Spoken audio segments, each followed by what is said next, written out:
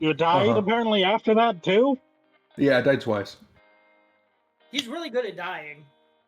Yeah. Apparently. It's good to know people. It's good to know people. Yeah, he needs to stop fucking being so good at dying. It's mildly concerning. I've died 3 times. I have heard that Shadows died twice. Oh, Shut why? Oh, You would brother. only take 50 This points of guy. psychic damage. I don't make the rules. Then the good rock, It's hard to kill a man with a dark soul. I'll see you guys in 2. I'm, standing on the table in the background for those of you that cannot bear witness to what I'm seeing.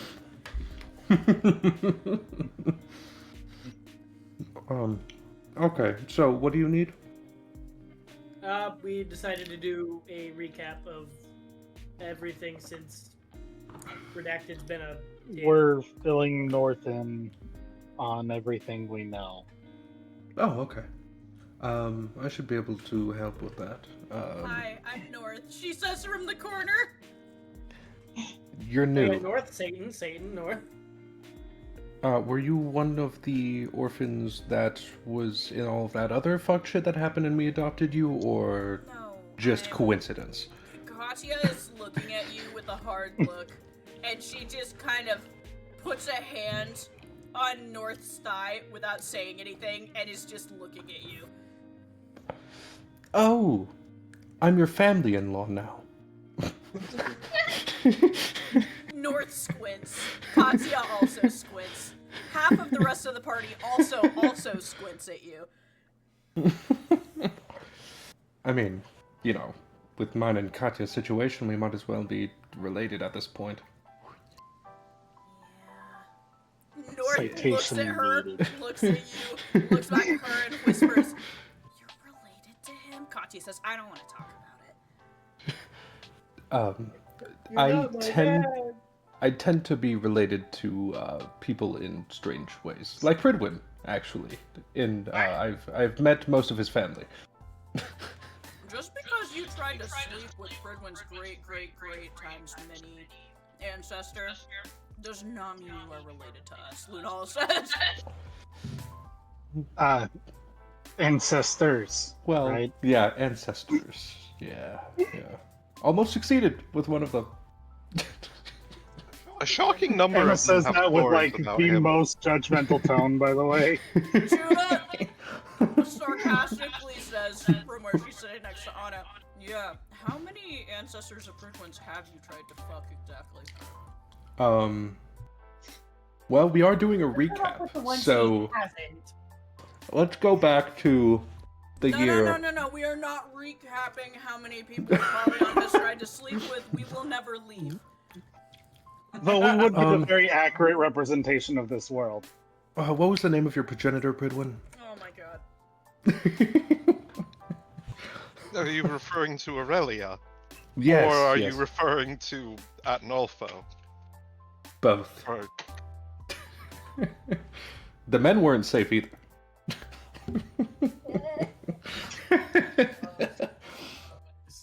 Just internally screaming at this entire dialogue right now. Well, in other news, onto other subjects that I've tried to sleep with, in regards to Redacted, the very first party that Redacted was comprised of was actually mostly murdered by Mare. I actually didn't know that, Lunala says. That was something that we discovered very, very recently. What do you mean murdered? Sydney says from the side. He's bouncing Olive on his knee.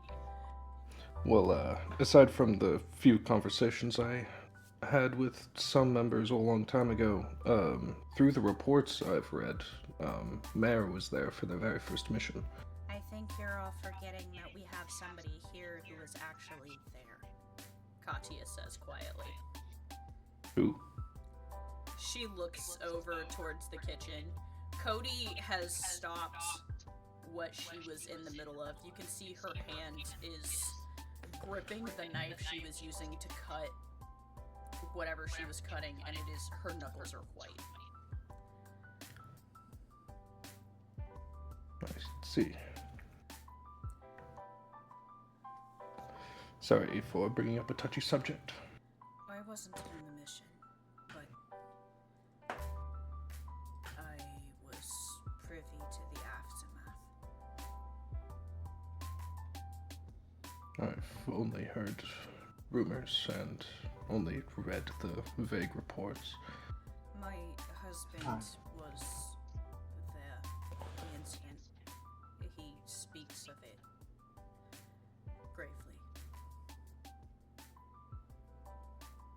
I witnessed some of it. I was at the Right. campus, but all I heard was rumors. That's Right, we- You didn't go with them. I was surprised. Let's see, it was Draco and Viper, Nixeris and Amaishi were there at the time. That's how Amaishi ended up doing what she did.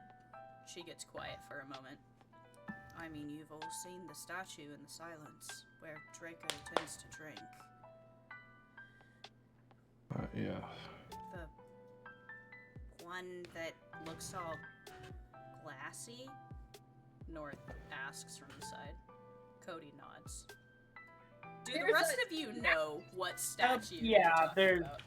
Yes. Yep. Apollyon would know. Would not I don't, but Anna Faye will. doesn't even know what the silence is. Fridwin was in the brain dive. He got to watch that happen firsthand. Yep. Yeah. Yep. Faye, go ahead and voice your problem. It's in character. Go ahead and tell him you have no idea what they're talking about.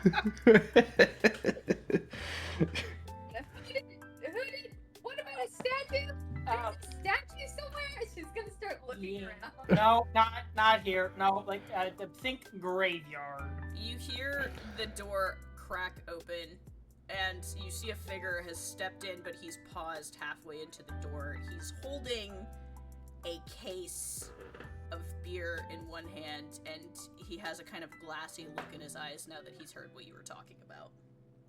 Speak of the devil. Is this a bad time? Only if you think it is. We're discussing everything that's happened to us so far. I heard we were comparing notes, so I thought... He glances down at the case of beers in his hand. Thought these might be useful, Draco says as he walks in, sets 2 cases of beer down on the table. None for you littles, he says offhandedly, and then walks to the bar stools by the kitchen counter and sits down on one. He has a very solemn look on his face. It was, I'd say 2 months after that incident that me and Pridwin arrived. You guys weren't here for that, Draco whispers. I almost forgot. We were brought in because of what happened. Fill in the ranks. Sophia wanted us to help her. That's right, I forgot about her. I haven't spoken to her in a while. Honestly, good. That's fine with me. Faye, are you but- trying to hide your confused expression right now? Nope, she is very blatantly confused. Draco's eyes flicker in your direction. And they settle on you, and he says, "You have no idea what's going on, do you?" No, she's new. No. You are aware of what the silence is? Nope.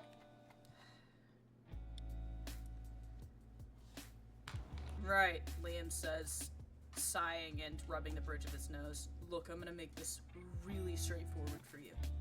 That building between the cathedral and the gym, the really dark colored one, the one that not a lot of people go into. You tracking with me? Yep. If you go into into that building, you will see shrines everywhere. It is a place that we go to remember those we have lost.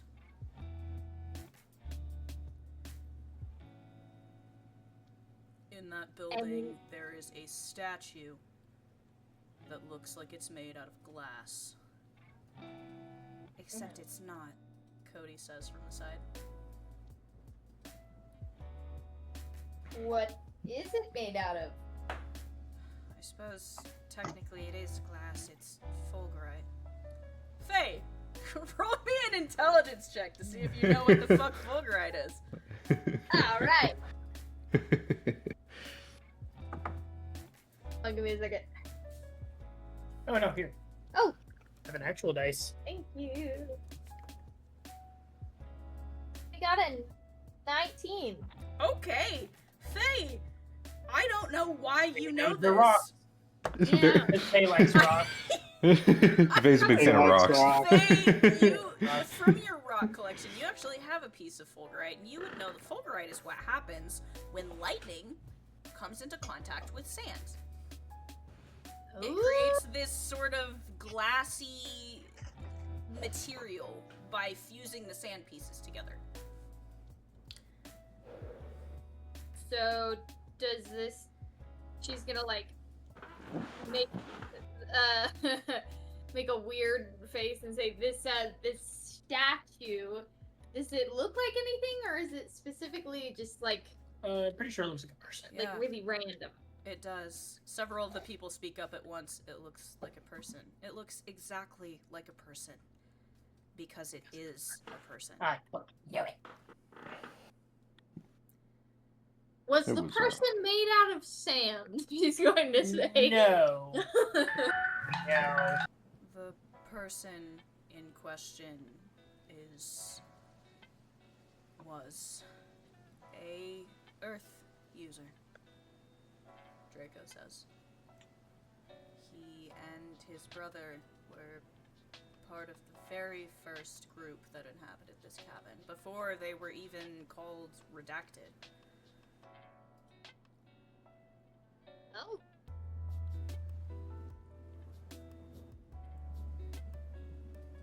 It wasn't supposed to be like that, Draco whispers. It was supposed to be their very first one-star mission.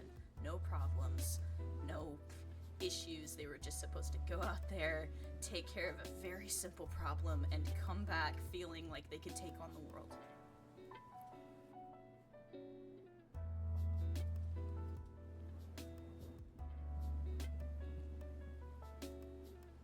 Except that's not what happened.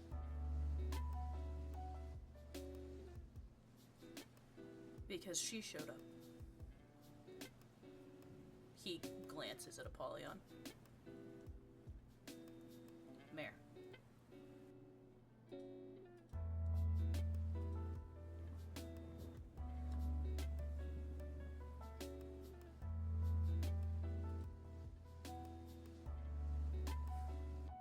Apollyon inexplicably taking a phone call. Mm-hmm. And if I'm recalling correctly, there was something else that was just as bad. Yes, the newly born Keisha. See, the people there were a couple witches working in tandem. We didn't even know. The DWMA had no reports. Otherwise, we never would have sent them into that mess. But there was a brand new start to Akeishan. Not quite Akeishan yet, not quite as developed as the thing that you guys fought in Brazil. But it was strong. And it was gonna rip that party apart. And so, while us 3 stars tried to handle the creature, the rest of the party ran. They ran and they locked themselves into a building and they tried to escape a horde of people that were being controlled by that witch. party realized the only way out was to create a glass surface big enough for them to be able to activate the mirror.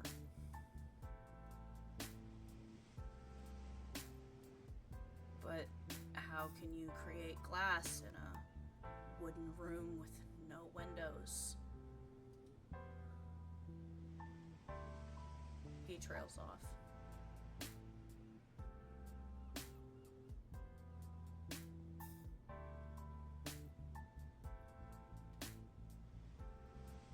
And so one of them utilized his abilities to, well, create sand. It was actually pretty genius, Cody says for an aside. If you think about it. A desperate act. One of them creates sand and the other hits it with lightning.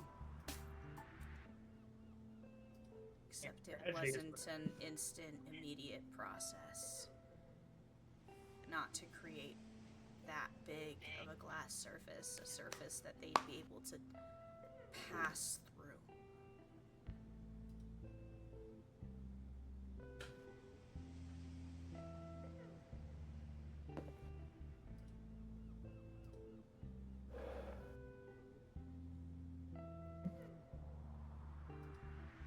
It was one of the first catalysts that broke the original party apart.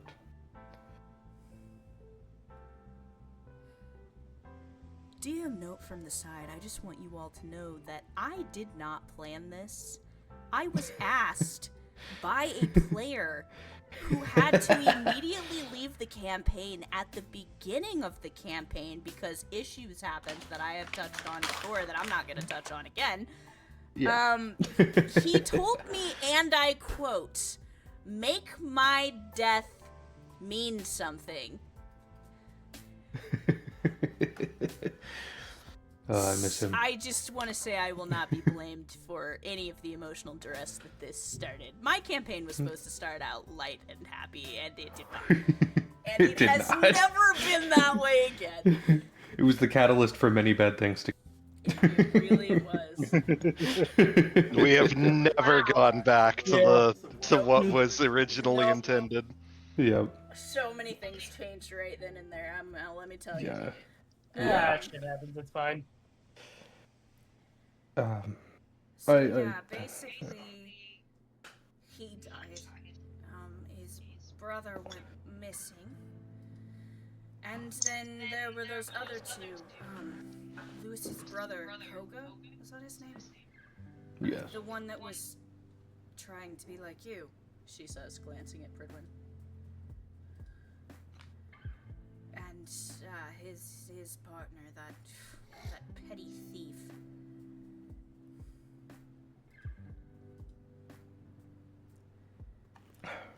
They all went missing. Akiro. Yeah, that's the one. I never really liked her. So, Koga goes missing. Akiro ends up imprisoned in, well, the cells beneath us. And the party fragmented. There was another among them, Herb. Yes, let's not forget Herb. He and it's the strangest thing. I can't remember his partner at the time. I know he didn't work solo. He had a partner. What? He I know did. he. It was God. I can't even remember his face. Well, I know he worked with Douglas. You thinking of him, maybe? No. Herb and Douglas were. Douglas came a little bit after that. There was another one that was with him. Oh, and it's so frustrating because I remember he was the first one to put Veronica in her place, and the entire campus was talking about it. Didn't he cut her hair somehow? I wasn't Was- there. I just remember the little nerd Herb was back then, and he didn't want to talk to anybody. And somebody used him to cut Veronica's hair, and it was the funniest thing I'd ever seen in my life. That was right around the same time that people were beating the shit out of you, she says, looking at Liam. Liam shrugs. I will not deny that I may have been an asshole in previous history. I fixed him, it's okay, guys. Katya says, leaning back. He got better. He did get better. Several of the people in the room murmur. Pridwin, you had input. A person who none of us can remember. Somebody that we used to know. Somebody that used to know. I'm so sorry. I remember Now and then, I think of his. all the times he screwed me over. You know, I remember his rage. He was like a. What's the phrasing? Rat in a cage. Always happy believing it was something that I'd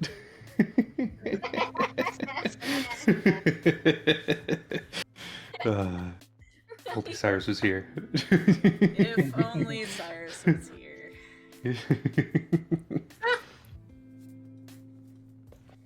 Oh my god. Before whatever happened that caused us to lose our knowledge of the person,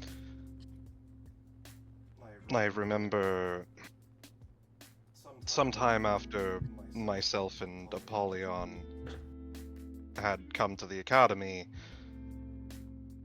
we did a series of we called them brain dives. I think some of you have experienced them. I have. Those of us who were here for Amaishi have. That would mean Katya. I am not sure. Brian was there for one of those. I'm not sure. We tend to do them a lot less now, considering the risks. But one of our Liam gets a first glassy look on his face when you say this. one of our first missions, I suppose, was there was an issue. We'd been getting attacked by a group which some of you might know, called the Pack. I think you're forgetting a very important thing before that happened, but go ahead, Cody says. One of our first, actually, I think it might have been the first night that I had been there. Katya had... When I'd arrived, everybody had just come back from a mission and was injured, and I had done my best to tend to them. That's the mission I was referring to, Cody says. Unfortunately, I was never quite informed about what exactly happened during that incident. Isn't that when we got hurt? Judah says, nodding to Katya. Katya has a kind of dark look on her face, and she nods. Right. Yeah, that was, when they showed up, and I met Dad, she says. I also heard about the incident after this group's first mission on the mountain. Right. When Amaishi... Draco glances down.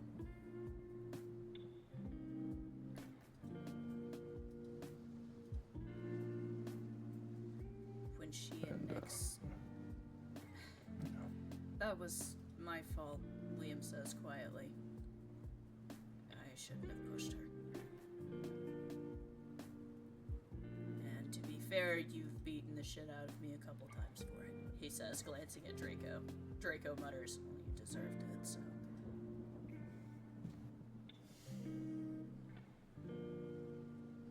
Then, what was it? After Pridwin and I arrived, we had another incident with the pack actually on campus here. We had a lot of incidents with the pack. More than you guys could know. Because... Katya sighs. Because they were after me. I've actually been concerned about them as of late. We'll get to that in a minute, Draco says. Indeed. So, our first engagement with the pack, it turns out that a professor whom our compatriot Lewis was familiar with. Oh, Jericho. Oh, multiple people in the room go, fucking Jericho. I hated that guy. You know, he never gave me anything above a D. I think they were planning on giving me his office now that he's, his head no longer exists. Yes. So Wait, that was sorry, actually what? the second incident. Let me get through the first. Birdman's like, hold on, wait a minute. Apparently, Jericho had been manipulating Lewis in some way, and he was acting extremely strange. Was it Lewis that he was manipulating? I thought he was talking with that one guy. What was his name? Eerie? Could have been both. They were both a problem. Lewis, I recall, because he went outside, he wound up with a injury of some sort, came back, and then claimed that he had stepped on a rake. Oh my god, I forgot about that! Everybody believed him, unfortunately, and Katya decided that she would go out and collect the rake, because he did not want to go out and do it himself.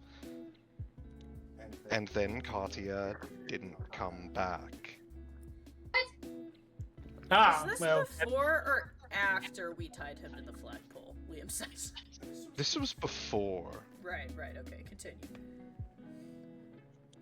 Oh my God. I remember this incident. Pretty sure there's still video footage of it, Cody says. Somewhere on Soul's book. Oh, right. There is- I have Lewis's PDA, actually. It should be recorded here. Anyways, we'd gone out to investigate and realized that Katya had been taken. And as a matter of fact, we caught a wolf carrying her in its jaws. We chased it down, killed it, and then rescued Katya. That was the first incident, and by my recollection, after everything happened and we reported the incident, we realized that the entire academy was being attacked by these wolves, no shit. which required the raising of a protective barrier. A barrier which is raised using a cursed object. Was that when you died? Minerva says, looking at Liam. Liam gets quiet for a moment. That was the Wait, you second died? incident. Right. A couple Actually, of us have died. that might have been when... My memory is a little bit spotty. You know, we're forgetting a very important moment that happened before all of this. The reason that Liam almost died in the first place, Cody says, is because one of those pack members attacked Eliza and turned her into what she was. Alright. I do recall being told about that. That was also sometime before when I'd come. Not very long, actually.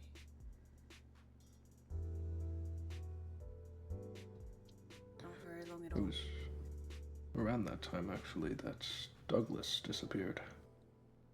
Oh, Shortly Douglas before we disappeared arrived. After that. He'd been missing. Douglas is the one that rescued Eliza after that jester did what he did to her.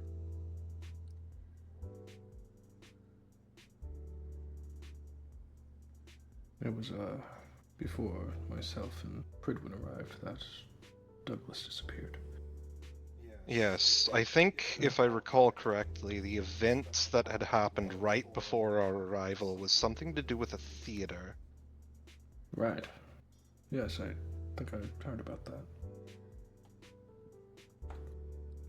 And that involved the jester individual, whom I think that they are connected to another group who is very much entangled in all of the issues that we've been dealing with. No, I don't. It was a different jester. This jester, from what Eliza told me before she died, they were working for the pack. He said it to her. And I see. when Douglas tried to kill him after he infected her, the pack took him back. He wasn't able to do anything. All he could do was take Eliza back to the medical wing. But it was too little too late, as it was. She had already been infected. That resulted in the infection of both Douglas and Katya.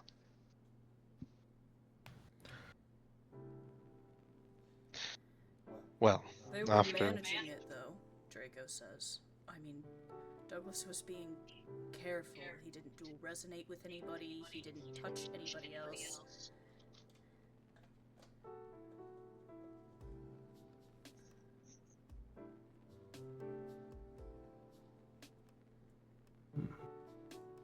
Yes, it didn't really start to become a problem until after Douglas's disappearance.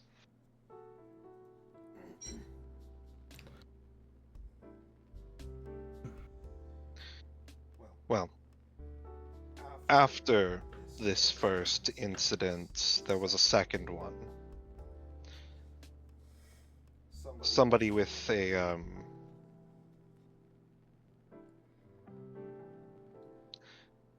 blowgun of some sorts, a dart gun, fired a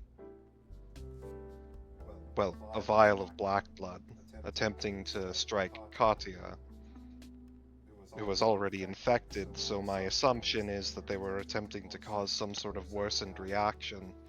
A mutation. However, it struck Liam instead. You took that for me, Katya says, smiling over at him a little. Yeah, so what? I like you, I guess, he says under his breath. He had been struck in a lethal place, however. The black blood couldn't take before he died. However, we had... I'm forgetting something, but I'll get to it in a moment. The judge, several of them say in pained unison. Yes, we'd been given a artifact. An item capable of bringing a recently dead individual back to life. They literally were given a get out of death free card. I don't want to talk about it. We've been given a few of those. And this was, I feel like you're forgetting, this was before everybody got quarantined. Yeah. Which is Yeah. when Lewis died. Yeah. So, I feel like we should touch on that too. So, before we had gotten the card, Yes, so the first incident was when the artifact was used to lock down the school. Amaishi had been the host. Unfortunately, the artifact did not want to let her go. It was a crown of thorns made from flesh. Oh, the meat crown, Katya says. Yes. Apparently, the crown had once been a young woman of nobility from around the Middle Ages. And she'd been trapped within that artifact for a long time, and utilizing it caused the individual to commune with her. Being lonely, scared, and confused, she did not want to let go. So we went into Amaishi's mind to free her.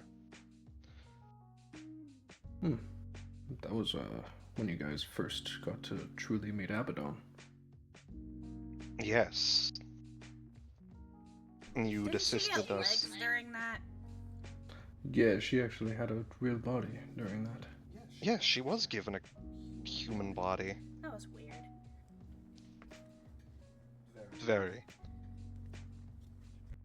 After we'd freed her, we'd managed to bring some degree of peace to the soul within the crown, and essentially struck a deal with her where she would be able to commune with people regularly under the condition that she let them go afterwards.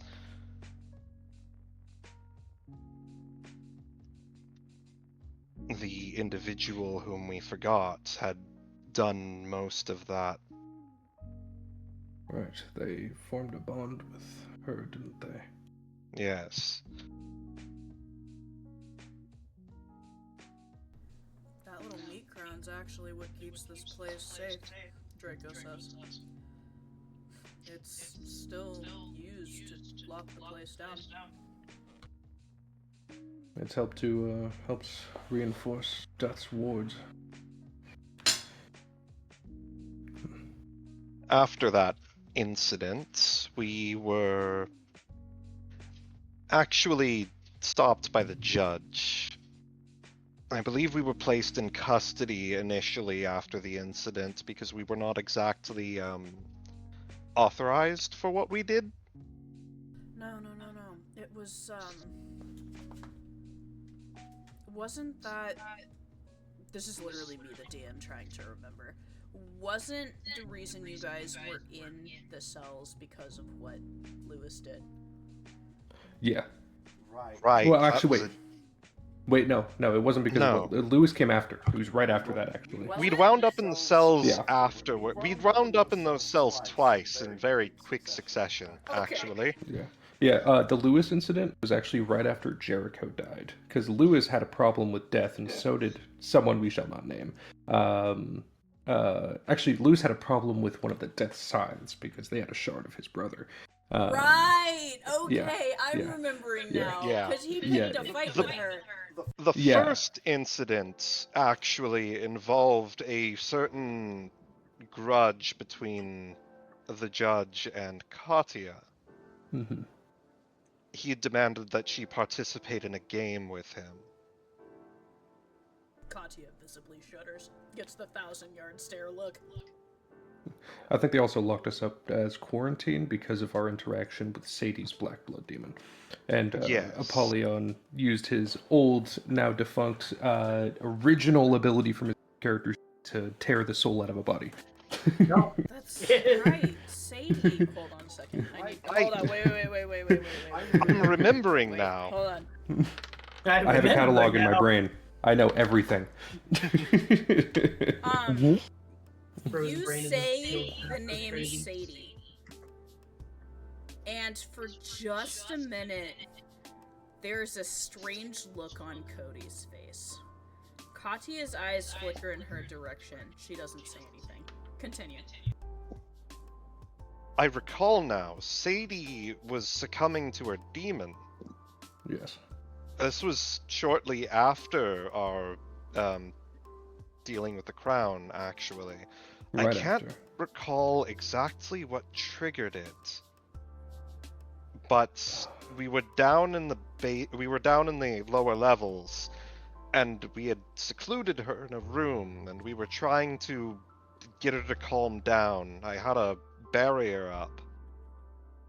And then the nameless person picked up the crown and used it to restrain her. Yes.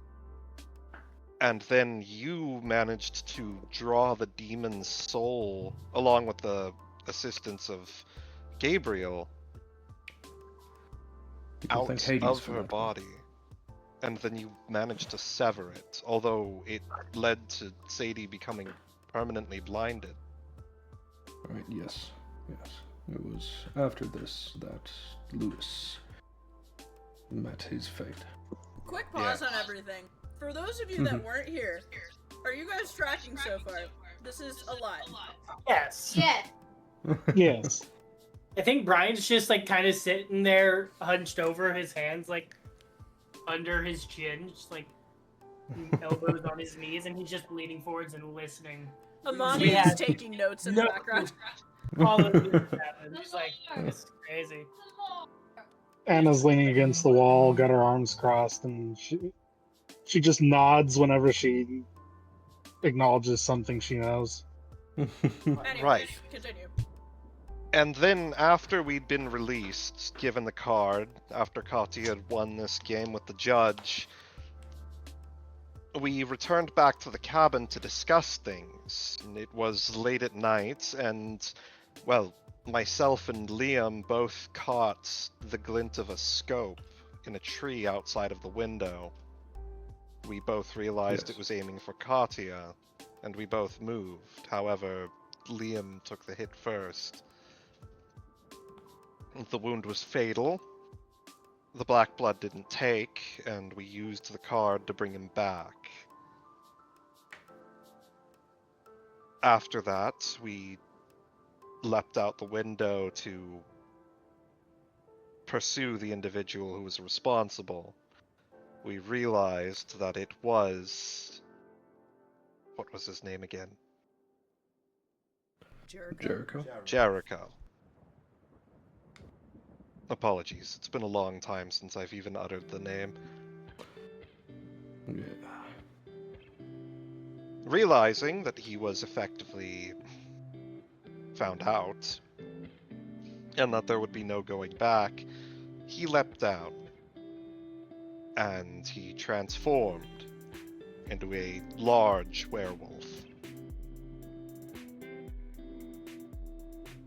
We did battle with him for a time, and eventually I managed to impale him, holding him down long enough that another member of our group, Pidge, managed to get a shot off. One that blew his head, what's the word? Smooth off, you say. That is the third of phrase. And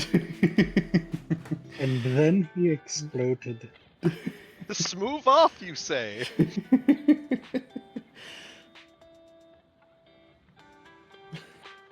Defeating him, and once again being accosted by the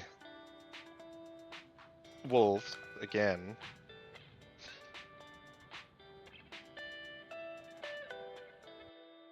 We had, oh, yes, and I can't recall when this occurred, but the nameless person, we were trying to look through their memories for something, which led to, Prophecy.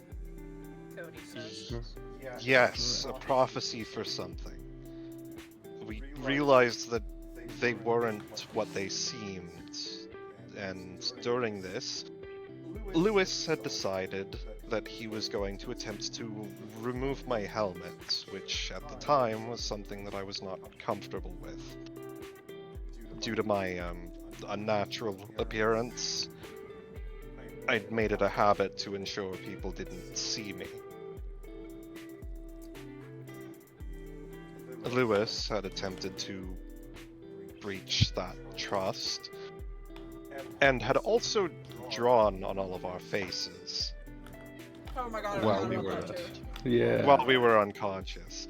This led to us getting revenge, By tying him to a flagpole. and then hosing him down. Apollyon pulls up the video and starts showing everyone. You all are Oh, showing a video yo! of a student at the top of the flagpole, completely duct taped, And there's literally Birdwin is like spraying water on him, and he's like screaming and struggling. And Liam and Katya are standing off to the side, looking very smug. Is it like a tall flagpole or is Yes, it just... yeah, no, it's big. How It's the a big hell flagpole. Oh, There's there's wait, another video too, because he manages to break himself free, and then he goes falling. And there was I remember you mentioning that there was a video that was edited where he falls, and then it's the meme of the person flying through Oh my space. god, yeah. Yeah. Yes, with I the forgot moon about that. from DuckTales playing as the music. Yes, yes. Yeah, that video exists. Yeah, There's that was multiple Midge's videos edit. on Soulsbook about that. There's a lot of like edits that have been made since then of Lewis like doing weird stuff as he falls off the flagpole. And then there was the incident where we had to fight with the wolf.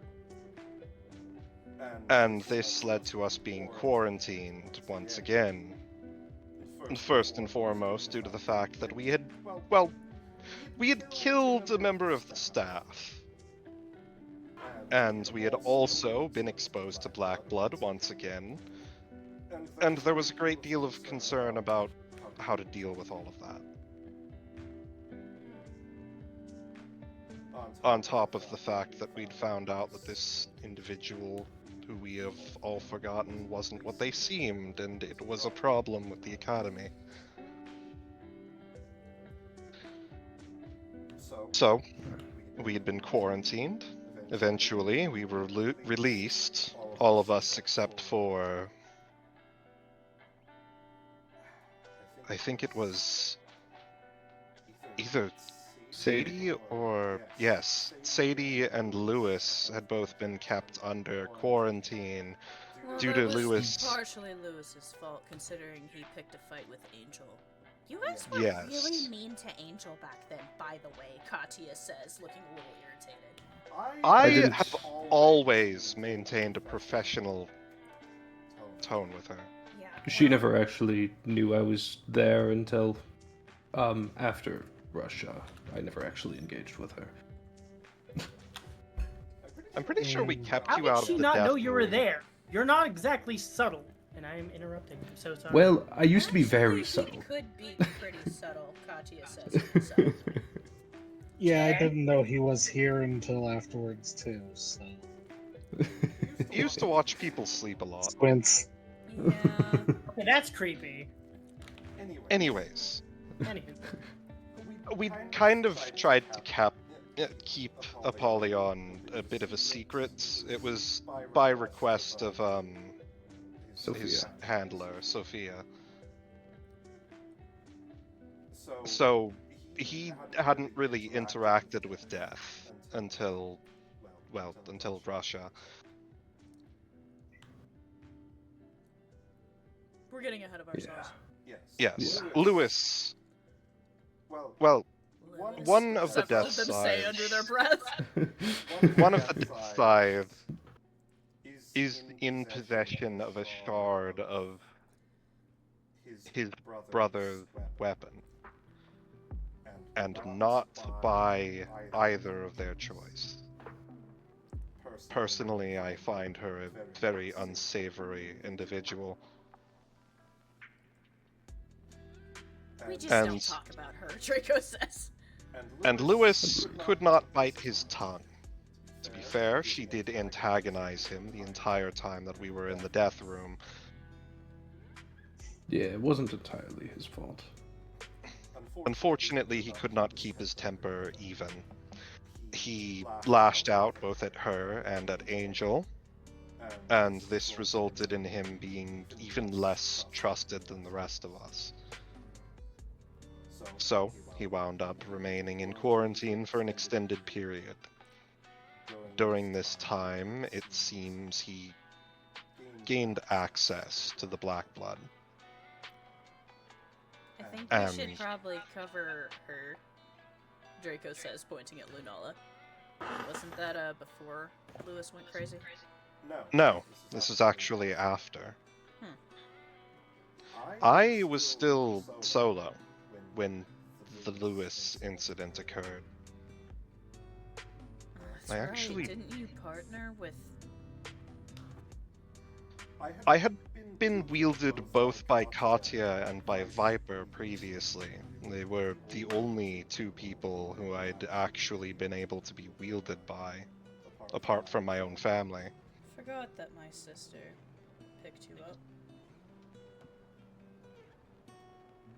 A poor I decision, think- really.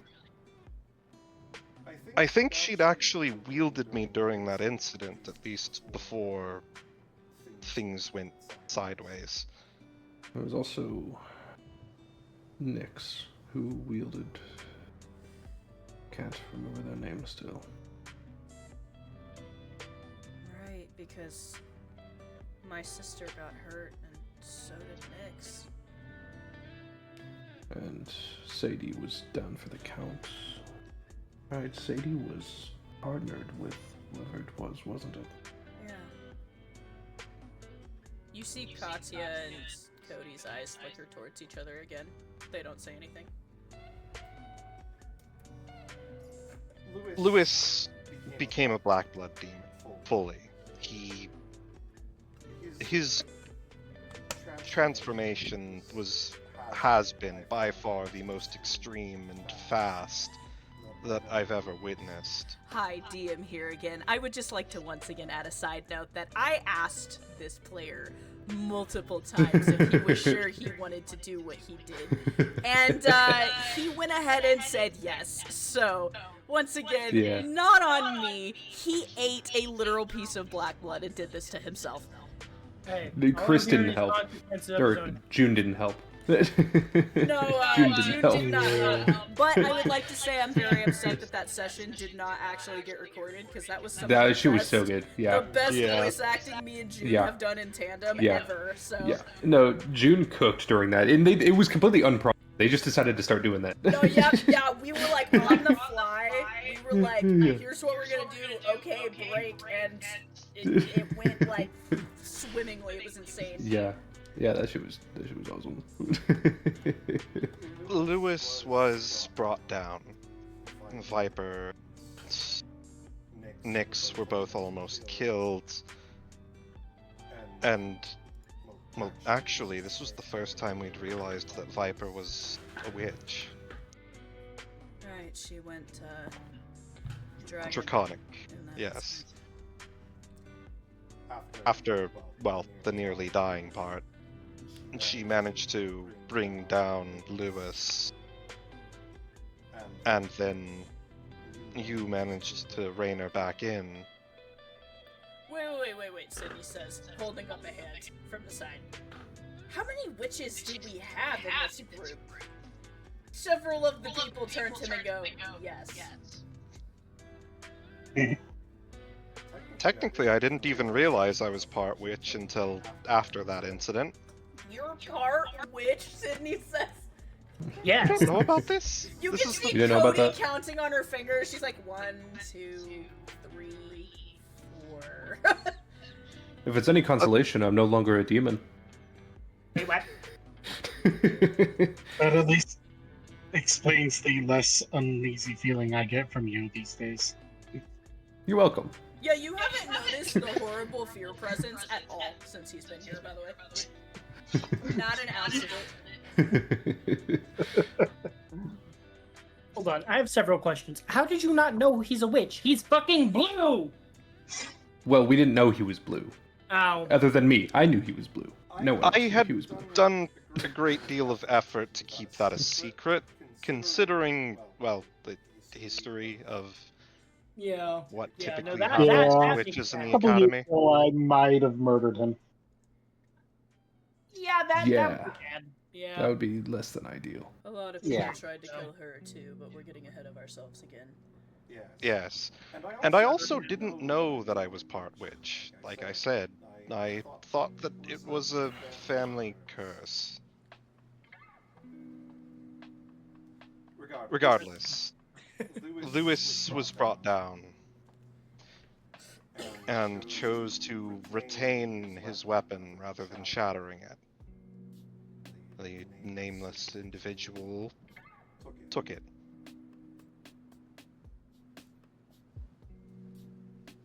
And, well, And now it's gone, Draco says. yes. After that incident, there was a lot of things that had been happening with me personally. I had come to the realization that I was missing a large amount of my memories. On top of that, I found a journal, or a book, which belonged to my ancestor, Aurelia. However, I had no idea who that was at the time. This led to another brain dive. You I better love a get used to brain hearing that word. They did this a lot. Draco says, glancing at the newer members. Hey, if it Yes. helps you figure shit out, who cares? I'm kind of glad Yes, I missed I- a lot of them. They sound traumatic. I've walked in on them doing it Hey yo. on accident. Yeah, Kind of it's like a big awkward. circle of people singing Kumbaya and, like, Oh. just not moving for a really long time, and then wounds appearing all over their body. Oh, that sounds concerning more than anything. Jesus. It is. I've dropped- That's- If you I've dropped a fair few healing. Hearing about Yeah. Yes. So, a couple of us went into my memories, or my mind, to attempt to uncover these things, and discovered very quickly that, well, the shield was responsible, the one that I carry. Apparently, all of my ancestors had amalgamated into a giant shark monster. Wait a second. You mean like You hear a little rough from Whoop. beside your foot and a wet slapping sound on the floor. Brian Yes. will point at the shark dog? That? Scudo's tongue is lolling out. He licks his face, licking over his eye, looks up at you, his tail keeps thumping on the ground. That's Pseudo- what remains of the amalgamation, now that all of the souls are no longer a part of it. First of all, that's sick. Second of all, slightly horrified. It was greatly horrifying. They were not happy about our attempts to uncover those memories. Shocking.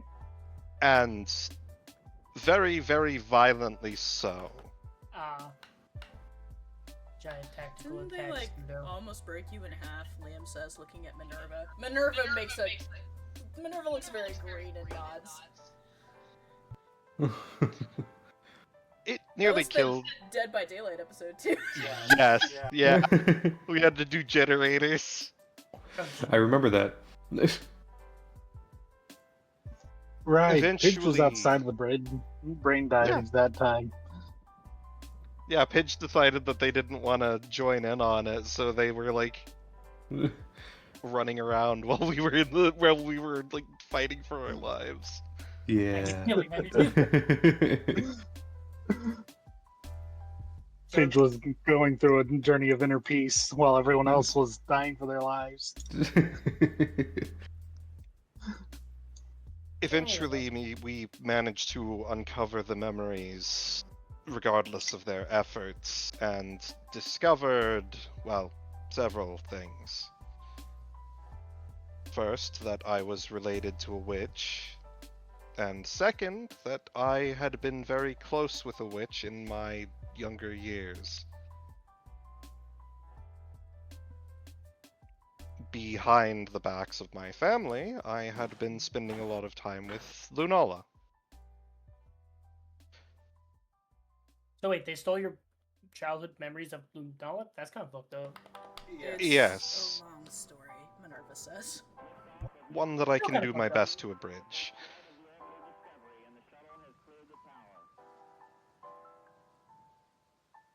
Shortly after we uncovered those memories, we decided that we needed to go back to my home.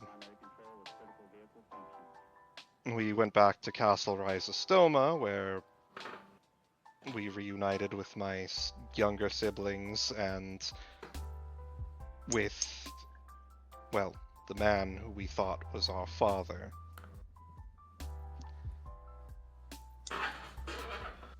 And we uncovered additional information. We had discovered that while I believe it was roughly around when we were about 12,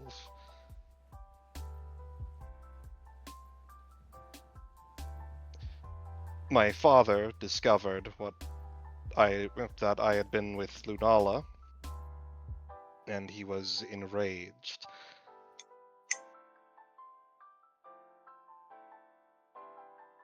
Lunala's mother and my mother, both through an effort to protect her and to protect me, apparently took her to the bottom of the ocean Oh,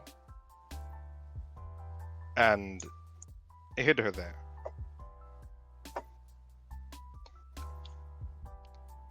I'll say it And again. Rude. when my mother came back, he confronted her. And then he killed her.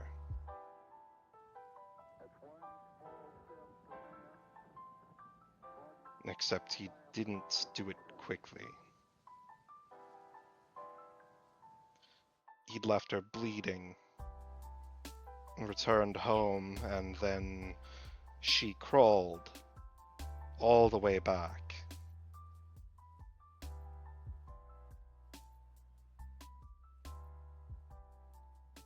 I don't think I want to get into the rest of that memory. Yeah, that's completely fair. Yeah. We won't force you.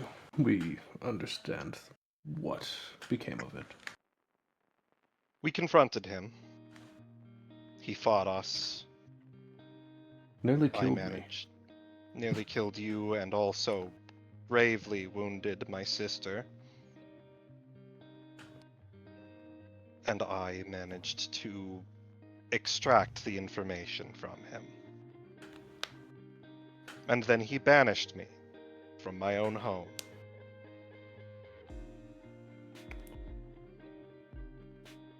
With great effort, we managed to, well, myself and Katya managed to make it to the bottom of the ocean.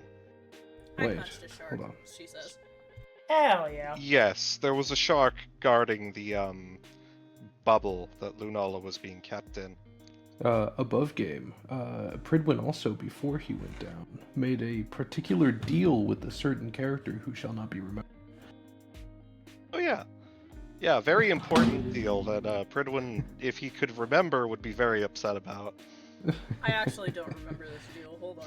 It's at the top of Pridwin's notes. Wait a damn. I don't think you have Wait. access to his notes. What? You have a note page that I don't have access to? It's a very old note page. Pridwin's journal? Maybe? Pridwin's deep dive? Pridwin's journal.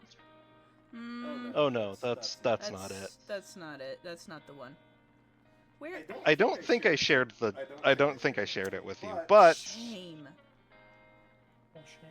Oh, shame. To clarify, Soma and Pridwin made a demon deal, that they would face whatever terrible shit happened together. The same thing you did with Douglas. Okay. Yeah. And then, well, after the incident in Japan, that deal got broke. Yeah. But anyways, Anywho's.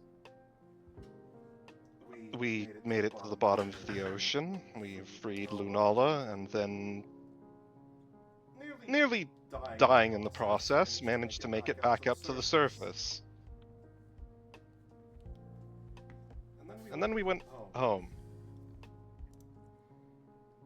And it was like the cutest thing ever. It was like they hadn't been apart at all. And oh my god, I'm so happy I was the only one that got to see it, Katya says. You were pretty cute and all that. I will not say anything. Liam says. He pleads the fifth.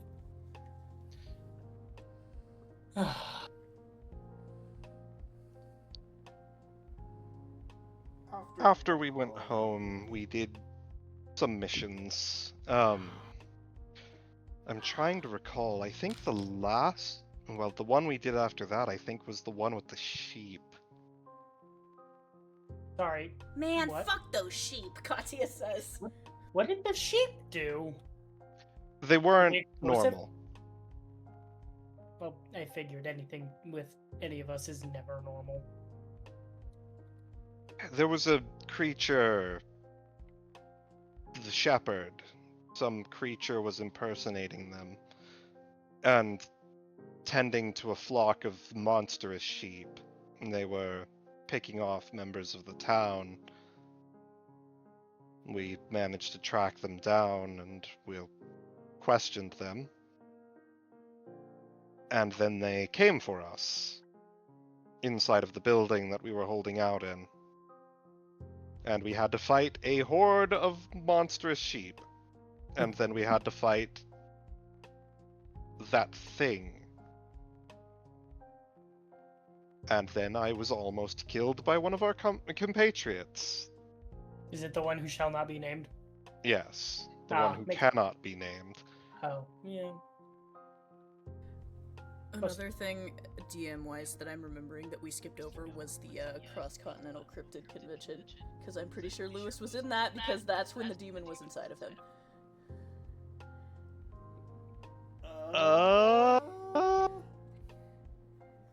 Right. Do you not remember this?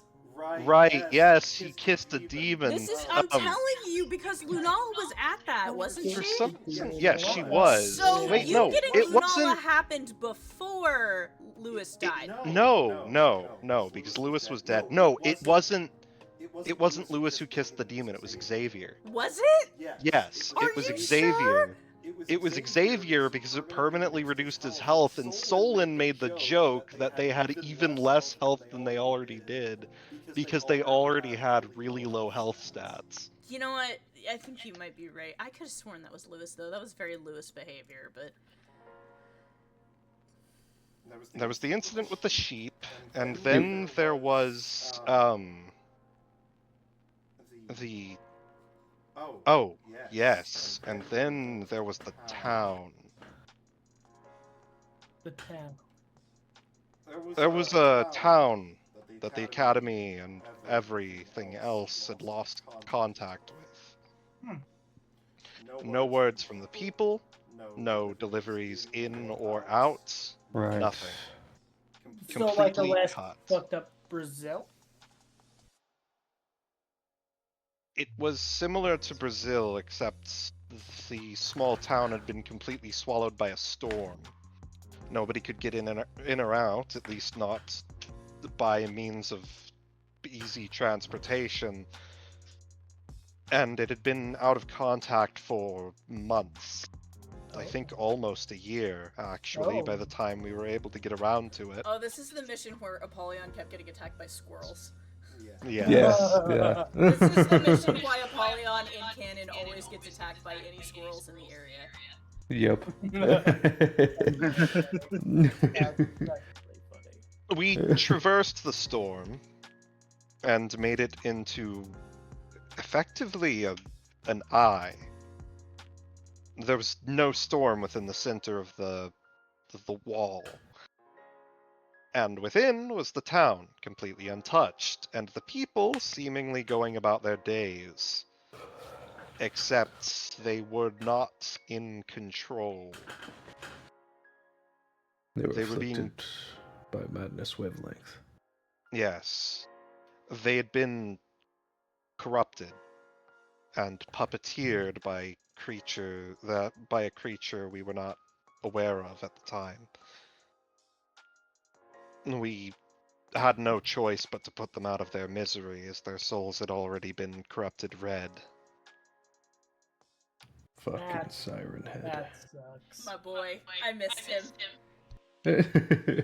Eventually- Apollyon fucking brutalized him.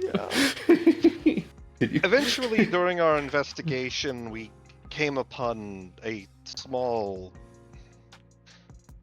I can't recall if it was never a land. hospital or an asylum, but It was an asylum. It was an asylum. yes. Wasn't All of the town's children had been holed up in there. Oh. Apparently, the wavelength was ineffective on them. They told us that apparently the broadcasting through radios and through the town's loudspeakers and sirens was capable of driving people mad, turning them into the same puppets as the ones we encountered in the town. We holed up for the night and also kept ourselves we kept our ears plugged. All of us except for Xavier, who decided he was curious about what the broadcast sounded like and nearly went insane and attacked us. Yeah. After we got through the first night, we continued our investigations and managed to triangulate the source of the broadcasts. After following it into the forest and being attacked by wildlife that was also under the same affliction. A lot of squirrels. A very great many of squirrels. Eventually, we managed to find what had appeared to be some sort of odd siren. And then it began to move. It had Wait, arms and like- legs. Like Siren Head? Literally Siren Head. Ooh. Yes, you've heard of it before. I know a couple of cryptids. Yes, we killed it. Oh, Um, I jumped on its back and brutalized it. once yes. again, nice. We managed to bring the beast down. However, in the process of doing so, we discovered that while the creature was the source of the strange transmission, the source of the storm was not far behind. Oh shit. The Storm Witch. Yes. We encountered a storm witch, one who was apparently undergoing the project of utilizing this creature. She was enraged by our destruction of her plaything and decided that we needed to be dealt with. And she nearly killed us all. She Think, did technically kill me, Lunala says. Oh, she killed me too. I was bleeding out in the middle of a pool of water in the middle of a rainstorm. She It's was, very cinematic. They very dramatic. Holy. I Yeah, still it have was- nightmares about that. It was Apollyon and Pidge were the only ones who weren't hit that often by this boss, and so they were Yeah. the last two standing. Eventually, thanks to my Pidge seemed to have regeneration- some supernatural, like, you cannot detect me field around her. Yeah. Fair, Pidge was a sniper, so she was always staying very far away from the actual combat. Yeah, and Until then she didn't. Until she did. Apollyon kept diving into the shadows and then coming out to stab her in the back. Yeah. And then yeah, that fight drew on for a while. Pridwin, yeah, thanks to your regenerative power, was able to get up and help Apollyon beat the shit out of her. Right? Raising After I hell. went down, Lunala lost control and turned into a jaguar and took her off a cliff. Actually, wait, that was Apollyon I and saw beings over Pridwin. there too. It was No, Apollyon and Pridwin that took her off the cliff and dove down and stabbed her. no, That was how we finished her. no. Yes. Now, Lunala took her off the cliff and you guys jumped down on top of her, I'm pretty sure. Yeah, Was that how it happened? because Lunala took her off the cliff and then died from the fall, so Yeah. Pridwin had to revive. Yeah, that's right.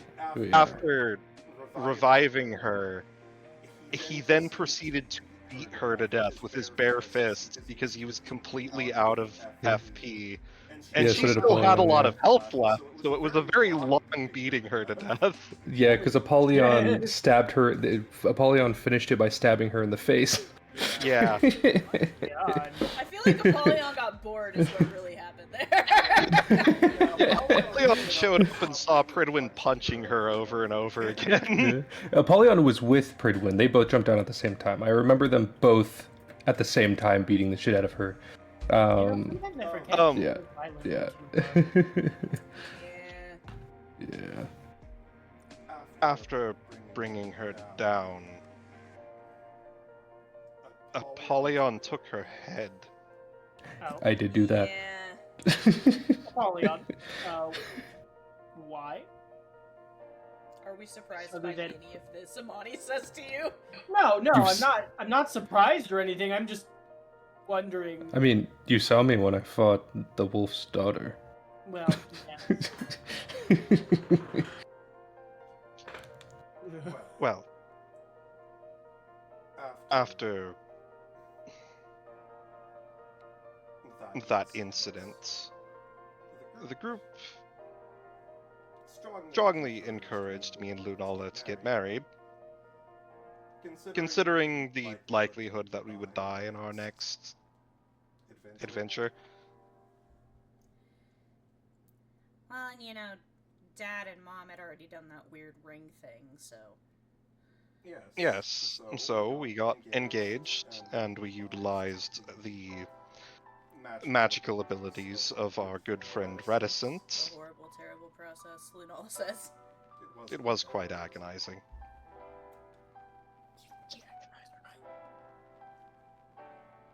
Essentially, he has the ability to break off a piece of a weapon and forge it into a piece of jewelry, and then fuse it to the Meister. It creates a bond so that you can essentially feel everything that that person feels. Dad and I had one.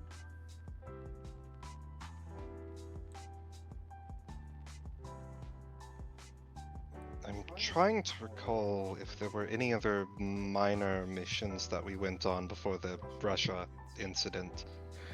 The cryptid contingency. Yeah, Right, there was that. Yes. We went to And also the fall of House Rhizostoma happened. Before the Yeah. rush hour. oh yeah. Yep. Yeah. Yeah. There were two things that were memorable. Also, the death seals broke on He Who Shall Not Be Named in Douglas, and then they fought a battle to the death in the death room. Yeah. Yeah. That sounds cinematic as fuck. It was. It was. First, we'd gone to investigate some strange cryptid activity occurring in a town. When we went out to investigate, we discovered that there was a Waffle House. Most of you have been to, well, the nightmare replica of the Waffle House. Are all of you tracking the Waffle House? Yes, You all remember the Waffle House lore. indeed. We'd gone to a bar, discovered that there was a succubus there. She demanded to take something from one of us in order to give us the information. Xavier offered, eagerly, Shocking. and then suffered the consequences. This demon gave us the information that there was some sort of convention occurring out in the forest.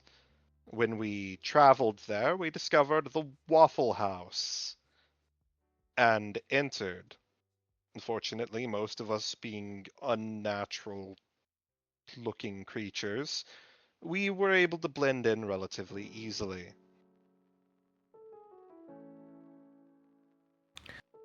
Sorry, I was going through my notes. I just realized, sorry to go back. Apollyon actually used his domain expansion on the fucking witch back in the Siren Head arc. That's one of the things that happened. Jesus. Anyway, continue. Right. And Pidge then- ran out of AP and then Yeah. fired a shot Yep. Yeah. of At the cost of a lot of HP. Mm-hmm. Yep. And then the battle for Waffle House happened. Yeah. Yep. We interacted with the cryptids. Of course. We managed to broker a sort of peace deal with a good portion of them. And Right. then the pack returned. Wait. There was some information I learned from an associate of mine at that meeting. Mephisto, he was searching for the person we can't remember. That's right. We managed to gain information about Mephisto. We also managed to gain information about witches. Apparently, a great many of them have been moving and also working together towards this second reckoning that's been up in the air this whole time. Right. Anyway, Then there yes. was... Well, then the pack arrived. Apparently they had tracked Lunala and had come to attempt to take her. They threatened us and attempted to intimidate us with their numbers. However, fortunately for us, we had a great many new allies. And so we faced them and we managed to survive with limited casualties. I took their leader down into the river and made them see their worst fears. And then Pridwin drowned him. That's really cool. Yeah. Actually, I think it was just so. I think Pridwin helped hold her down, and then Apollyon Yeah. hit her with the nightmares so that she was trapped, drowning long enough that we managed to Yeah. kill her. Yeah, because Pridwin went back up to the surface when they were doing that, and then Apollyon came out dragging her body. Yeah. Unfortunately, we weren't able to claim the witch's soul from that incident due to her being infected with black blood. Yeah. Oh, yes, that's also where we got our pets. We actually met Brian. You're familiar with the squirrel dealer, yes? Oh, yes. Yeah. That was the first time we met him, Oh shit. Yeah. and that was where we got... You hear it chittering from Where you got bandit? behind Pridwin, clambering over his shoulder and onto his hat. You see a raccoon wearing complete armor. Oh, that's where I adopted another kid. Mara, That's I don't know where awesome. she is. Yes, Apollyon casually losing where his children are. Mara was a member of the pack when you managed to, well, after we beat the hell out of all of them, you decided to show her mercy and adopted her. Indeed. I don't know where she is right now. Rest in peace, She, Mara. she disappeared in Russia. Wait, no, she was with us after Russia. I don't know where, though. I think she disappeared after you, stopped being you. No. It wasn't in Russia. It was after, because I had interacted with her way after Russia before we met Maze. Where to God she disappeared when she didn't- Apollyon went crazy. She didn't disappear. She just kind of doesn't interact, because she was one of the Mm. wolf's victims and took her eyes, and then Apollyon Right. and you were able to fix her eyes. Yeah, we managed to get her eyes back, and Pridwin surgically reattached them. Yeah, but she came back with us. Last we saw her was on the academy grounds. No idea where she went. Right, yeah, I'm pretty sure she disappeared after you died, actually. Yeah. But she didn't. As far as I know, we made no mention of her disappearing. She just Yeah, never you guys, really interacted. You guys with have no idea where Mara is. We'll just leave it at that. Yeah. Anyways, after we concluded with that, we were informed about an incident occurring in Russia, one that Solon was tied to. And also the House of Roses don't mind you. Yeah. And also, as we would later find out, my family. Not wanting to go into an entire country that had gone dark blind, we decided that it would be wise to, do some reconnaissance first. And thus the squirrel arc happened. Yep. Thanks to Pidge's purchase of a very large quantity of squirrels from the squirrel dealer. And a particular squirrel that gives me a headache. We sent some highly trained squirrels into the country to do reconnaissance. I can. Apollyon could probably use a rift to grab Ratatosker and have him. Oh god. I mean, considering none of us know what actually happened. DM, should I grab Ratatosker? Are you capable of grabbing Ratatosker in your current state? You don't I really think so. have that ability anymore. He copied that ability a while ago. Yeah, but you're different now. I suppose. You don't have access to that plane. Is he free from the clutches of Apollyon? I feel like he's Actually, free. wait, Apollyon never imprisoned Ratatosker. It was the other way around. It was the deal was that because back in the day Apollyon kept showing up to try to fight Nidhogg, and so Ratatosker said no, and so he said Apollyon could do it sometimes only if Ratatosker can summon Apollyon when he needs him. Oh. So you can just kill whenever. What the fuck? Ratatosker. Rest in peace, all those squirrels, man. Yeah. Yeah. Anyway, long story short, they sent some squirrels in for reconnaissance and they got, like, no information. The squirrels sacrificed a lot to get what information they got out. Yeah. And then most of it turned out to be a trap anyways. Yep. Yeah, they were betrayed by Xavier's squirrel. Yep. Or not Xavier's, Cole's- but or Lewis's. Colt's. Lewis's. Was it Yeah. Colt's squirrel or It was It Colt's was Lewis's. It was squirrel. Colts. Was it? Um, I thought it was Lewis's.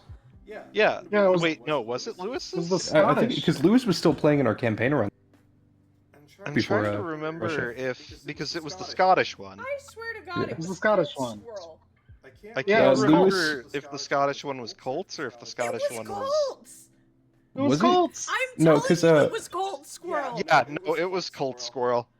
Because I remember Lewis was still in the campaign as the player. Lewis as player was still in the campaign. I'm telling you Yeah, right he was now. the nervous one with the briefcase. Yeah. Yeah. He was Lewis the was lawyer. Lewis was the lawyer. The lawyer was still loyal. Was no, he? the lawyer was No, loyal. the I am lawyer- telling you right now, it was the Scottish one Yeah. that betrayed everybody because Colt agreed to let me turn his character. Yeah, because Colt was Here, also look, Colt I'll had to even drop pull up. out. The Nuts and Yeah. Bolts campaign is still under important information, and I can tell you right Yeah. now, McSquiggle was Solon's character. Oh yeah. Yeah, I remember because Yeah. Big squiggle. Fucking McSquiggle. my Guru was one of the ones who was able to go, oh, I know who the traitor is. Yup. And then fucking Lewis's squirrel was named Monologue. Yeah. Yeah, Yeah. And he was the lawyer squirrel with the briefcase. And he was a human who got turned into a squirrel. He was the only Yeah. one who was a human that got turned into a squirrel. I God. also think I can't remember if he was one of the ones who survived. He left during the campaign because that was when he stopped playing with us on a regular basis. Yeah. Because Yeah. Yep. he was in school. Yeah. I cannot If I remember remember if he died or not, correctly, because I know. he got his bird and flew away. If I Yeah. remember. Yeah. correctly. Yeah, I think that we told him to. I think that we told him to get the fuck out. I'm pretty sure Yeah. he Shit was escaped. Mhm. I'm pretty sure he escaped. Yeah. Anyways, yeah, again, all of Um, that to say that the squirrels sacrificed a lot to get what little information they got out. And then Yeah. my Yeah. squirrel just kind of disappeared. So did mine. Technically. Goro became human-sized. Yeah. Yeah. Ratatosker faked his death. Yeah, Ratatosker got blown up by an anti-tank rifle. Fucking anti-tank rifle. The He squirrels actually drove the tank into battle. they made a sacrificial strategy to Ratatosker convinced all the NPC squirrels to blow up a grenade inside the tank. Yeah. Yeah. Ratatosker Yeah, still we alive, stole though. a tank. We stole a tank, and we thought it was going to get us in. Driving an actual Squirrel tank was stole the insane. tank. Yeah. And then Ratatosker Yeah. faked his death. We don't talk about Yggdrasil Gate.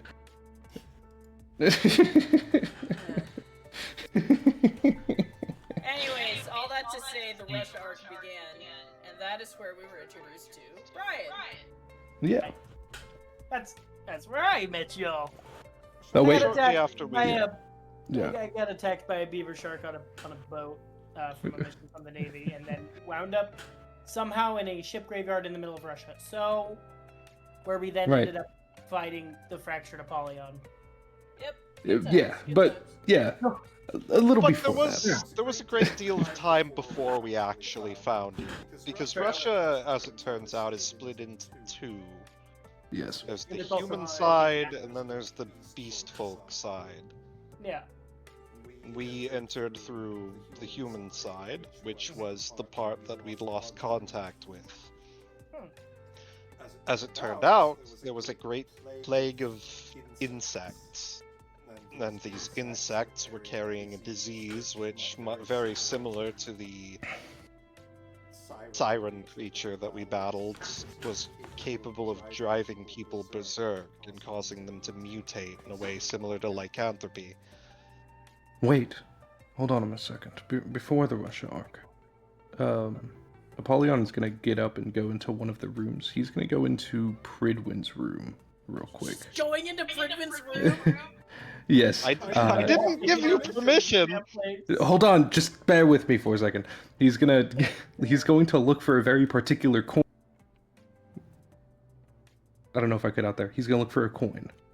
There should be a coin in among his things. Oh, You remember the coins, do you? Yeah, I remember the coin. And he's going to come out with the coin. I was told by the person that I should give these to you guys before he disappeared. They disappeared, whoever it was. I remember those now. They were part of a scheme. Katya and Cody look at each other again. There was a number of these. Douglas should have had one.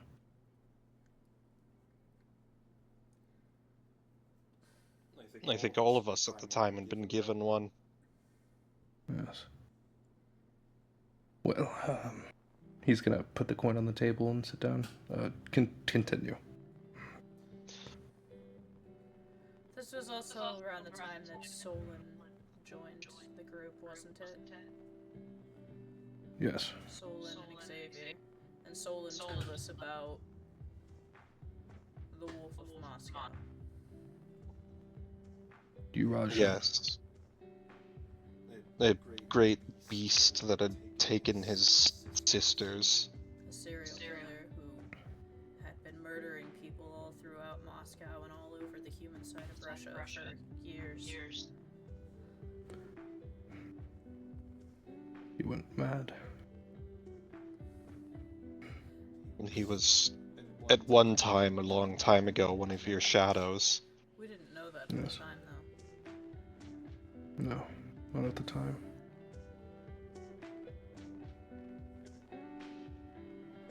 We entered Russia, and we discovered that most of the larger settlements had been infested. We realized that we were not going to be able to win this fight. Oh, and also there was the Wild Hunt. Yes, there was also a horde of undead tracking down these mutated creatures. Eventually, we came to the conclusion that there was nothing we could do on this side of the border, at least for now. We believed that perhaps we might be able to find help on the other side. We traveled through and we ran into a group of humans who called themselves... They were hunters. I can't recall the name of their group. Neither can I. They were...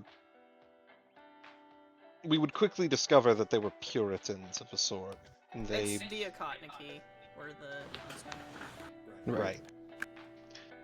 They were Puritans. They believed in a sort of human supremacy. They wanted to eradicate the beast folk from the land, and we came to the conclusion that they would not be wise people to be working with. So we decided we would attempt to track down the beast folk and see if we could find a way to understand this disease better, as we discovered that it apparently had roots tracing to the curse that caused these people to become beasts. And through our travels, we interacted with several of them. Most of them somehow knew about our locations, our movements, and pretty much every single facet of our existence before we even realized that they were there. And they took full advantage of that. One of these groups had been testing us and taking great pleasure in watching all of us turn on each other. It was around that time, in that section of time that I went mad. Yeah, and Cassiel showed up, Yes. which was part of that. Yeah. Yes, Yellow you... Cassiel and Heck. Oh, wait, that's when King Nothing showed up. Yes, and he brought Katia back to us. That was around when the incident in Japan occurred. Yes. My memory after that was hazy. I suspect it was due to Cass bringing back memories and my also proximity to Axel within the country. Right, yes, the Blood Witch and the Armored Witch. Well, yeah, Hex as well. Axel had my other shard, yelled about.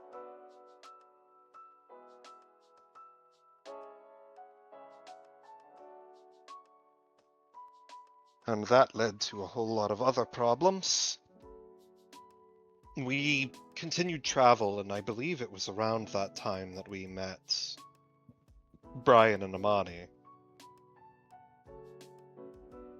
Yes. Yeah. We... I don't exactly remember where we met exactly. You guys but, met them I'm at sure the we're gonna killing treat. grounds. Yeah. So not an ideal place to meet people. Yes, You met in We a had- tree? Something I like that. think it was actually shortly after our incident with, well, our engagement with the two witches, when we wound up having to lock Apollyon away due to his catatonic state after meeting her. We went to the killing grounds and we found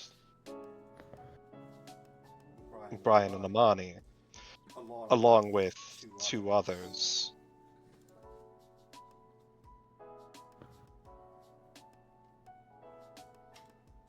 You know what ended up happening with him, actually. My siblings. I don't Silva remember and the Varuna. name, but I don't know what happened with them afterwards, so... Silva and Varuna. They were there when I was fighting you all. Yes. When Astaroth Pidge was had fighting split off from the group at this point, right? Yeah. No, this was... No? Pidge was still with the group, because Pidge Yeah. split from the group after, the tree. After Apollyon. It was after Apollyon went mad. After we met Brian. And then when we were moving, because it was when Katya wandered around and found Apollyon's cloak. Yeah. Yeah. So, what happened? Do you mind if I go over this above character, since this is a little bit of a more complicated part? The Russia arc was a long arc. It went from Yeah. I want to say the beginning of 2023 into the beginning of 2024. Yeah. It was like actually Yeah. probably Yeah. longer than that. It ended because I remember on one of the final sessions of it was the session of the fight with that I moved to a new apartment. So Yeah. I remember because it was right after I had moved. I did that session. So I'm it was around literally March. looking at my Like- notes. Like I said, Yeah. it went from early 2023 into early 2024, Yeah. according to my notes. Like Yeah. I started my job around that time, so I was in and out of sessions a lot. Long Live Yeah. the Queen, the final battle session was in August of 2024. So that was when the Russia arc came to an end. Yeah. So what happened was, we went into the killing grounds because we found out at the very center, there was the king, the old king. Yeah. Yeah. And the dragon. Where the curse originated from. We went in, and I remember Brian decided to antagonize the guy because he was. Me antagonize someone? Never. I don't know what you're talking about. Yeah. I would never do that. How dare you put words in my mouth? Actually. So we gained some information. We found out about the curse and where it came from. And then we found out about how all of the members of the family, the like progenitors, were tied to it. And so we came to the conclusion that we'd need to seek each and every single one of them out to collect their shards in order to try and break the curse. And so we decided to go to the Bear Land, which is kind of one of the funniest sessions I've ever had in this entire campaign. The bear tree? and then the most traumatic series of sessions immediately it went from being like afterwards. the funniest thing I've ever experienced in my life to one of the hardest decisions the party has ever made. And also, canon, there was like an orgy between half of the party members during that session, which was the funniest thing I've ever seen in my life.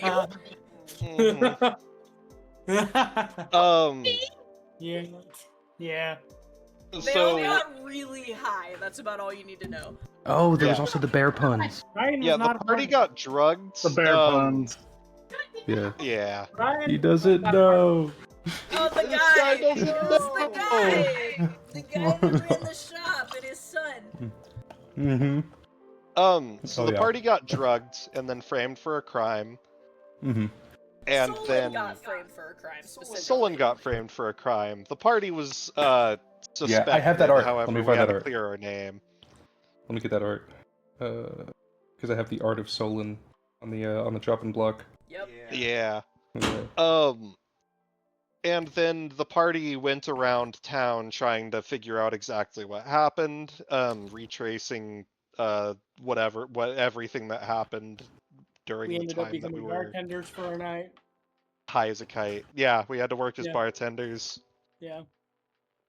That was a pretty interesting day. And then we found out that apparently the fucking weasels had set us up as part of a deal with the king so that they they could are take legal. the artifact that we'd been framed for stealing to try and deal with the infected tree. Mm-hmm. But without anybody knowing the king did it, because the king was a kid. Yeah. And this led to a great deal of crashing out by Pridwin and several other members of the party. Considering we had literally walked in and immediately got fucked over, and then they immediately turned around and asked for help afterwards. Mm-hmm. Mm-hmm. Was this the? No, this wasn't when Pridwin went catatonic because he went crazy. No. We'll get there later. Yeah, that's later. So we did that, and then we went off to basically follow the king to try and, fix the problem. Found out that he was also infected. And that's why he was basically going on the suicide mission to try and deal with the tree. We all go. We go into the fucking tree. And the tree decides to fuck with us. Mm-hmm. And so it basically has everybody's, worst negative opinions of each other, which, as it turns out, were actually very tame, but the tree, exaggerated them to such a degree that it made it sound like everybody hated each other. Yeah. And basically had the base.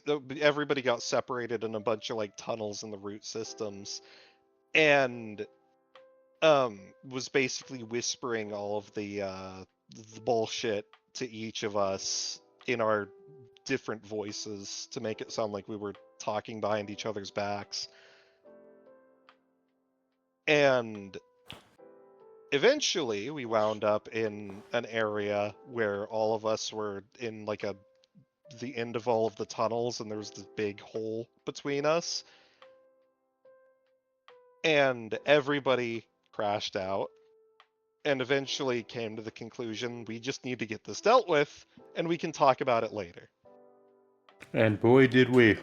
Oh yeah. So we go down, we have big Yeah, fuck-ass boss fight with a big fuck-ass boss. Okay, well, Katya I lost think that control. Yeah, Katya lost control. I'm pretty sure this was the first time Pridwin hit 1,000 damage. what?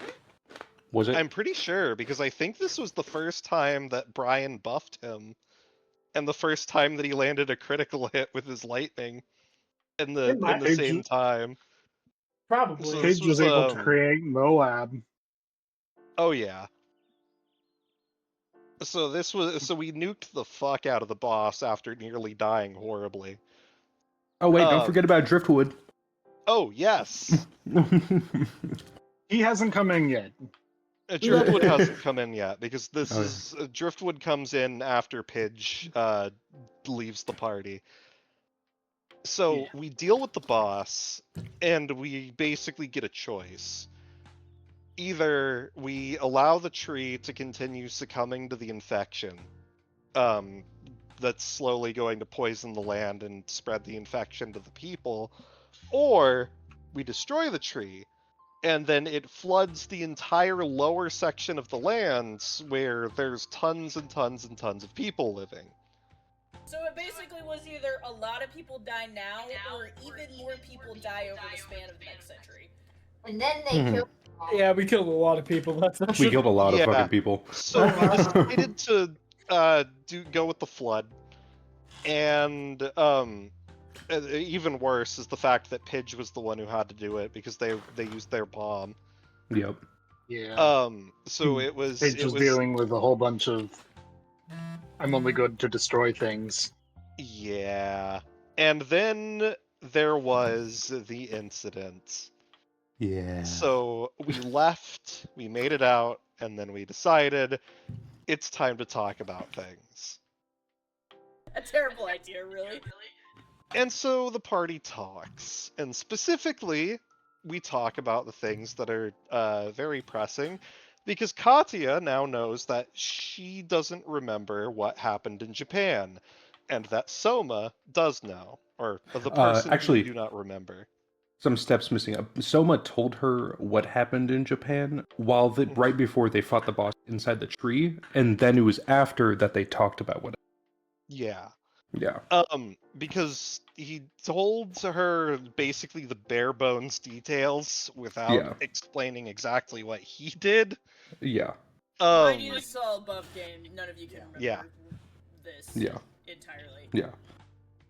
And then Soma explains exactly what he did. And Pridwin also realizes that the tattoos are missing on his arm from the deal that they made. Mm-hmm. And after finding out what Soma did, Pridwin freaks the fuck out. Mm-hmm. And he freaks the fuck out so bad that he loses control, and Dante decides that he needs to be the one to make the hard decisions. Yeah. At And which it point was. he decides to try and kill he who shall not be named. Yes. And they wouldn't see him as King Nothing during this time because that's how he masqueraded as, through their memories. But what is it? Not Apollyon. Soma, he who shall not be named, would have been also taking the blame for everything that happened in Japan, not just what he did. Yeah. Yeah. So Pridwin loses control. Dante doesn't give him a choice. Dante Yeah. declares that he's going to execute Soma, and then Soma dives off of the tree. At Yeah. which point a very important line was said by Katya. Oh wait, by Soma. No. He said, "If anyone gets to kill Soma, it's Katya." No, Katya's the one who No, said Katya it. said it. No. Katya No, it said was. Katya is the one who said it. I have Was it it? in my Was it her? notes. It Yes. was it her? Katya. Okay. Because It was Soma was Katya. proud of her for it. Mm-hmm. Yeah. That's right. That's right. And the fact that she said that out loud in that manner is going to be very important for what's about to happen in the future. Yeah. And Dante, still thinking that the party is not to be trusted, decides that he's going to continue possessing Pridwin and to make sure that this shit gets dealt with. Mm-hmm. And so the party continues on to their next objective, which at this point I'm remembering there was a portal that was supposed to take us. I can't remember if it was to deal with Apollyon or if It was Apollyon. Yes. Yeah, So because there that's the was same time Apollyon turned into the big fuck off monster. Yeah. Didn't So you there guys? was- Did you guys go to the cocoon after the Medvedev incident? And that's where you found No. out about the Shaluka and everything? I think no, the cocoon was before the bears. Before. Before Yeah. the bears? Yeah, it was Okay. before. Yeah, because it was on the way. We went Yeah. there Then, yeah, first. it was them dealing with Mhm. Apollyon, and then they went Yeah. to Yeah. Yeah. the wolf house whose name I'm forgetting, Bordov. Yeah. Yeah. And then we Yeah. went to the wolves Oh no, and then you went to the birds. oh yes, Yeah. we went to the Yeah. birds You went first. to the birds, and they were the ones who Yeah. had the plan for you guys to attend the thing in Yeah. the wolf Yeah. territory. And Then we went there. We discovered that the wolf of Moscow was essentially their leader. Yep. And that he's been doing some extracurricular activities under everybody's nose. Oh, one important detail during the Apollyon fight. Apollyon's sibling Silva, not Silva, Varuna was possessed by Apollyon's dad. That was a thing. Yep. Yeah. I Yeah. completely forgot about that. Yeah. Oh, and also, before we went through the portal, Pidge slipped away. Yep. And that's where we then got the stick. Yeah. That's where we got the stink. And then, yeah, we found the stick, and then we continued on our journey. And then we made it to, after we managed to bring Apollyon down, oh god, why am I forgetting his name? The guy with Apollyon's shard. That would have been Axel. Axel. Yes. we got Axel, or Axel assisted in the fight, and we managed to basically reunite Apollyon with his shard Yeah. and bring him back into functioning order. Axel got torn in half during that. Yeah, Axel got cut in half. Rip Yeah. Axel. Yeah, Axel had a bad time. Yeah.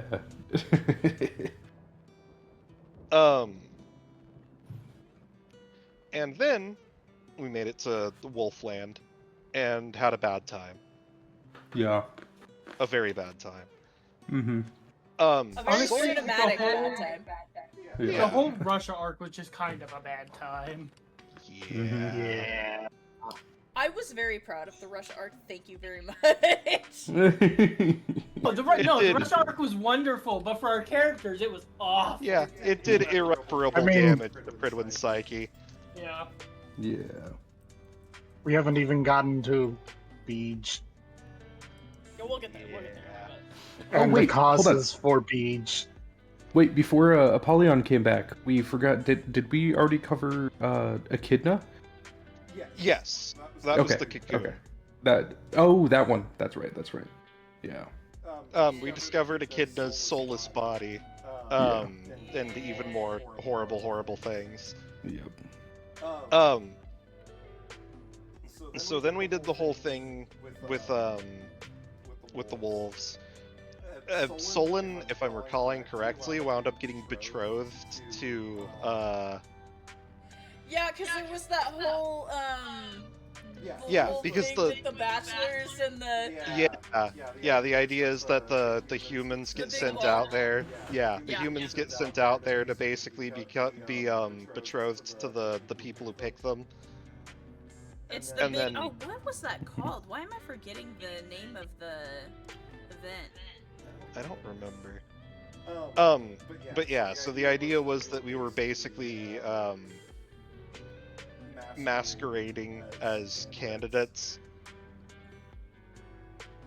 Yeah. and eventually we discovered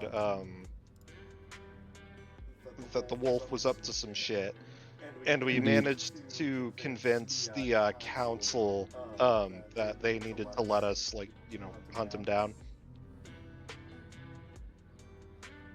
I'm literally Yeah, trying yeah. to look it up. Hold on a second.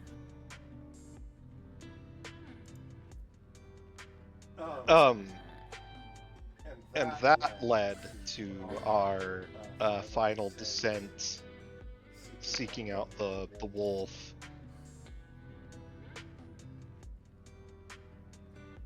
And that took us to, apparently, the place where it all began. A institute in the middle of a village. The village of which had been burned. Or no, not the village. The village was abandoned. The actual building had been burned. And during that travel,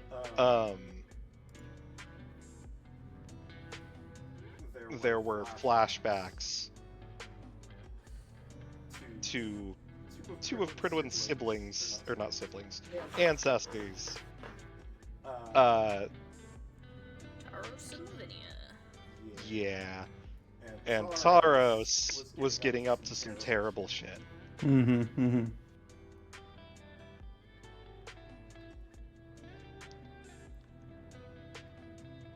Fucking Taros. Fucking Taros.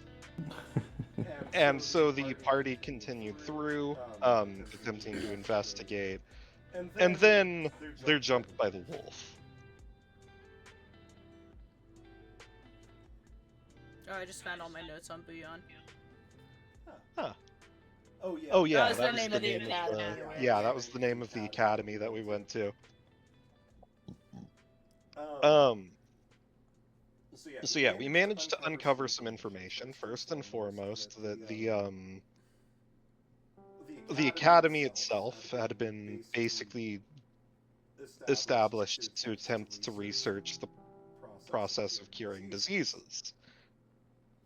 And the people of the town had been getting taken into the academy to be treated.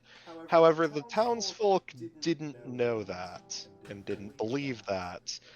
And Taros convinced them that they should attack the academy. Well, no, it was because of Malfact. You're leaving out Oh, Malfact, yes. which was the Yes. entire very important point of this. So basically, the academy was created to try and research the diseases involving Malfact, and Malfact snuck out and got the town kids sick. At which point, everybody thought that the academy was something it wasn't. And Malefact was one of the wolf's kids who suffered from a unique affliction that caused them to basically have be a silent carrier for like every single disease that's ever existed. Well, he could survive any disease. That's so what I they were, mean like, by silent using carrier. him, yeah, to try and create antidotes.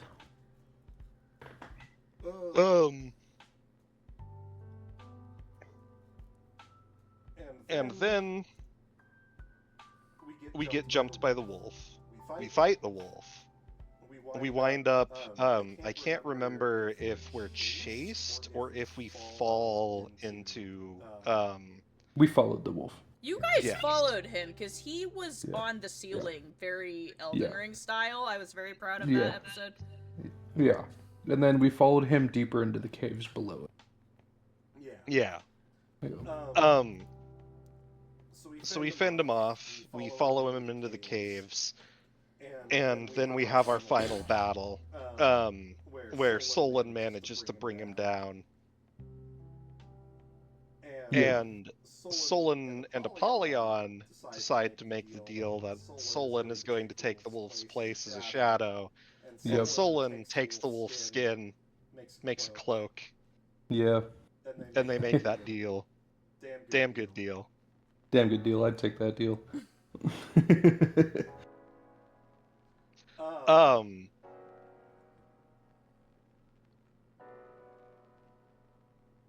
And then we discover that there is more beneath the caves, as it looks like the wolf had created a little bit of a hideout for himself, with more information inside his own base of operation, and he also had a small island across from a small body of water where he was keeping all the people whose eyes he stole.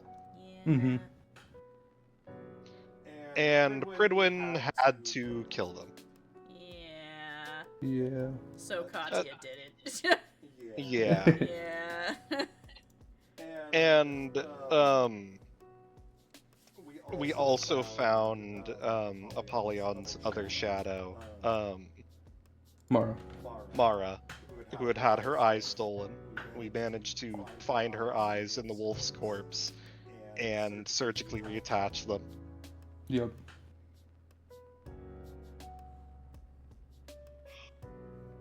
And then we looted the wolf's house, found more information, discovered that he is in fact connected to the stuff happening on the other side, and Yep. that it's his wife who's responsible. His wife, who is a witch, utilizing the bugs in the disease to attempt to take over Russia. He also As- killed Apollyon's son. As revenge, because Yeah, because of what happened to her, to the academy.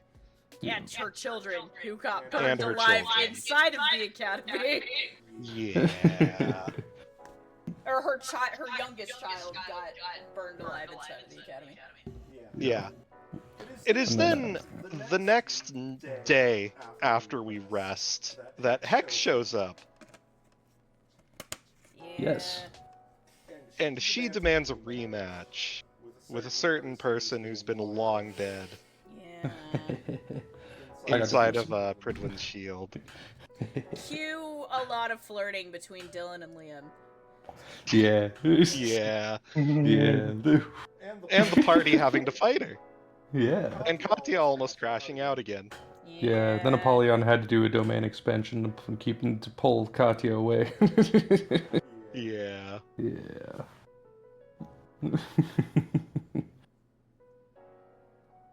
Um, and then, after the conclusion of this fight, Hex says that you're all probably going to die, but also you're better than she expected, so maybe not. Hey, looky there. We didn't Yeah. die horribly. Yep. I was gonna give an enthusiastic thumbs up. Things went surprisingly well. Things went surprisingly Steak well. has Yeah. Steak has vastly improved the people's damage output Oh yeah. by this point. Apollyon also Um, started going on a revenge spree because Eurasian fucking killed his son, so And then we wound up going back to Russia proper after synthesizing an antidote.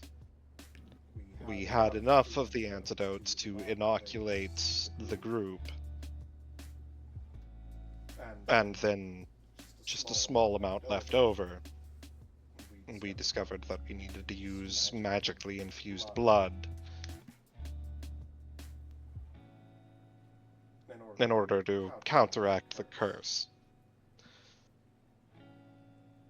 After that, we traveled back into Russia proper, and we began seeking out the witch. We figured out where her primary base was with the help of the resistance movement, which we discovered was being led by the remains of our Squirrel Squad and one of Solon's sisters, who they had rescued from a facility.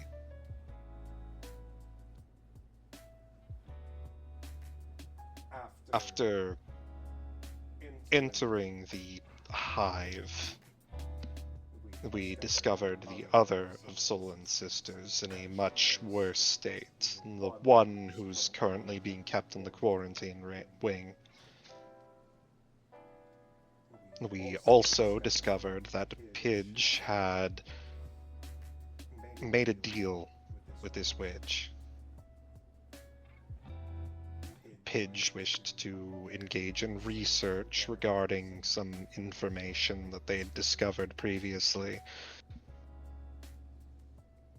regarding the creation of synthetic weapons, among other things. We discovered that she was working with them on the agreement that she assisted them, and also that she would be supplied bodies for these experiments.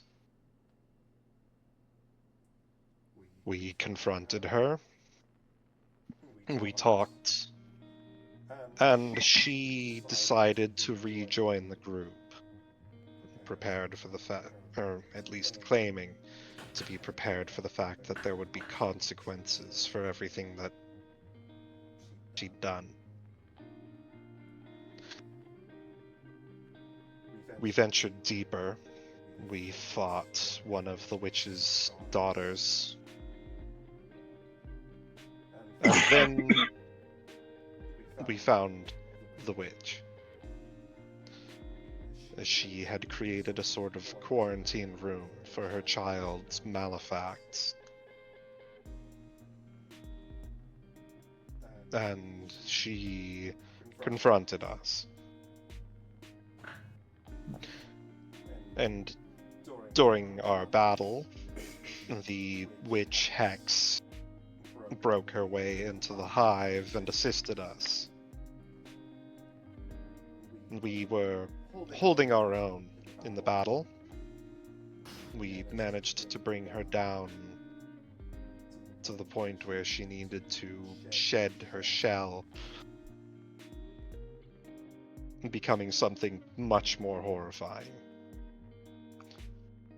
And as we continued the fight, eventually Pidge decided to do something rash.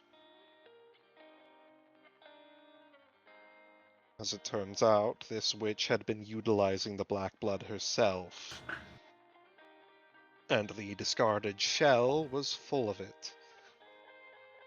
Pidge ran to the shell, consumed the black blood, and succumbed to the demon immediately, in order to deal a blow against the witch.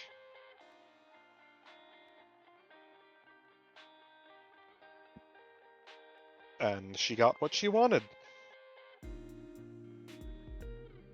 She killed the witch, and she killed herself in the process. It was shortly after that me and Solon killed the daughter.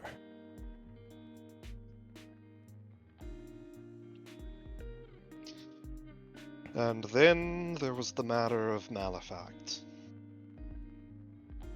I couldn't do anything to help him.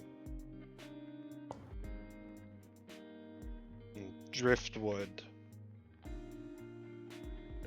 had agreed to make the necessary decision. And so I discussed things with Malefact, explained things the best I could, and gave him a choice. And he made that choice. And so Malefact and Driftwood both went down.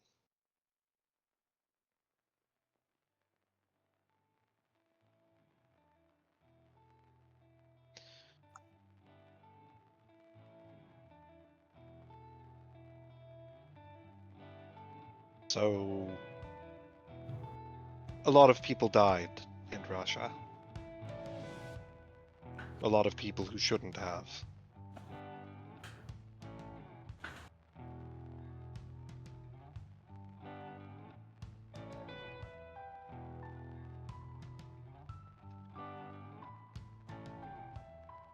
Not long after that, we returned to Japan to deal with a matter that was causing problems. Something that Mayor was involved in. Yes. We followed along that trail back to America. And that's when, well, all of you remember what happened during that incident. Yeah. We went in thinking we would be dealing with cryptids, and wound up in a nightmare. Tricked into a dream world where we'd somehow been thrown forward in time by, I believe, a decade.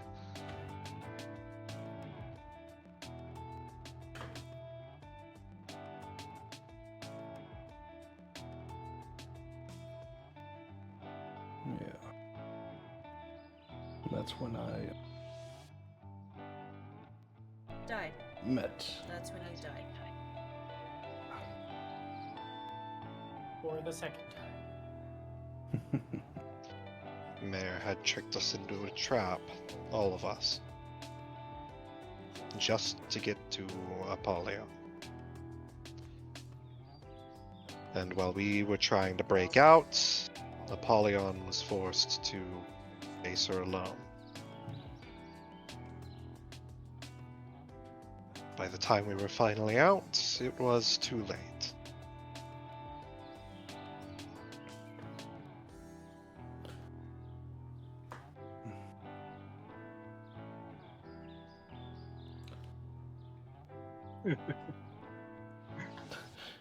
Knew that was coming.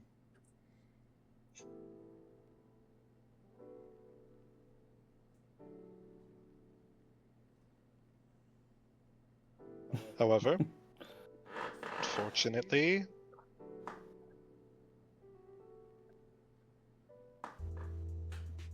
Apollyon managed to survive being killed. Tends to happen. thanks to his connections with death, ultimately winding up with him being crippled and restricted to the death room.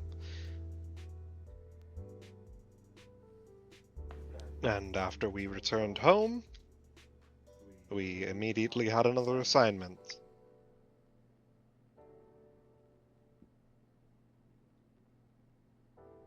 One that was off the record. One that I don't think all of you were there for. Your little bout in California. I remember this one. Yes.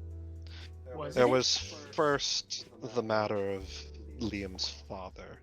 You see Liam visibly getting tense.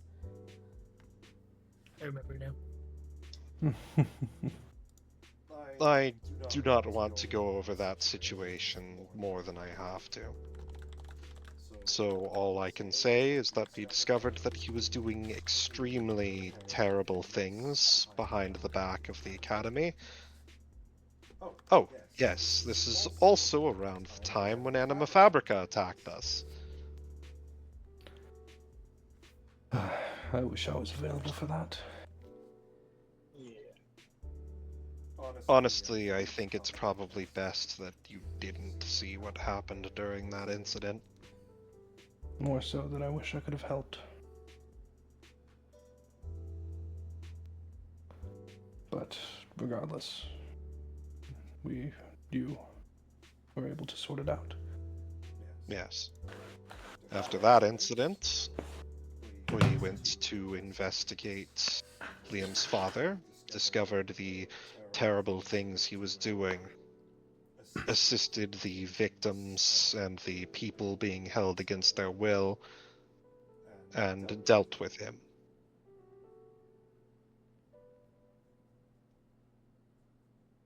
In doing so, we also got leads on the location of his brother. And Liam almost died for the first time.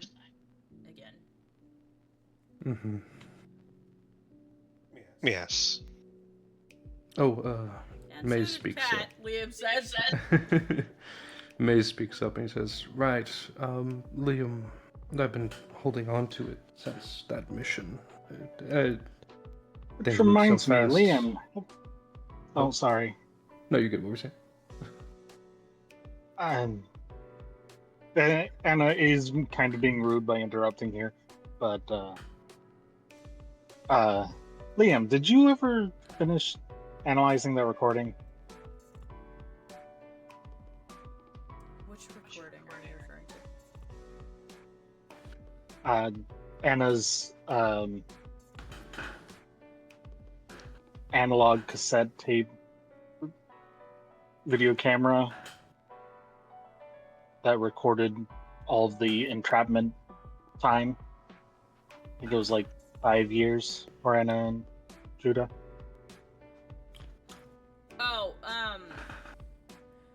Liam tells you that he pauses for a moment and he says, "No, the file corrupted.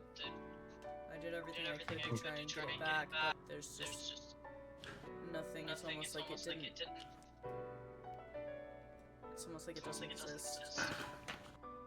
Like there's nothing for me to get back." Anna nods and gestures towards Apollyon. Sorry for interrupting. You're fine. Maze speaks up, and he looks to Liam because after that session, Maze forgot to give him something. You collapsed after we took down, subdued your brother.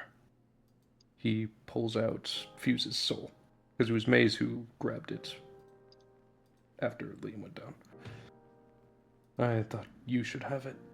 Liam looks at it and then almost scrambles away from it backwards over the couch.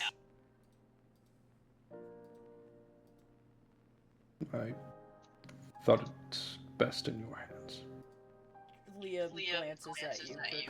There is a look of fear in his eyes. That's not a good idea. Fuse attempted to overtake him through his weapon. You have never seen Liam look so scared, Maze, than he does right now, looking at what's in your hand. Understood.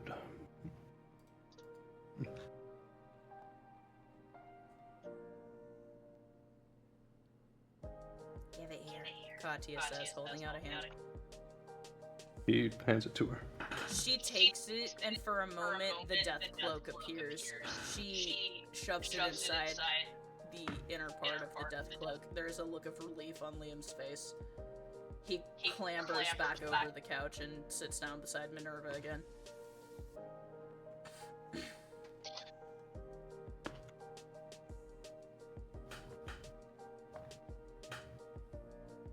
Well, moving on, then. Shortly after that incident was when we were called to Brazil.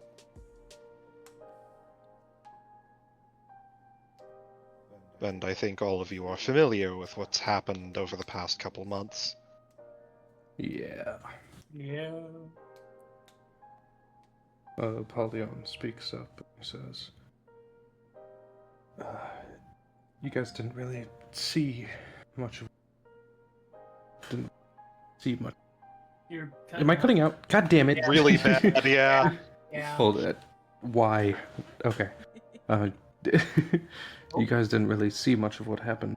Sort of, sacrificed myself? What? Apollyon being selfless instead of selfish? That's wild. Excuse me.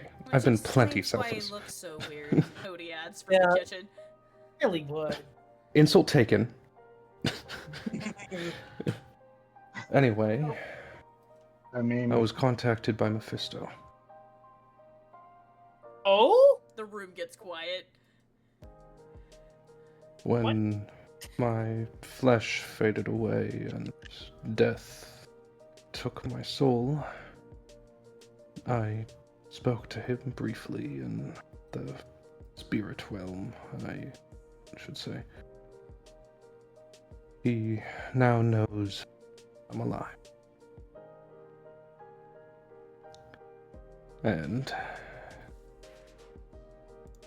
he wants to kill me again. To be fair, I don't think he ever stopped, Katya added. Well, he succeeded once. I Kinda don't did think I have don't think I... major hate moment for you. I'm so sorry. yeah, Me and Mephisto go back a long time. I don't think I ever actually told you much in great detail what happened back then. The day Death died, Judah adds. Yeah, I am aware you saw or heard back at the cocoon with... Actually, now that I'm realizing, Apollyon didn't know about the Alyssa Kidna. No. Apollyon has no idea what happened in the cocoon. Yeah. I'm pretty sure Pridwin told him about that. He didn't know about I a thought you guys Kidna. didn't because you didn't want to tell him about Echidna for fear that he would get worse. They don't After- actually... They don't know about his connection to Echidna correctly. Sworn. We know bits and pieces. We knew he was Mhm. connected, so I'm pretty sure Pridwin brought it up, if not in Russia after we got him back, then sometime after we got home. I remember you brought up the fact that you heard or witnessed some of his memories due to the thing, but he didn't. He was never told it was Echidna's body. Yeah. I'm Yeah. pretty sure Pridwin told you about that after the Yeah. fact. Yeah, but he would continue. That day was interesting. I was meant to meet with Lord Death that day. Back when, he was alive. Me and him made a deal. He wished for my help in securing something. Angel And- told me about that, wasn't after her mom, you know. Yeah. It was Echidna. She was not originally inhabiting the thing you saw in Russia. She was in a human body that the inhabitant, or the original inhabitant, gave to her. Thanks to Cass, which is the reason I know her, they were able to trade bodies. Or I guess Echidna was able to take over the originals. This is important. Because that day, I was meant to meet Death. I received a tip that Echidna was under attack. So I went to go investigate. I sent Bedlam, one of my shadows, to go tell Lord Death that I'll be late. But I don't know what happened after that. It's the day the academy almost fell. Yeah. Yeah. I searched for Echidna, and I found a death sign, trying to kill her. I defended her to the best of my ability. We fought, and then Mephisto appeared, wielding Death's power. He gravely injured me and killed the Death Scythe. And finished Echidna. After that, it's hazy. Someone dragged me out of there, not sure who. And that's when everything fragmented.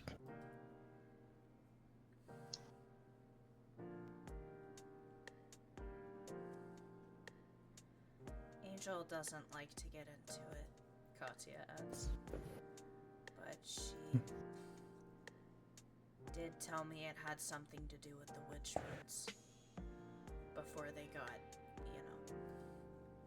Yeah. where they are now. Apparently that's how her dad died, I guess. Mephisto tricked him somehow. Mephisto was... Me and him have a complicated relationship. We knew each other since we were young. And then one day he went missing. No clue, no word or anything. And it was on that day that he returned that he made an attempt on. But we know, Amani adds, that he was imprisoned in that amulet now, right? Yeah, he was stuck there for a while. Wait, amulet? Yeah, an amulet that, if I remember right, Idris took from the Brazil Academy, Forbidden Vaults or something like that. Basically, What? like, devouring. yeah. Wait, how do you... Okay, so this is gonna get Finally gets to add. He finally gets to add to the recap. He's been waiting so long. Now I know this sounds strange. So I know this is gonna sound absolutely wild, Uh-huh. but so back in Brazil, for some reason, there was a I had a dream that ended up being possibly a vision of the past. Right. Because I saw Erica in the dream, and then Erica appeared later at Amelie's cast. Hold on. Slow down here. Erica. Yeah. Also, she has a child now. She never called you back. Previously followed a group of cryptids who was contacted by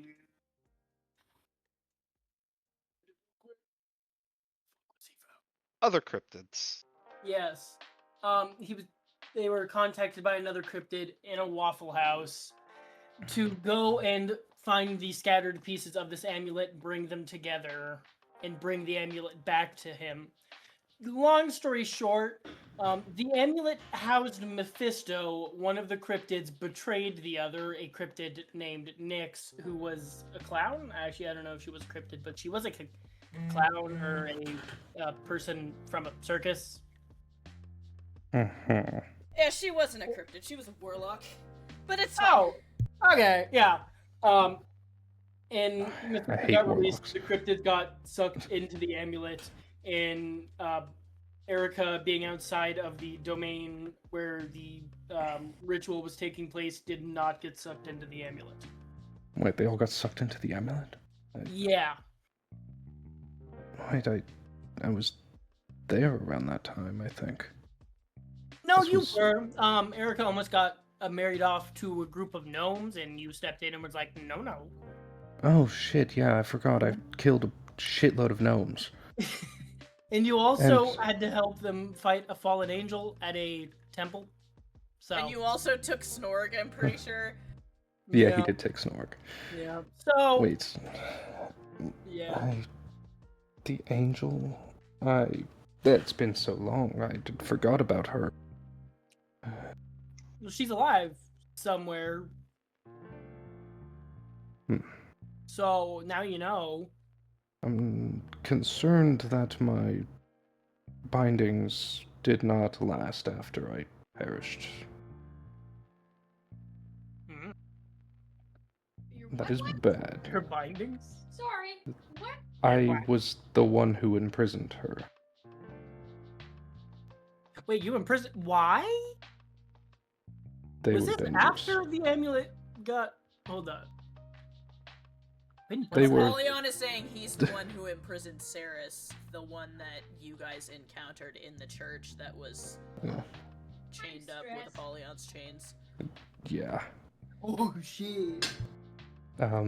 They were dangerous. They were trying to, I believe, fight a war in heaven, and they were cast out, and due to their sin of wrath, I imprisoned her. War in heaven, you say? War in heaven. You know, now that I'm thinking about it, I don't know why I just never thought about it. Demons exist, Brian says, pointing to Apollyon. So Yes. it makes sense that angels exist. Yes. That's mildly horrifying. You just came to that conclusion? I don't know. I never thought about it. Okay. Wait, leave. angels are real? Anna's just staring at Brian for a second. I've literally summoned one. Several Several times in front of you. I think Brian just has 1,000-yard stare. He's like thinking through his memories. He's like, "What the fuck?" His mouth slowly opening, his eyes looking over. Yeah. And then I think he looks over at Anna and goes, "Holy shit, you have! What the fuck?" How would you... Have you not read any history books? Well, even if I had, Brian reading history? Brian reading? Fuck you! Wait, Brian can read?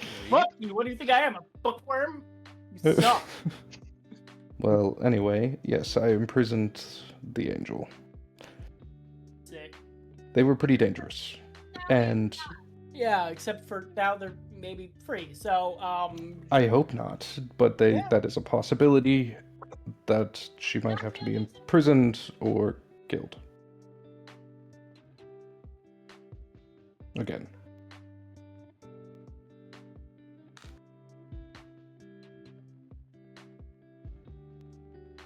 Anyway, anywho's, so I believe we are on to the present.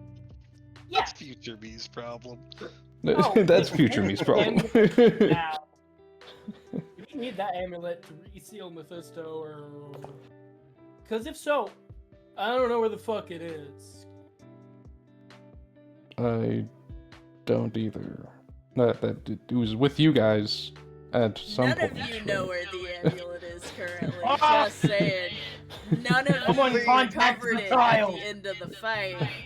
The entire building did collapse in on top of us, we didn't exactly have an opportunity to concern ourselves with its location. Last thing I That's- remember of that whole situation, I was floating in the middle of the air because anti-gravity was made. That makes me concerned for the future. But that's future Cross me's that problem. bridge when we get to it. Yeah.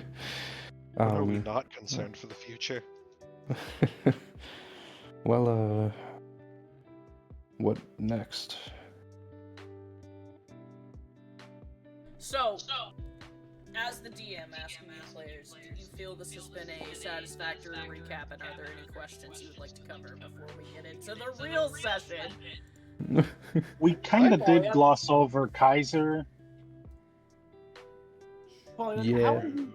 Oh, I'm sorry. How are you free from the death room now? Did we cover that? I spaced out. Well, he I did die. I Well- reconstituted my body. He got better. I got better. Got better. You got better. Oh, I didn't do that. I wasn't trapped in there for. I just needed to build up enough strength that I could be useful again. He just locked in. I locked in, as what the kids would say. Hmm. Okay. I think that's a good recap. Okay. Yeah, I think that's a good recap. So, I can't Yeah. promise I didn't zone out through a lot of that. That was a Now lot of that- action. oh my god. Now that that is done, we are going to flash forward. So, Brian, Faye, you guys, it's been a couple days. The recap has happened. And you guys awake midday because you've been sleeping in trying to recover to find that campus is a little weird today. Oh no. Yeah. Little tense. That means There's like nobody outside.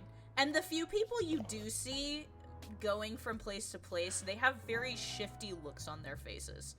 They are watching their surroundings very carefully. When people talk to each other, they're huddled in groups and they're murmuring and looking around, and you have not seen almost any of your party members at all. Oh, wait, would this be after Apollyon sent a ping to the entire campus? Yes.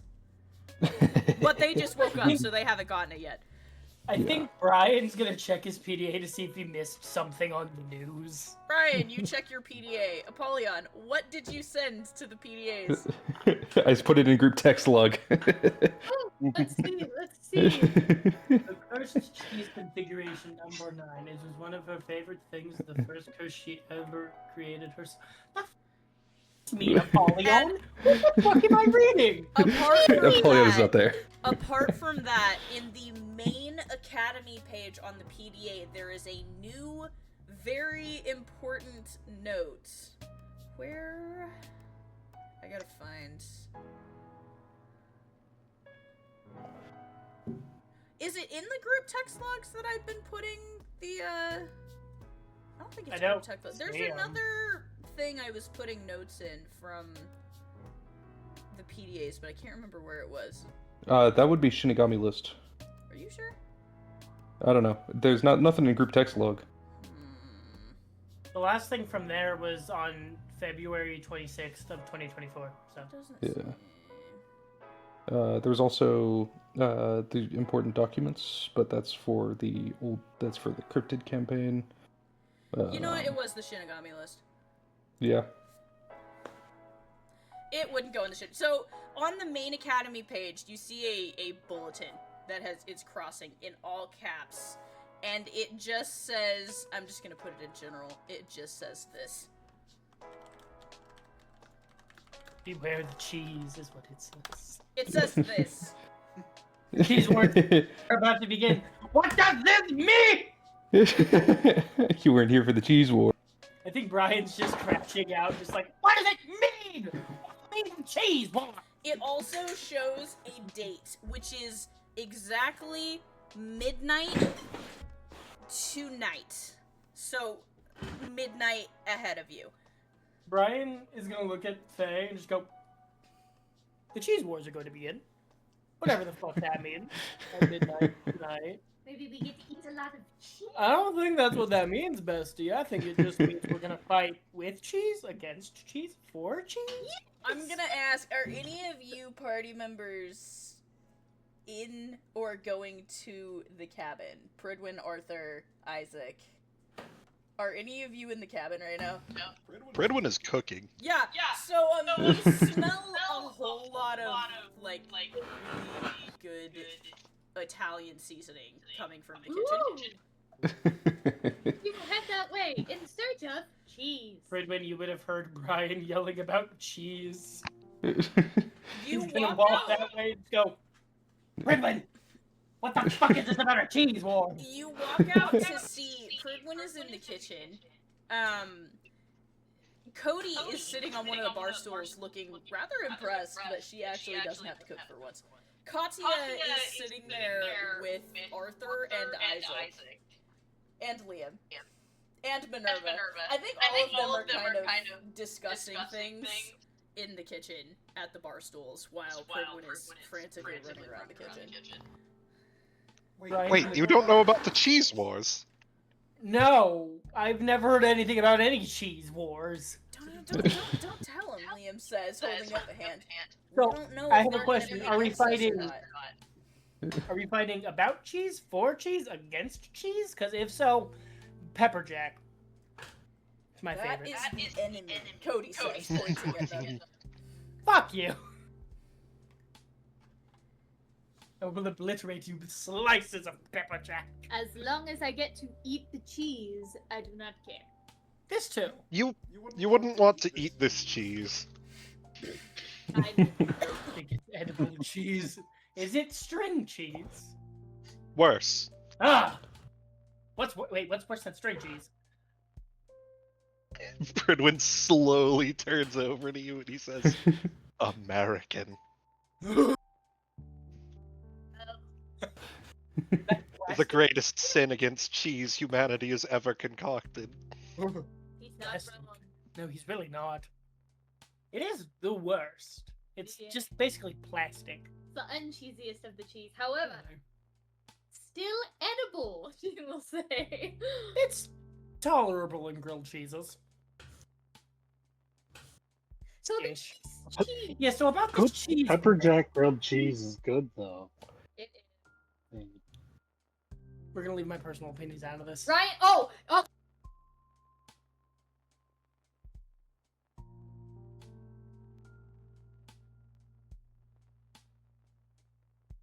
What just happened? I'm not sure. I don't know. I just heard very excited panic and then just silence.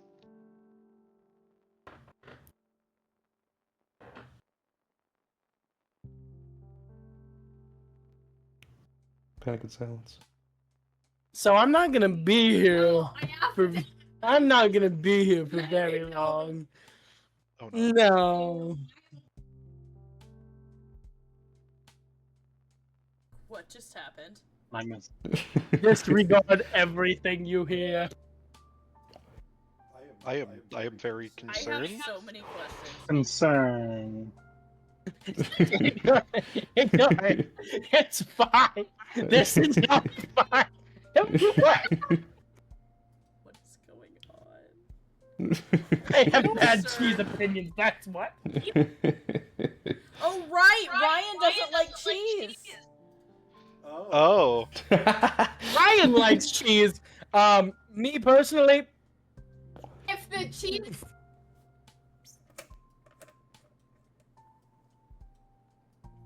hold on myself.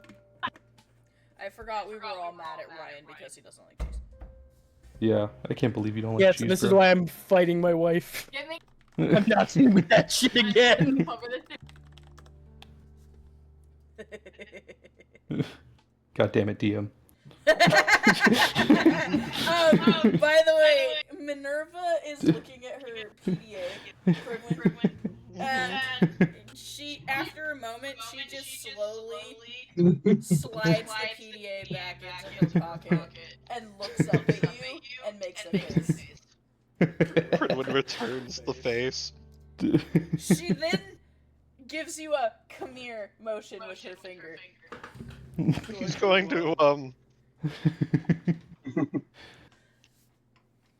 He takes the food off the heat and immediately walks over to her. She slides the PDA out of her pocket and then hands it to him, and this is what you see.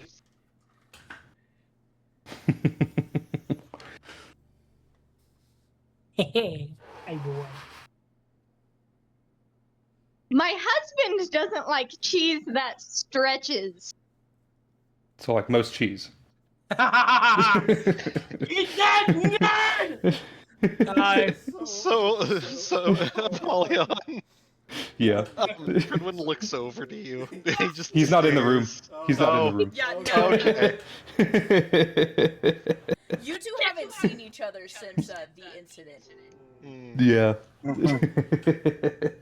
I did.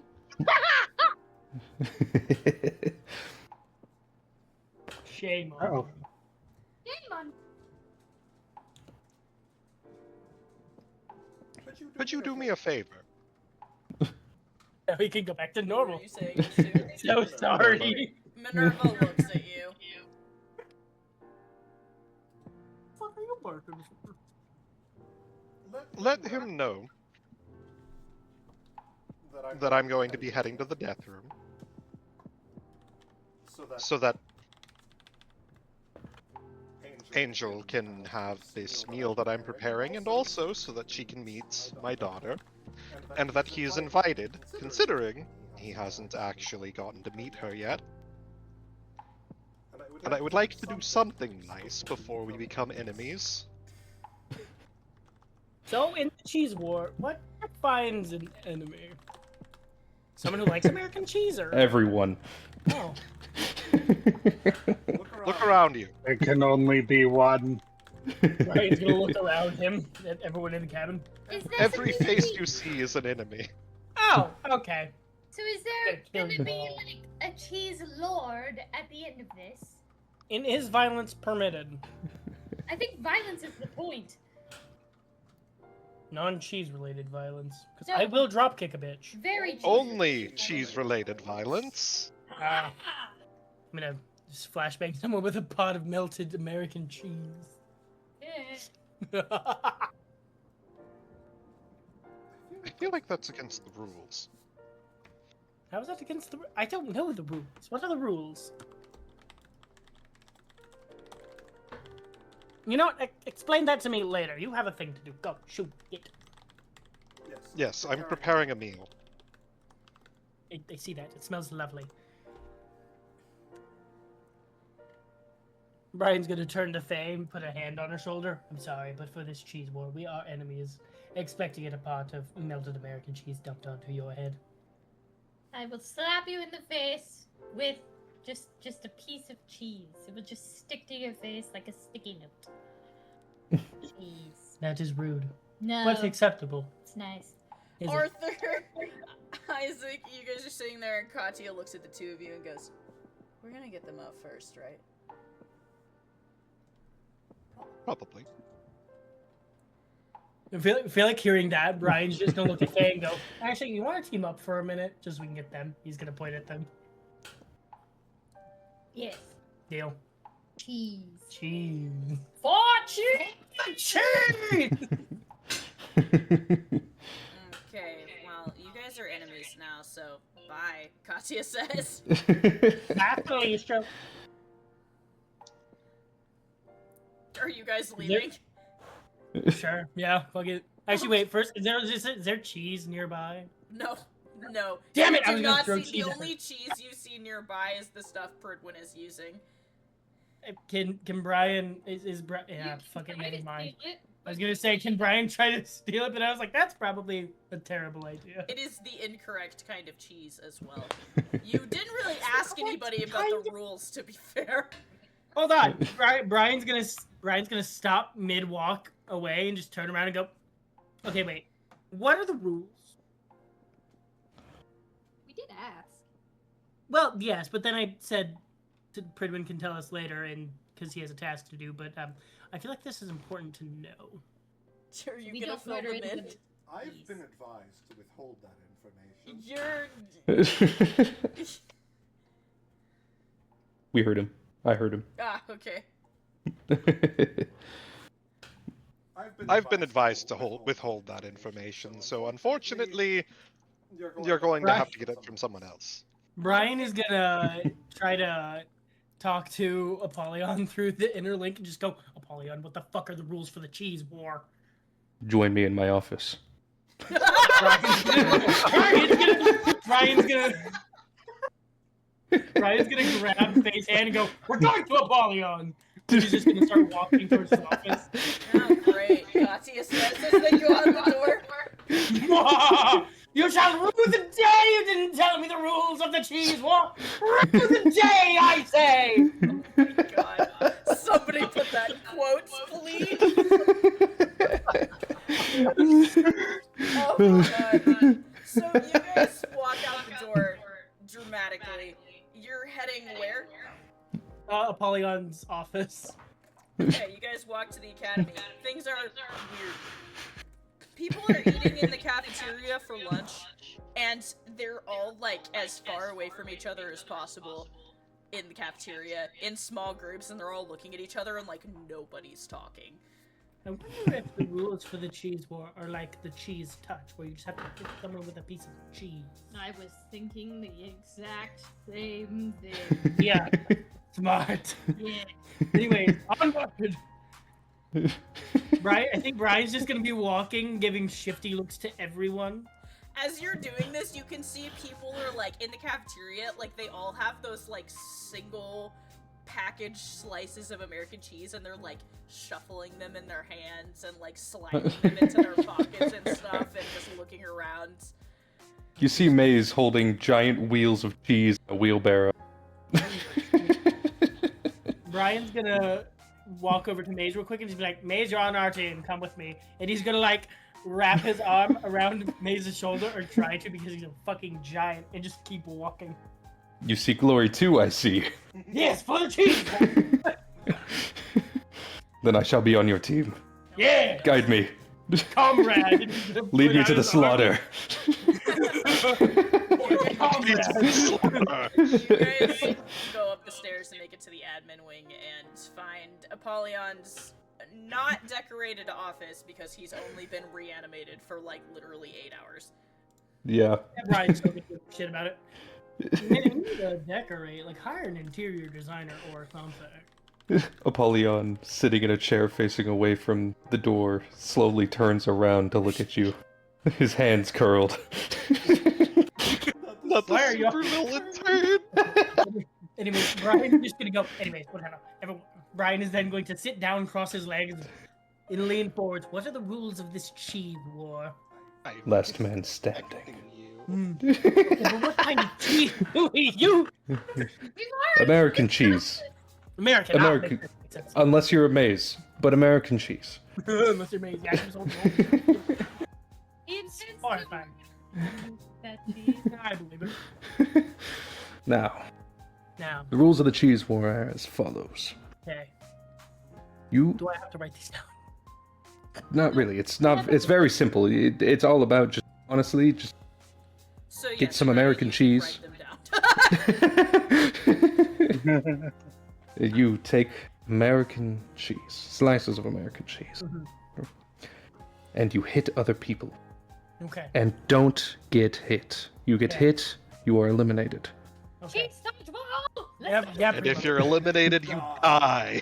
Oh, man. Wait, if we die, do we just go back to normal, or do we just lay on the floor until the game is over? Just in the Bob's Burgers episode when they're all at Mr. Schroeder's house, he's like, "Yes, you die," and then you go to the porch and you eat snacks.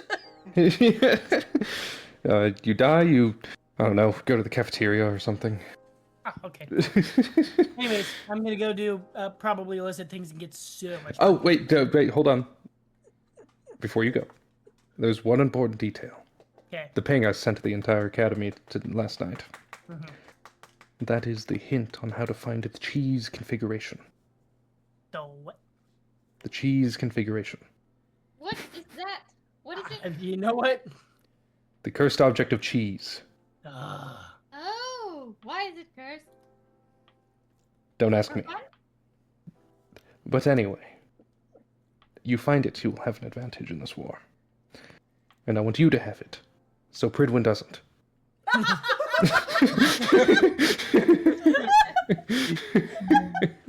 Okay, so can you give us an extra hint? If I let you copy Faye and I's Solar Storm so you can use it, can you give me an extra hint? I would like to copy your category 5. Again. I thought you didn't. I thought you already did that. But okay, you can copy both if you give us 2 hints. Very well. Ha ha! All I know, that it's a cursed object, presumably somewhere here on campus, that I theorize, not entirely certain, because I gave everyone the thing for them to figure it out. I don't really care who wins, to be honest, as long as it's not Pridwin. I think... Did he win the last time? What? Did he win the last time? No. Oh, okay. He's just my rival.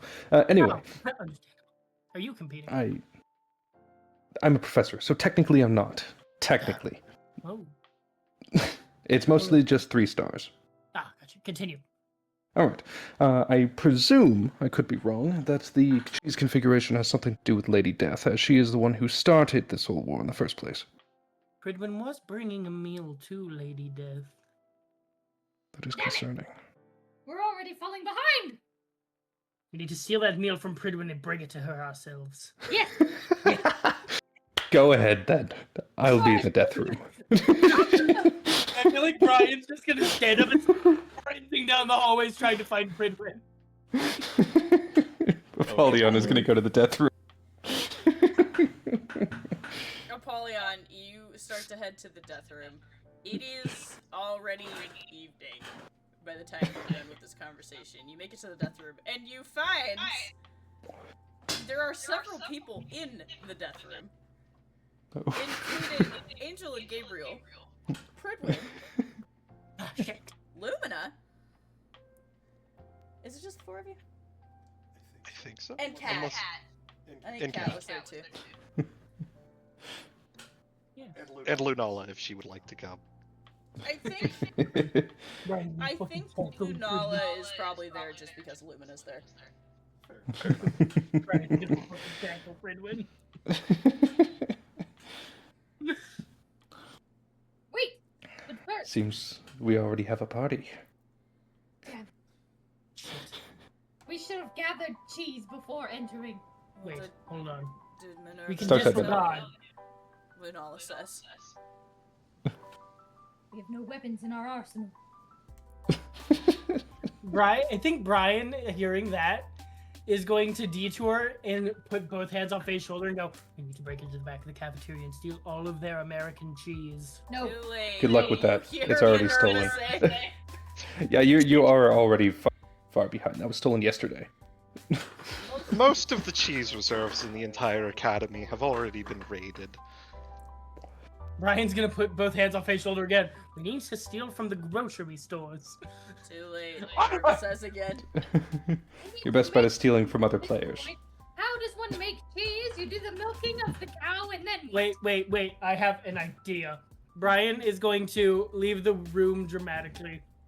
You do realize the game doesn't begin until midnight, right? Yeah!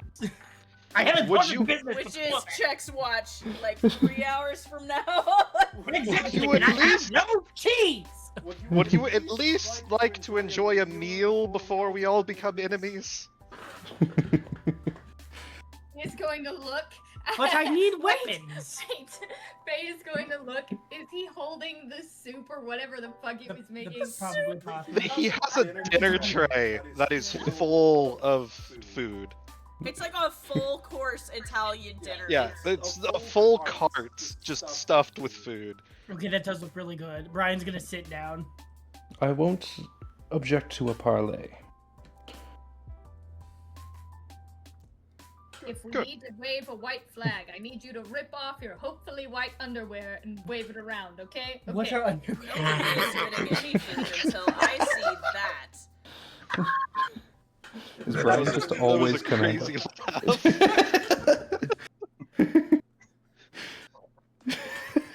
That was not prepared for that. Yeah, neither was I.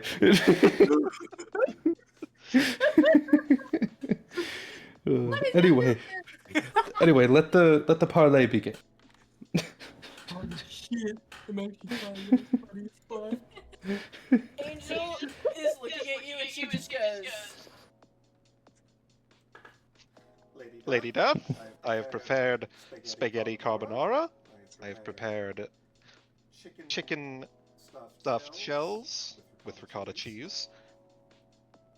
And as a side dish, I have prepared caprese salad.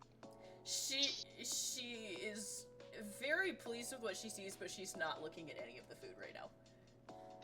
And of course, since you have yet to meet her, I present to you my lovely daughter.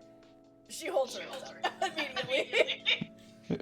Careful, she snaps fingers really easily. I know your Lady Death, however. She is quite strong. She's still holding her hands out expectantly. Pridwin will hold out his daughter. Angel takes her, and immediately Lumina's just staring at her with the biggest, like, full pupil eyes you have ever seen. Hang on, I need to send the image in. Oh god. That, please be that image. I love it so much. Oh god, I've got to dig it out. Oh god.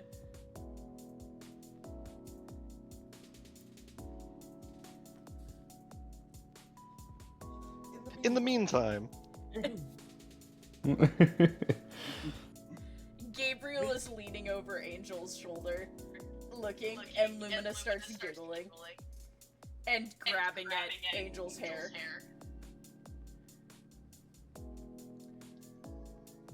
she seems to like you very much.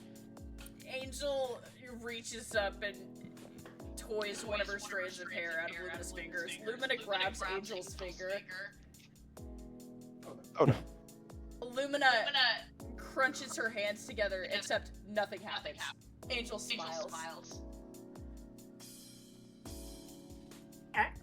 So you have your mother's strength, she says, wiggling her finger a little bit in Lumina's grasp. And her looks too, thank goodness, Katya says. Ouch. That wasn't even directed at me, but ouch. I'm not that hideous. That hideous, Minerva says with her quotes.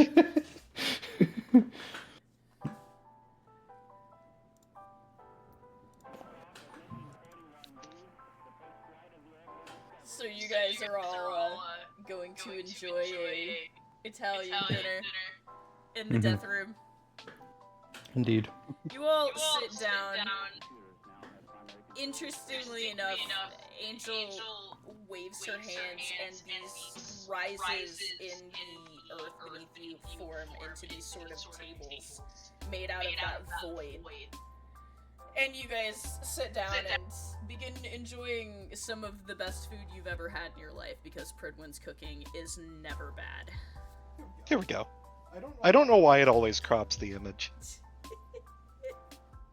I love her Oh, so much. there's the full image.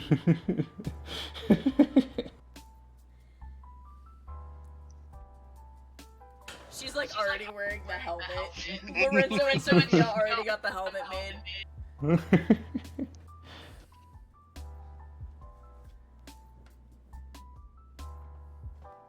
As dinner concludes, Pridwin will look over to you, Apollyon. He looks back. Would you like to see the baby? Yes. Well, open your eyes. You can see her right there. Lunala takes Lumina from the food she's eating and holds her out to you. He takes her. You take Lumina. Lumina looks up at you, wrinkles her nose, tilts her head a little bit. You are incredible. Do you still have your horns? You don't still have your horns, do you? No, he doesn't. Ah, okay. She's gonna try and grab your hair. He lets her. She starts pulling on your hair and chewing on it. Just like my daughters when they were this young. I always forget that you had daughters. Yes. Fuck, Albedo let and him Rubedo. become a dad. That seems highly irresponsible. That's honestly a great question. Actually, they turned out great, thank you very I'm impressed they're alive, Gabriel says. I was gonna say, I mean, I don't think they're dead, so you did something right. Only my son died. But that was due to a serial killer. And I was dead. So. Doesn't help much, I don't think. Die a lot. Yeah, you That was stop not dying. my fault, dog.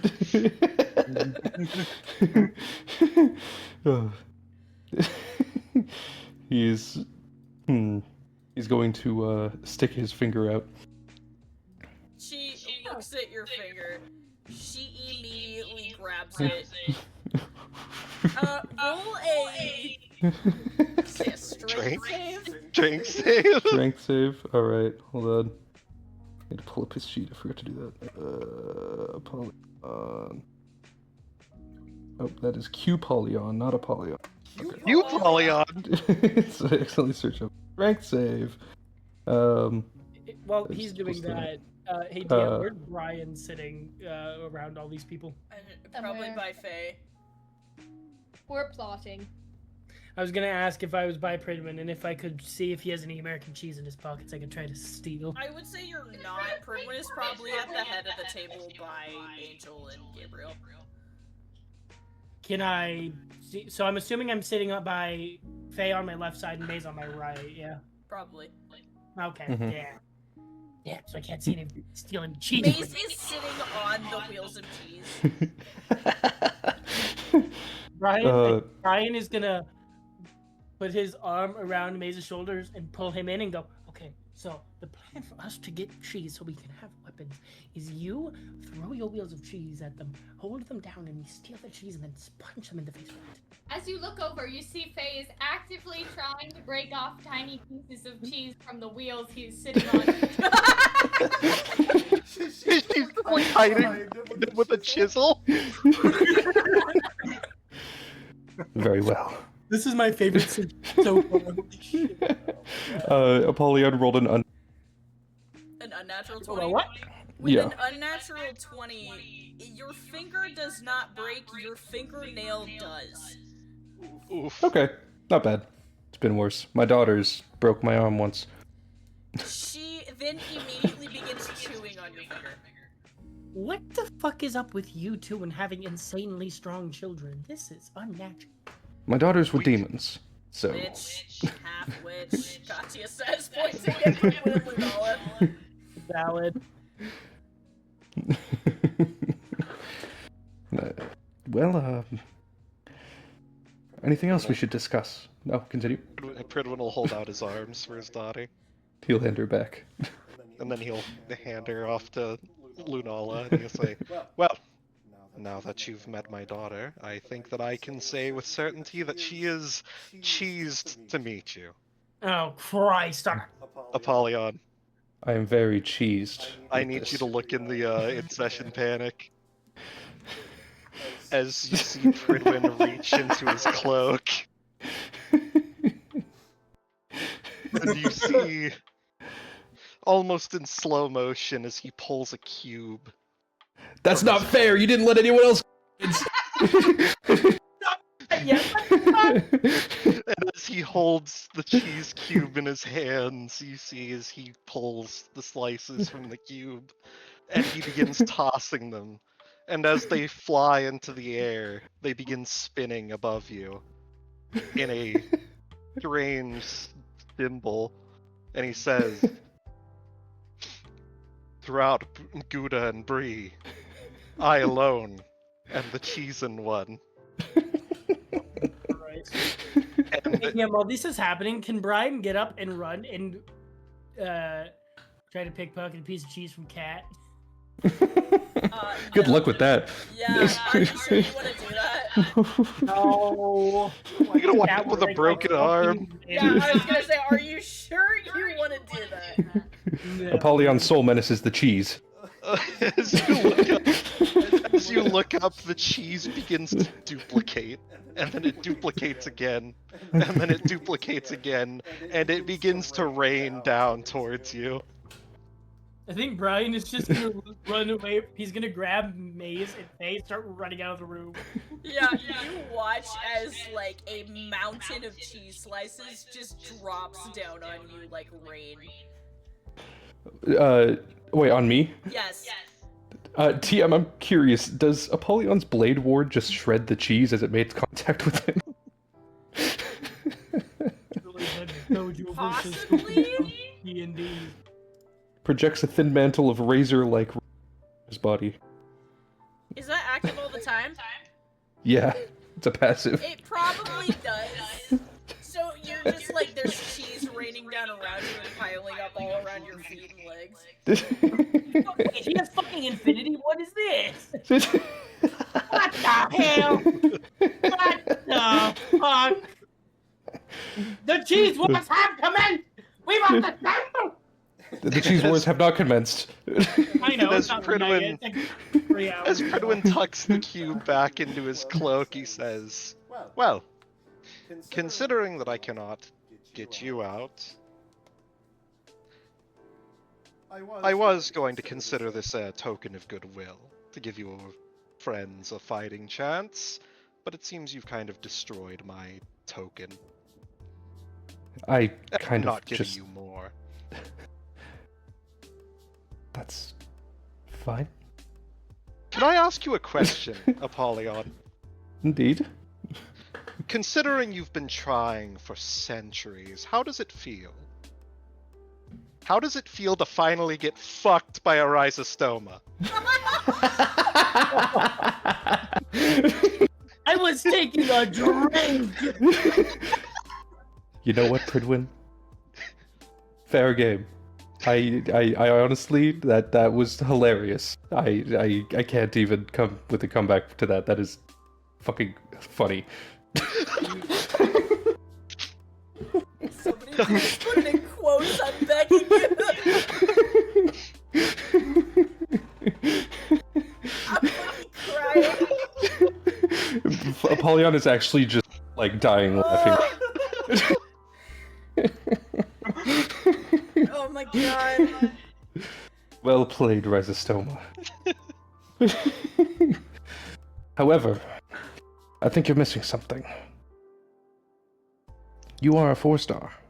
Technically, you also are not privy to this war. However, the one you've chosen is. That is correct. Therefore, the cheese cube is not yours. It's Minerva's.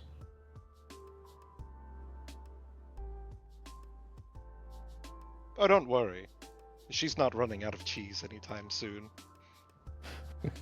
As he says this, your PDAs go off.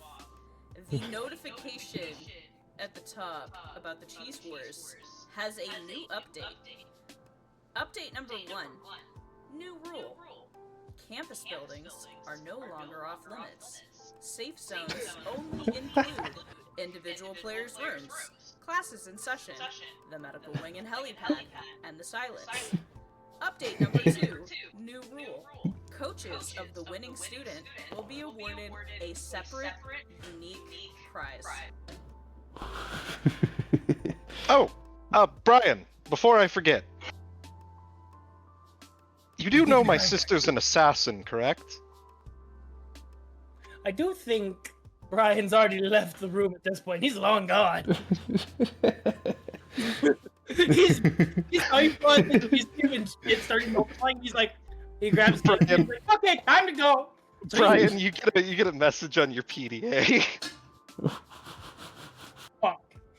And it says, He goes, shit. it says, you do know my sister's an assassin, right? My sister's an assassin. And then it follows up with another message. Have you ever seen the movie Alien? Oh no! Wait, which one? And then it's just start running. Okay, cool. As you In finish the writing camp, this, they Brian, you can't look hear up. you scream. You hear a bell tolling. The academy bell for midnight. Oh, And as it tolls, all of your PDAs go off one final time. As a notification pops up, and a banner scrolls across the screen that says, Cheese Wars begin.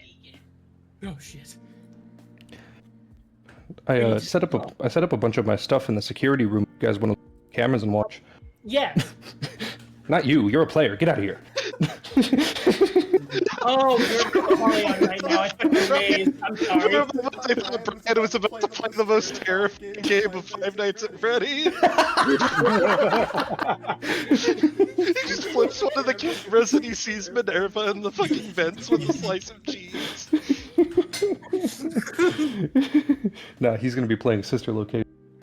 I think it's more actually Secret of the Mimic, if anything, because he's getting fucking chased himself. Oh, this is wonderful. I'm so very excited. I wish you luck. And thus, the Cheese Wars have begun. And as the Cheese Wars begin, I am going to fast forward a bit to say that over the course of the evening... Jesus Christ. Over the course of the evening, between midnight and the sun rising around 7, there has been bouts of complete dead silence and a lot of yelling across campus. There are hundreds of 3 stars on campus at this time, and the Cheese Wars are in full effect. You can tell that a lot of the students decided they were just gonna try and get as many people out as possible within the first few hours, and other students are biding their time in safe areas like their rooms. As the sun rises, I would like to ask, what are you guys doing? I think Everyone's Apollyon. probably with Apollyon watching cameras to see the chaos. Apollon's eating pop. Yeah, he's just eating leftovers from the dinner. I don't even think Brian and got Gabriel to. and Iger are also there. Wait, would Brian have even gotten to enjoy the food? Because if not, I think he would have. If you asked- stayed for the dinner, then you would have gotten to enjoy the food. Okay, I think Brian's gonna ask Pridwin through the interlink and be like, "Can you throw some of that in the fridge for me?" Just the food. We didn't get If any. there's any left by the end of the night, Pridwin, Thank you.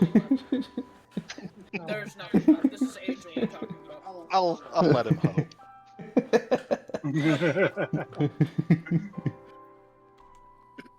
I He think needs Brian, something to Maze, fight and for now that he's May- being hunted.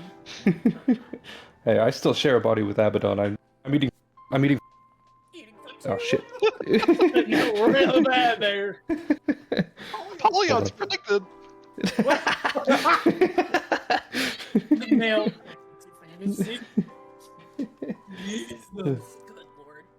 I think Maze, Faye, and Brian will be sticking with like an ambush strategy. Like someone will walk by, Maze will throw the wheel of cheese, knock it down, and Brian will ransack their pockets and smack everyone with cheese. So I would like all of you 3 stars that are participating. You will have to make rolls for Isaac. All of the 3 stars that are participating, I will need each of you to make a presence check for me and put it in and tell me which one is which. A presence check for me, a attack roll for me, and a what is the third one I was gonna have you guys roll? Hold on. I need somebody's sheet. A presence check, an attack roll, and a dexterity save. Oh, Brian's good at those. So please specify which one is which and put all of your rolls into the group rolls. Hey, it's June. Hey! June joined for the Cheese Wars. It's cheese time! Ah,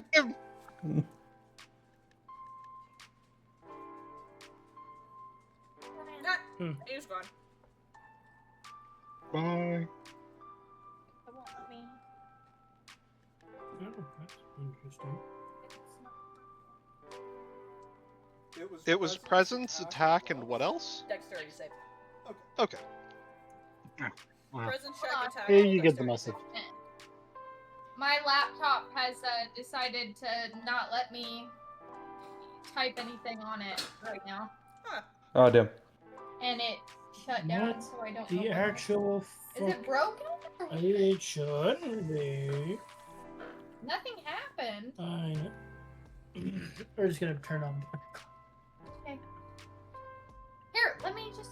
Well, if I don't have my thing, I can. Well, you can get it. You can look it up on your phone.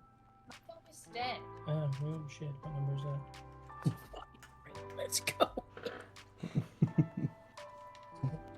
So happy for you. I want my stuff to work. That is fair. I had everything. I just I let it. had everything. I had it all. I'm so excited for this session, man.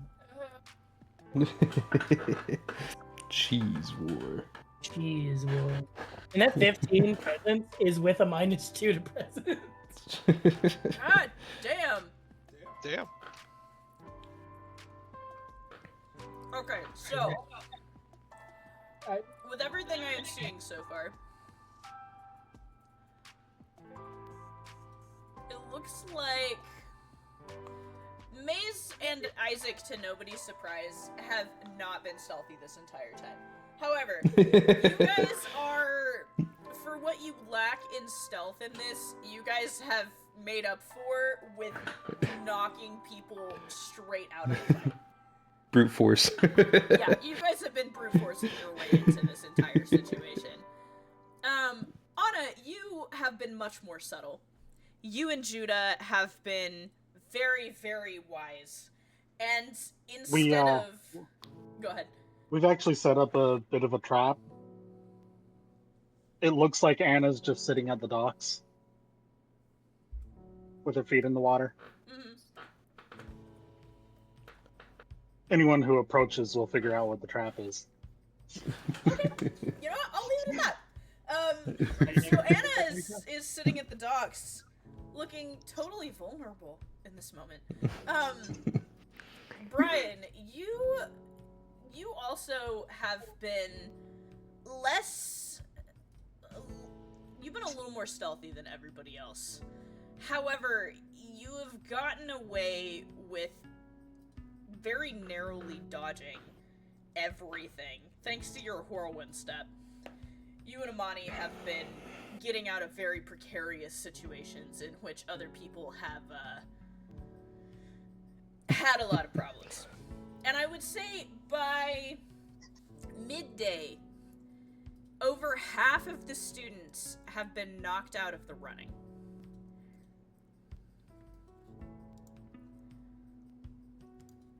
And as night begins to fall on day 1, we are going to get started with what you guys want to do.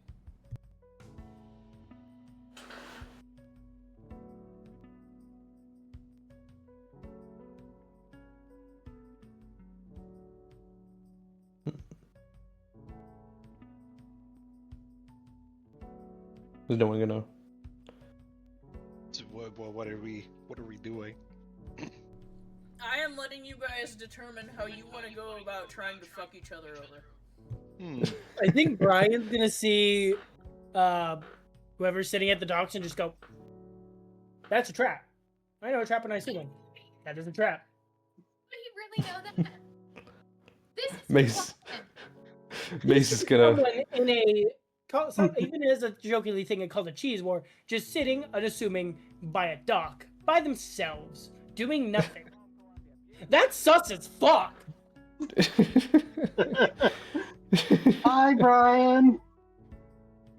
Maze. is Hi, I know going we're in a cheese war, so I'm gonna say this, but I don't actually mean it. Fuck you. Do you think I can snipe Anna from here with my cheese wheel? Do it. I can try. Maze is gonna line up a shot and make an attempt to throw a cheese wheel as far as he can. Right. Make I guess. Bet. Okay, that is a 17. I think Brian's just being really cautious because he knows Minerva's probably out to get him. Anna, he's not being subtle. You see Maze throw an entire wheel of cheese in your direction. Oh no. So, whatever Anna has done, it looks like the cheese wheel just goes through Anna. Oh, so it's like a hologram. It's like a light mirage. Okay, I'm gonna go back to the academy. Yeah, same. Can I roll perception to see if I Actually- can see anyone or anything, hear anything? Roll perception check. Please roll good. That's a nat fucking 20. Anna, with him rolling a nat 20, what does he see? Yeah. On what happens, she basically, as quickly as possible, just morphs into her light form, like her light bow form, Uh-huh. so that she's untouchable for a second, and then comes back into normal shape. Wait. She's quickly shifting into a weapon form so she can't be touched for a second and then shifting back. So if we launch a very fast volley of cheese at her, she shouldn't be able to dodge it all. Brian is then going to... I'm assuming he's taken some, like, American cheese slices from other players. Can he try to, like, ninja star throw them at her in rapid succession? I suppose you could try to do that. How many Hell cheese yeah. slices are you throwing? I'll say... And How is many... Anna how would you think saying you would gather this? from people? You could probably throw 4 without. I was gonna say 5, In but the I didn't want span to... of 6 seconds, I would say you could probably throw 3 or 4. Okay, we'll say 4. Okay, so 4. Anna, once again, not being subtle at all, and you being within hearing distance of this entire conversation, Brian begins to hurl cheese in your direction. As he's winding up to throw, from behind him, a little orb just sort of bounces up right next to him. Little orb of light. I think seeing that, Brian's just gonna whirlwind step out of the way. Is it Guardian? It is, but they're dropping a flashbang. Nice. Brian's gonna fucking whirlwind step out of the way. Brian, you're in the middle of throwing cheese when this happens. Shit. So you're gonna get hit with a flashbang. Nah, fuck. Okay, how many turns am I blinded for? How long does your flashbang blind? I don't even know if she's I don't mastered think it. it has a turn order. I would say for like 8 turns. So for about 6 Yeah. 6 to 10 seconds, you can't see shit. Maze, you're also within range of this flashbang. And so is What, he was trying to leave? I think Brian getting flashback is just going to... It's a fucking Cat 1 hurricane at her. But that might be a little obnoxious. So I think he's just gonna whirlwind step towards where he knows the academy is and just try to get away. He's just gonna grab... Hey, he's gonna fucking try at least. So you're blinded, and you're attempting to whirlwind step. Roll me a Oh, intelligence actually, check. I have a... Hold on. I have a better idea, actually. Scratch that last idea. A better idea. I'm gonna cast Acid Rain because, okay, listen, theory. The acid should melt the cheese. But at the same time, that's bad because the acid might melt the cheese. But also the acid would melt people's skin. Yeah. Yeah, that wouldn't be good. that wouldn't be very good. Fine, I'll roll an intelligence. Yeah. Can't believe this whole time, Brian. Background as the voice of reason is absolutely crazy. All right, 18.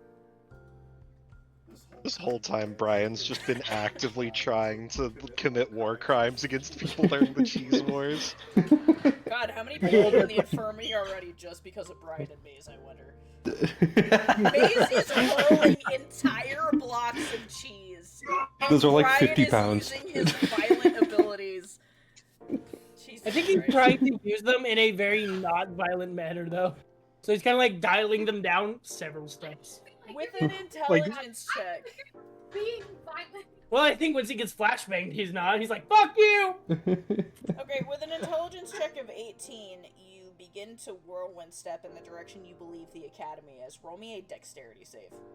Oh, fuck. I'm really good at that, though. Please roll good. Please roll good. Don't fuck me. I fucked up that roll. I'm just gonna grab something I can actually see the numbers on.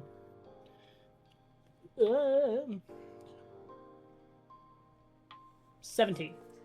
With a 17, you get your vision back just as a wall is inches from your face, and you manage to stop yourself from smacking into it.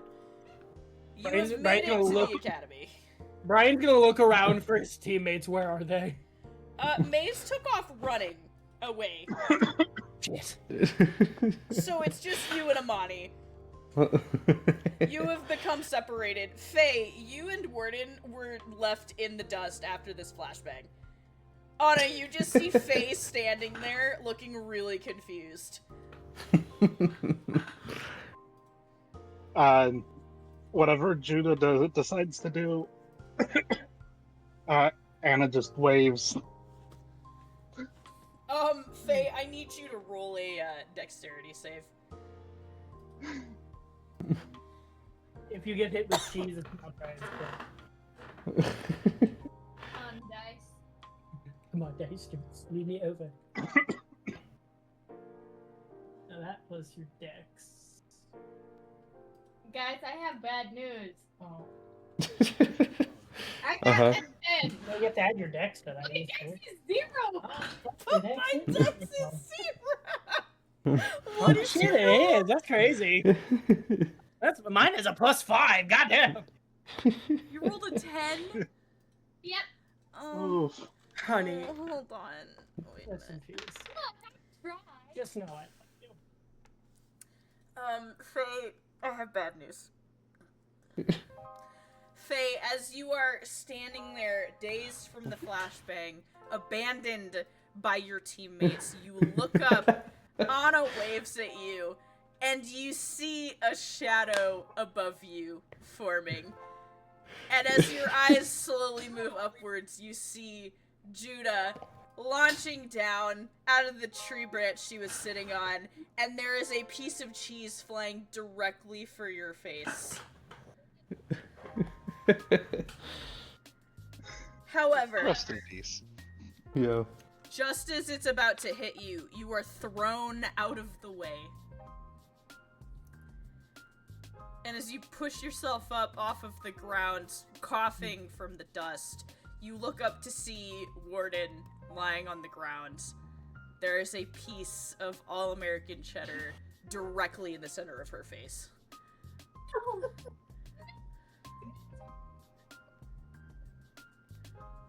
She will drop to her knees. Can I hear it? I can't hear it. Distant, faint screaming in the Oh, background. Yeah, shit, that's I what need we my need, yeah. microphone. I'm sorry, hold on. Oh my god. My cord. There. God, why Can you hear me didn't you Yeah. dodge? Cool. Alright, I have to redo that, which is fun. Why? Why couldn't it have been me? No! I would have thanked you! Warden puts a hand on your shoulder and says, "It's okay, kid." You will be remembered! She As will a- start to run. She Faye, you Napoleon. take off running! Look at, Warden has been eliminated. Apollyon, bunching on some popcorn, points and nudges at Pridwin. Oh, they got one. Well, that didn't take very long, Katya says. So, talking that the one in armor is the one who went down first. I mean, to be fair, the armor doesn't protect you from the cheese. She's not It weighs very you down. fast in that thing. Gabriel just shakes his head. Iger goes, score another point for us, he says. There's like a whiteboard on the side, and there's like a very complex diagram of the different teams, and he just A bunch of adds a tallies. tally mark. How are the songbirds doing right The ladybirds, there are a lot of tallies under the ladybirds. Like, they have already got like 40 eliminations. Even though it appears that Anna has been sitting at the dock all day, her guardian and Judah have been busy. Yeah, no, I would say, based on the rolls that you guys gave me, all of you have at least 20 eliminations between you and your partner. Isaac has not made any effort to hide. He's been standing. I'm just imagining he's standing in the main courtyard waiting for people to come to him. There's just cheese everywhere. I mean, like, Is like- Arthur walks into the security room and just leans over Katya's shoulder and sees Isaac just standing in the middle of the courtyard. Apollyon leans over and says, "Who are you?" Oh, I'm just a criminal that wandered in here. Oh, okay. He looks back. Yeah, he would too. Goodness. Yeah, that checks out. Yeah, that tracks. We did good, she says, patting Arthur on the arm. Better than I thought. And he has even less eliminations than our secret weapon, too, she says, smirking. Arthur just pops a bottle and sits to watch. I feel like How Arthur's many- like, so are we taking a shot every time we get an elimination, or are we taking a shot every time somebody else gets an elimination? It's a great question. I've just been taking How many shots people ever have been- since. That's a great idea, actually. Load me a bottle. On a completely, unrelated part of it, how many kills has Ein gotten? Ein? Ein? Ein isn't a 3-star, so technically he can't eliminate anybody. Ah. He's just going around exploding with cheese every now and then. Also, I He's just feel doing like it for the love of the game. all of Oh, them, yeah. everybody who's not a 3-star isn't actively helping a 3-star. They've all, congregated in the cafeteria, and there's, camera, video feeds that have been set up, and everybody in the cafeteria, cheers when people get eliminated. They're setting up beds. They are. There's, a whole viewing area in the cafeteria. People who've been eliminated are in there. 2 stars, 1 stars. Prigwood's whole class is in there. Every time that, Minerva surfaces every once in a while, they cheer. So that's what you guys are doing. Isaac is standing out in the main area. Let's see. Is there anybody else who I'm missing? Oh, I forgot that he wanted you to play Orion. Oh yeah! Oh, yeah. I wonder You where need to bring Orion and Zawa glory. Wait, who's playing Orion? He wanted you to. You! Oh, me! That's right, it was me! Okay, here. You Let were me the do the- chosen one! I was the chosen one. Because Because I did. It's because I did Jim before. Alright, hold on. Let me do presence, attack, dexterity. Let's see what he gets. Okay. Presence. That, okay. Hold on.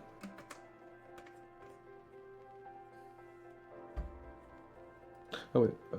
Hold on. I'm gonna have to pull up his sheet.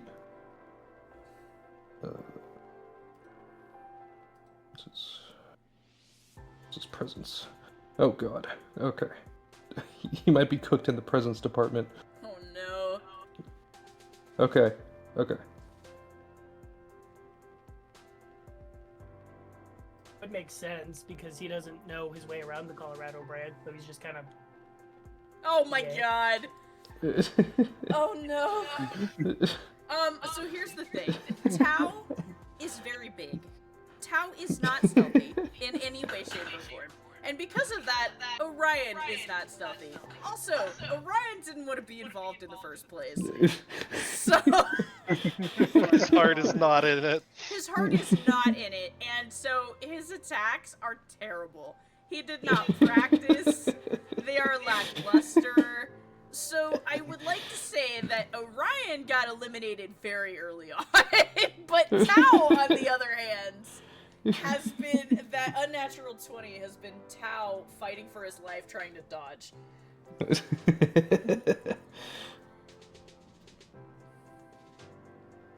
Rest in peace, Orion. Rest in peace, Orion. So, coming to the close of day 1. Day 1? How long does this last? Forever. Oh, okay. The cheese wars will never end. Until there is only one. Until there's one left standing. I want to see the fight between Anna and Minerva, honestly. Coming to the close of day 1, over half of the 3 stars have been eliminated. And I am going to ask you, are you guys going to rest? Or are you going to be sneaky little bastards and try and eliminate each other during the night? Oh, sneaky bastards, obviously. May as well be a sneaky bastard. Is anybody not being sneaky? Isaac's not being sneaky. But are you sleeping during What the do you night? mean by not being sneaky? Are you guys going to rest in your rooms, which are safe zones, and prepare for the next morning, or are you going to try and eliminate more people who are active in the night? Sleep is for the weak. Isaac's staying out in the open. He's still waiting for more people to try and stop him. Oh my god. He can rest when the war is over. He will climb the mountain. He will climb the mountain. I feel like at this point the cafeteria has turned into a giant like sleepover. Like there's just people with sleeping bags and everybody's got like popcorn and they're watching everything going on.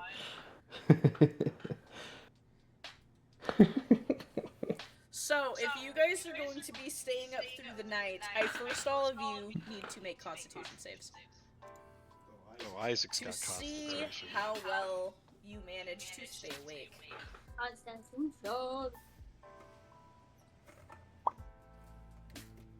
Isaac's got plenty of constitution. Same with Maze. That's like his best stat by Yeah. far. Other than strength, it's Maze's too. His strength isn't actually that crazy, but it's because it's split in strength and dex. Oh wait. Yeah. I didn't- Hold on. I went stupid. Let go of my computer. I already did.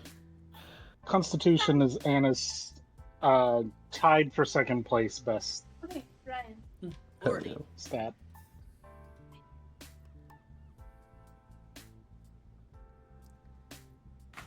Pretty good, pretty good. God! I rolled the worst con. Oh, whatever, Ryan roll. Alright, let's do that. Let's do Orion's. Jesus fucking Christ. Anna, you are in. You are not tired. Tiredness doesn't exist. Sleep is for the dead only. In the week. I got a plenty of rest just to relaxing at the dock all day. What did you expect? Yeah, you're right. That's fair, yeah. Jesus! Oh Oh my is god. all adrenaline. There is no sleep. Sleep is for the weak. Orion let him down. Tao has to carry. Now it's the lock-in. That's insane. Well, how much? Let me see how the gang's doing. How much? they're fine. Oh. Okay, That was a so 14. none of you That's a pass fun out fact. during the night. With that being said, I need all of you to make another set of presence, attack, and dex checks. Oh boy.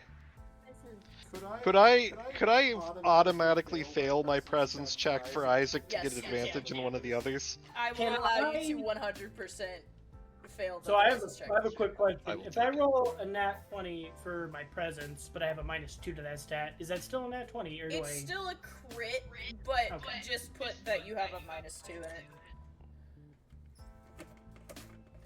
Presence, attack, and what? Dex. And I need to make Ooh. attack. It's not awful. Thank God for that fucking advantage.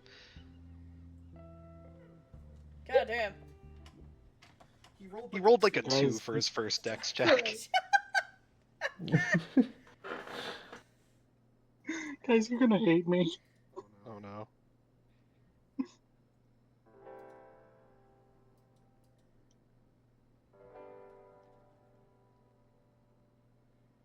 Jesus! Good lord! Listen. Holy shit. Different dice. What the fuck is that? Jeez. Hey. Fucking Christ. I think Brian's just gonna be stealthy trying to avoid Anna. Fuck. Yeah, at this point, Brian, you are not engaging. You That is are a wild. shadow. You and Amani are one with the darkness. You do not want to be seen or heard. Oh, We stole Faye. all the shadow power and now Oh, we Faye. Tao is fun. Oh, Tao. Tao. Yeah. No. That staying Oh. up did not help. Tao's going to be that one image from fucking Vinland Saga. Except instead of arrows, it's cheese. Okay, good, I tried. Haven't. With the rolls that have been rolled, Tao is eliminated. Tao Damn. is eliminated about 2 in the morning. In fact, I feel like Tao is eliminated by Isaac. Yeah. Bro wandered in, sleepy, yawned, got smacked with a piece of cheese. Tao thought maybe he could, like, just be faster than you. And unfortunately, he was incorrect.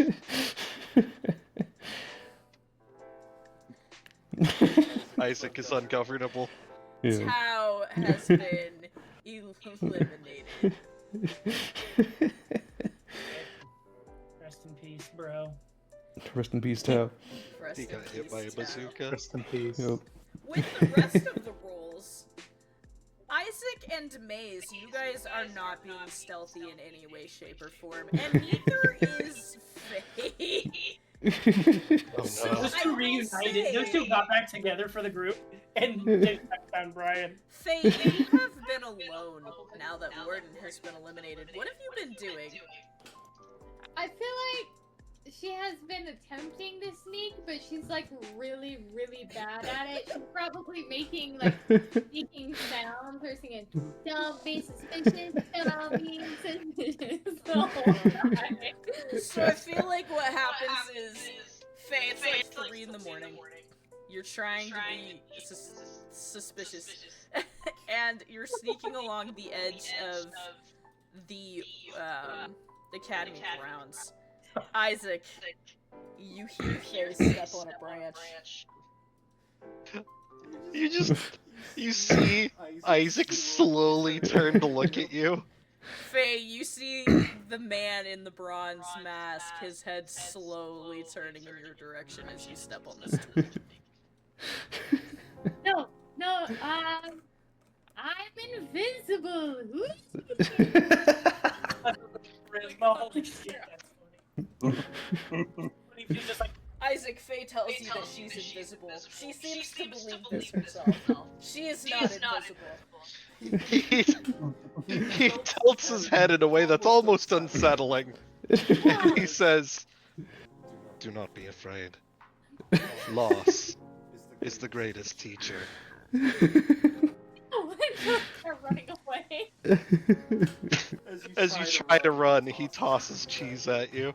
I need you to roll a dodge and Isaac to roll an attack. Oh no! Oh, Oh no. oh, I'm so sorry. Oh, you rolled a nat 20, didn't you? Mhm.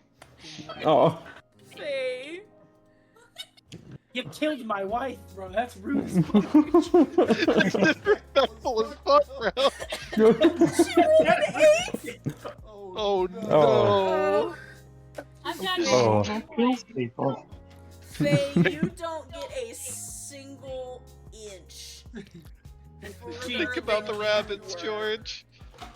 Before you get pelted with a piece of cheese so hard it throws you about 5 feet backwards. Faye has been eliminated.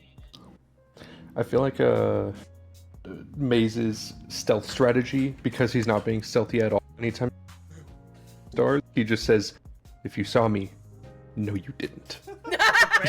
His strategy is aggressive stealth. No one survives seeing him. Oh my It's god. intimidation stealth. Tal and Faye have been eliminated. Brian is trying not to engage at the moment with his Nat presence check. Isaac is still in the courtyard. Anna, what are you up to besides eliminating everything that moves? She is specifically going out after Solon and Xavier, Okay. as Oh no. as she knows that they are quite possibly the only ones who can keep up with her and her You know what? guerrilla attack. That is fair. Let me open Solon's sheet real quick and roll for him. I will say it would be just Solon. Xavier is not participating. Okay.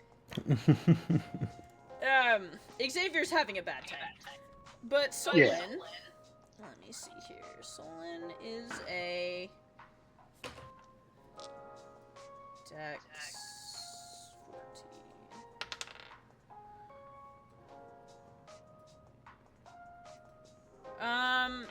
He rolled a 19 to try and dodge your attack. You can roll with advantage because you had a crit. Okay. He has really high dex. Yeah. Dex and speed are like his shit. Yeah, it's kind of the reason they're targeting.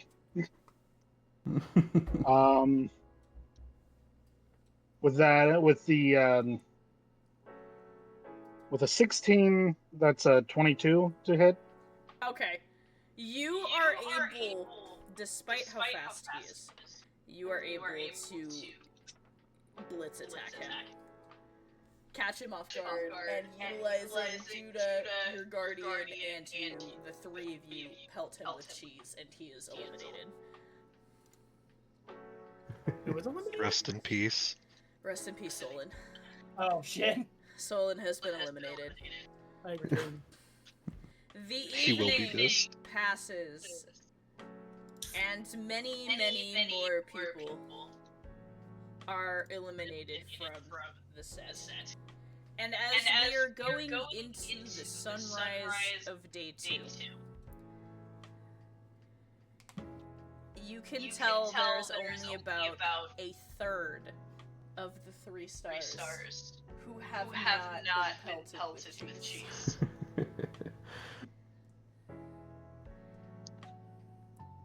What is all of your strategies for day 2? Keeping in mind none of you have slept. I think Isaac's Brian still is gonna- staying in the courtyard amid the remains of battles past. Just laying everywhere in the courtyard. I feel like Brian is finally gonna go back to his room and sleep. Brian Having goes to stuff sleep there. for mid-morning. Also, Faye is not leaving the spot she was pelted. In Faye's mind, he is dead, and so she will lay there until this is is over. Faye, I'm Isaac, imagining come she across decided Faye. she was gonna play dead, and then she fell asleep. So Isaac, Yeah. you just see Faye laying where you downed her. Isaac's just been standing in the center of the courtyard like this the whole time. He would. Just waiting for people to approach to try and challenge him. Oh my god.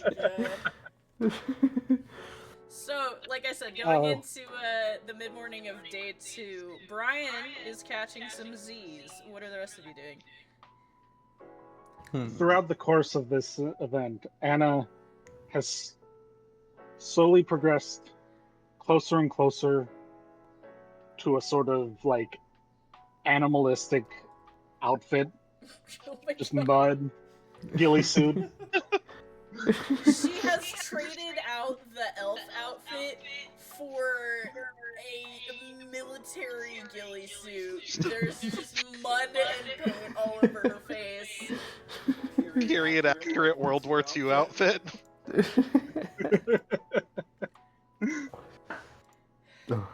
Complete with trench foot.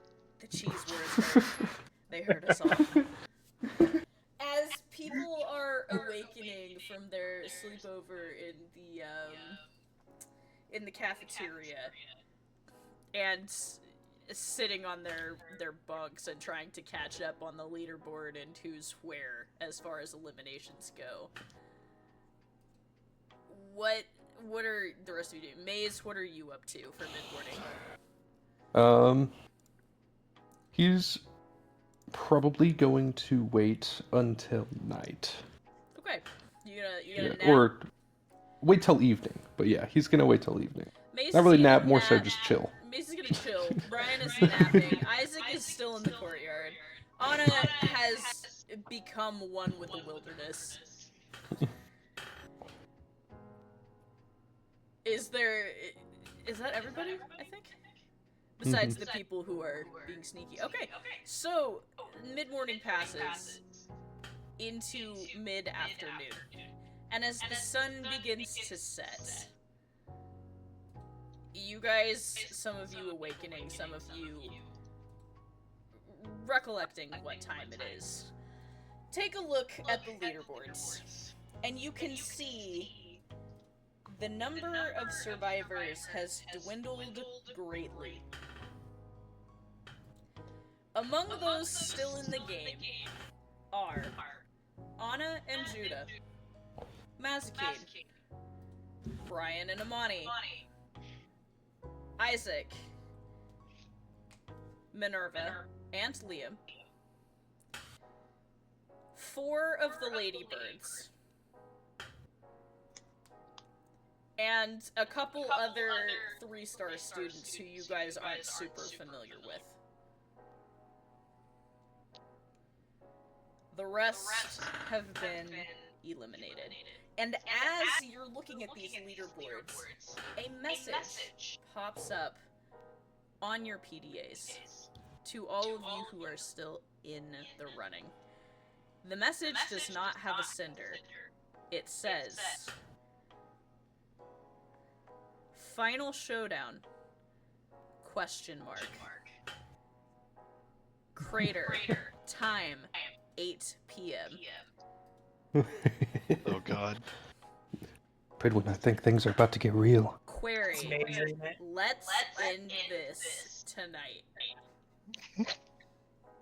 I actually set up a deer cam over by the crater. If you want to look at it, I'll hook it up right now. Oh, I am very interested in what's about to happen. Are all of you going to the cheese meeting? Hell no. The cheesing? Maze does not back down. Isaac's not back Oh. down. No. Anna's going to be there first thing. Anna's been there. Anna's already there. Yeah. Anna has been laying in one of the many grooves of the earth that the giant fire tornado created.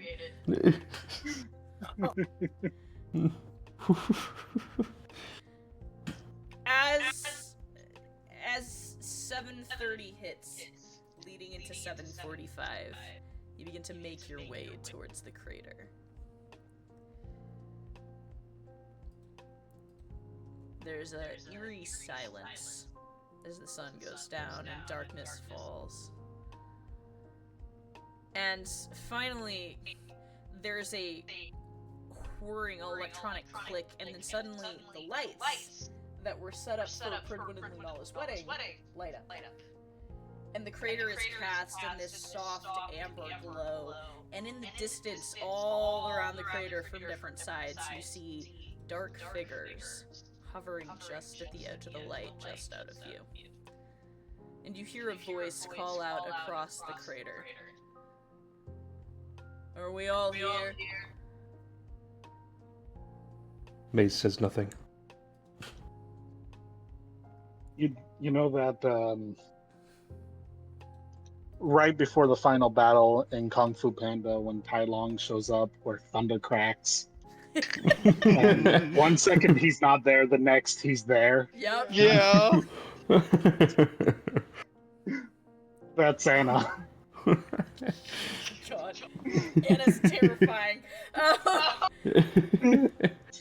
Anna appears, manifests. She and Judah are standing there in a crack of inexplicable lightning question mark. What about the rest of you? Isaac standing, I said Brian wasn't going. arms open, prepared for battle. Isaac has made himself very obvious. You do not hear her, but you can feel her presence. The feeling of being watched. And you can tell that Liam's voice is the one that is echoing over the crater. Let's just make this real nice and easy. No need to drag this into a third day, right?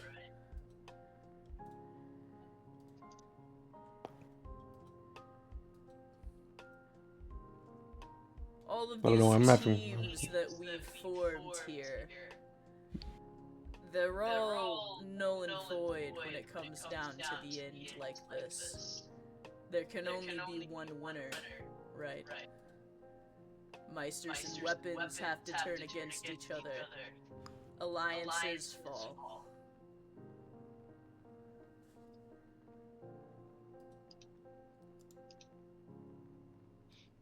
It's cheesin' then.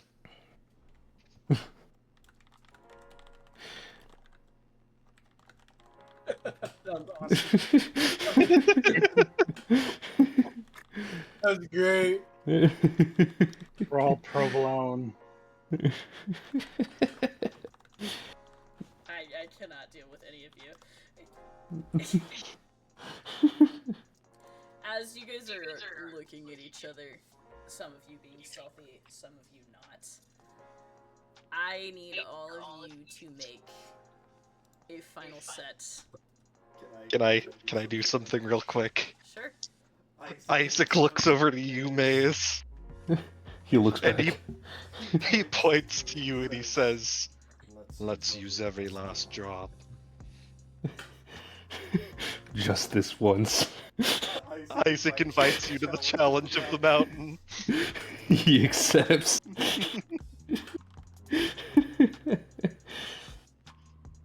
Oh. What does Mountain do? So it's supposed to be double damage dealt and double damage taken. I'm thinking maybe it makes it so that we have advantage on our attacks and disadvantage on our dodges. For this. Ooh. You know what? I'd allow that. Ooh. Yeah, let's do it. Just this once. Just this once. Holy crap.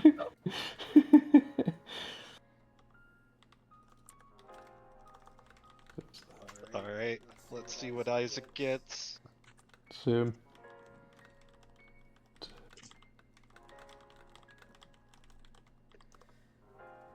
Go ahead and make your final rolls, and let's see who it's gonna come down to.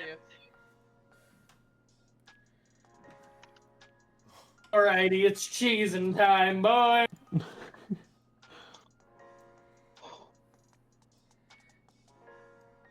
That's not a very good start. Alright, who do we think it's gonna come down to? Katya says, looking at you guys in the death room. I mean, genuinely, like, really genuinely, who do you think this is gonna be? Oh. Oh my god. I'm gonna list everybody that's currently here for the final choosing.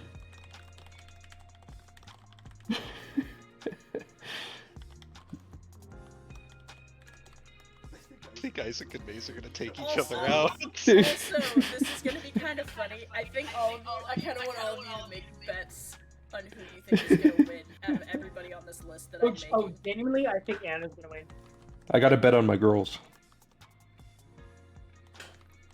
I That's who think Apollo Anna is personally. I'm sure Isaac's gonna be able to take someone out, but he never really got the dodging down, so I don't think he Yeah. cares about dodging, to be fair. I agree with it. I think he's just in it for the love of the game, to be. you know I have to vote on my sister.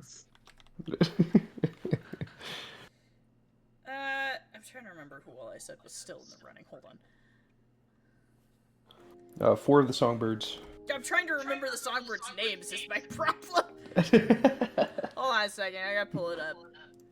Yeah, Connor, Ursa, I didn't have it come down. Calum. Okay, so I said there was Leah, Minerva, Isaac Maze, Anna, Judah, the 4 ladybirds. Did I say anybody else? And Brian. And Brian, yeah. Is that it? I think so. 5, 6, 7, 8. Oh, wait, 9, and then there was 11. three stars that were not very. We don't know much about. So I will Yeah. say the other 3 stars that are there are Alex, Haru, and let me see here. Who is? She's a 4-star, so she doesn't count.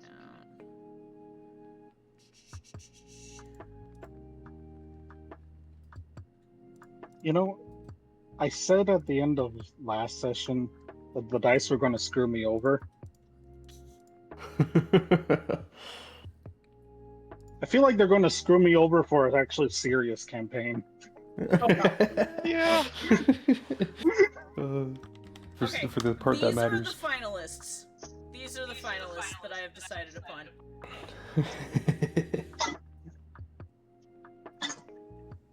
There are 14. You know what? I feel like I should add one more. Who should we make the 15th? We'll just make it a solid 15. Olive. Olive is a star! 3-year-old, maybe. Possibly not. Close enough. Oh my god. Olive and Lumina. The 2 babies. My fucking god. I cannot. Who? Oh, you know what? You know what? You know who I'll make? There we go. There's the 15th. Kale, yeah. Yep, we'll make Kale. Yeah. We'll make Kale. Kale is the silent but deadly killer. Alright, everybody in this list, who do you guys think is gonna win? Gotta go with my girls, personally. Or Minerva. I'm definitely betting on Minerva. Yeah, I'm just going to be biased and say Judah. Bias is allowed. I take my vote back now. No, I'm kidding. Alright, with everybody's rolls thus far, I need to make rolls now for multiple other people. Hold on. Let's see. So I need 1, 2, 3, 4, 5, 6, 7, 8, 9, 10. I need 11 different d20s. 1, 2, Oh god. 3, 4, 5, 6, 7, 8, 9, 10, 11. I'm gonna do single rolls for everybody down the list, and we're gonna see who just gets knocked out right off the bat. Okay, well that's not surprising whatsoever. Also not surprising. Going down the list. Oh god. Oh, he rolled. They both rolled 5s. That's a 7. Oh my god. That's another crit. Really gonna be like that? It's gonna be a massacre. Okay, so basically, based on the rolls I just had, there are 3 people who rolled nat 20s and everybody else rolled below a 10. Oh my god. Crazy. Okay, so based on the list that I have just done, this is, what happens?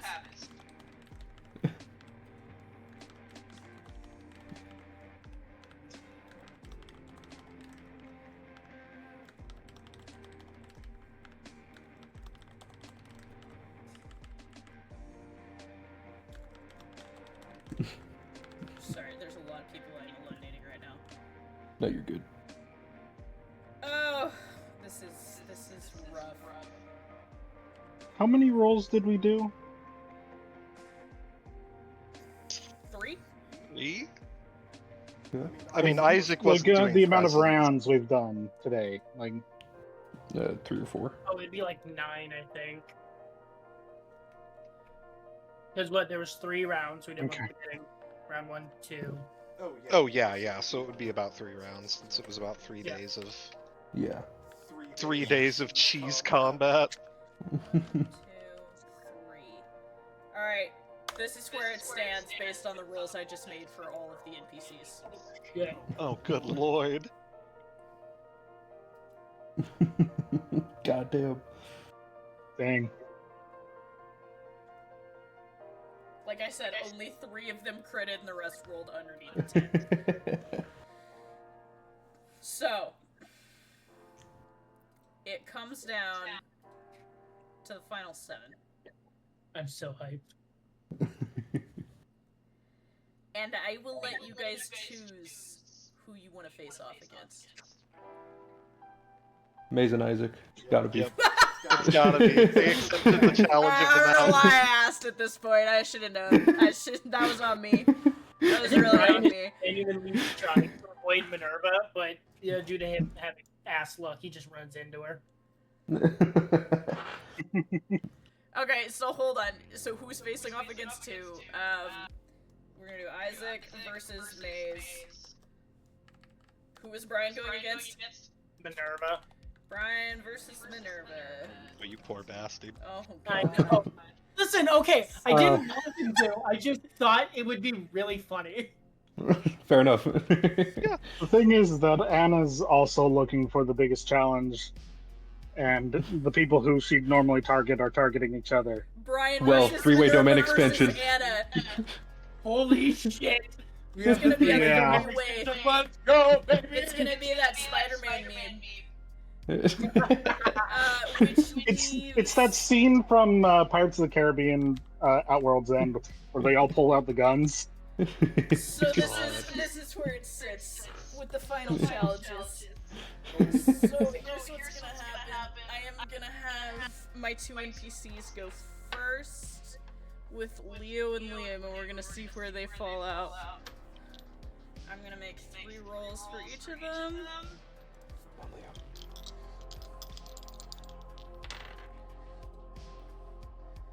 Okay.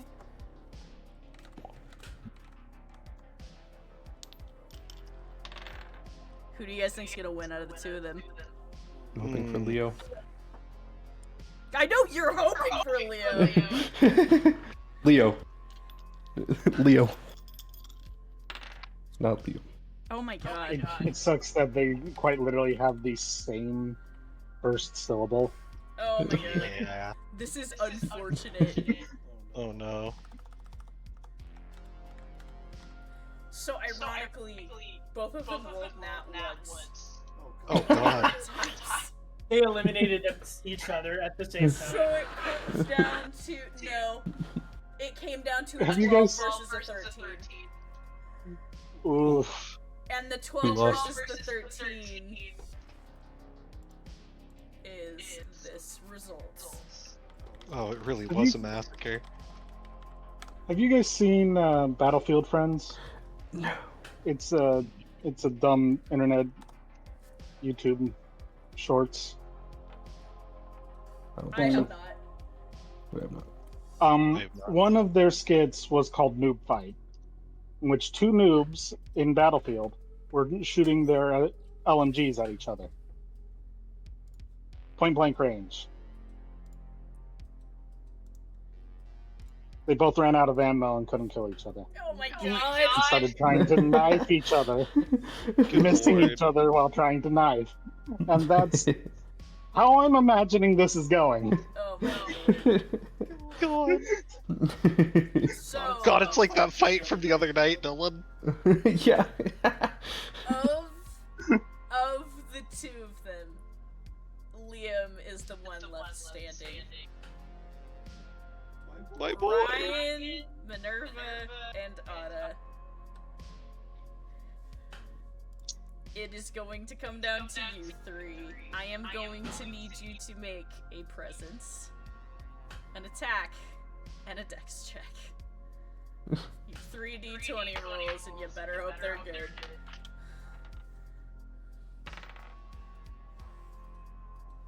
Okay.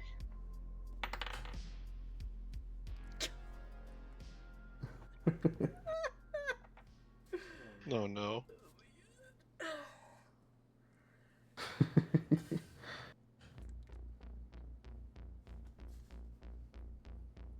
It's not bad.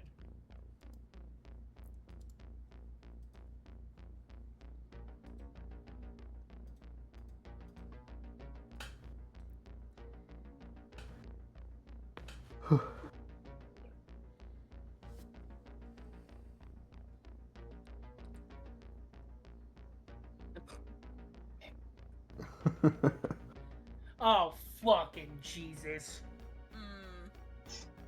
My God, Anna just does not roll below a fucking 20. She Holy really shit. doesn't. Like, that is insane. So- Man, what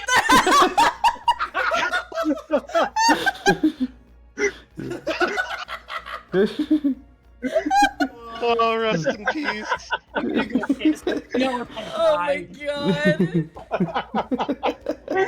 God. Y'all wanna know what Minerva rolled? What did you roll? Oh god.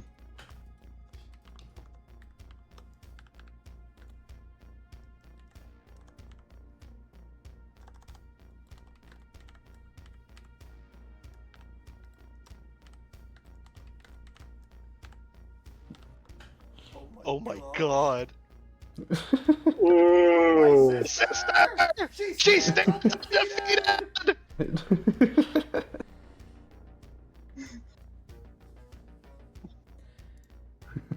Playing out with this. Alright. Oh my god. Playing out with this, Brian. Immediately, the two girls are on you. You are not stealthy. What is that? You have lost the stealth benefit. Rest The in only peace. thing you can try and do is attack and dodge. Which you do very well. Your attacks are spot on. Could I try to use my experimental ability to throw him off a little bit? You would have had to have done that before the rolls came out. Yeah, that would've been so cool. Unfortunately, with your attack, even at a nat 20, one of the two of them rolled a nat 20 to dodge.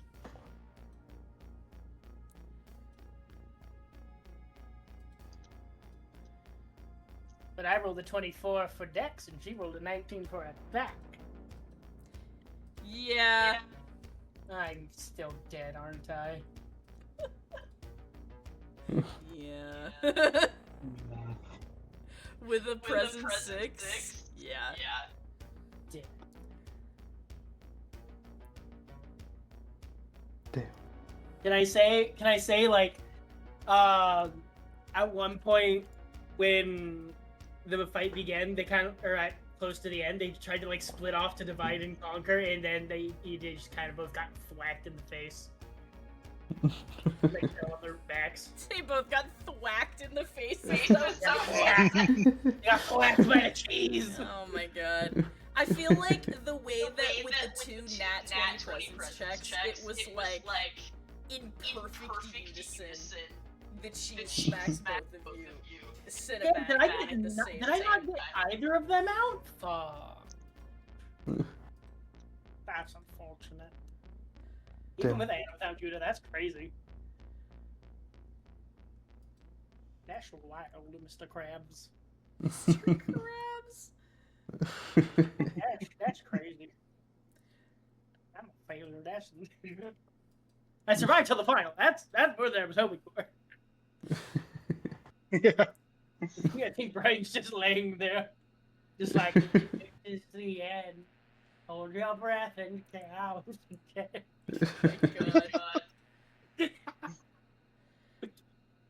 Oh my god. I'm just trying to figure out how this plays out, because my brain is looking at all these numbers. Yeah. That's really funny.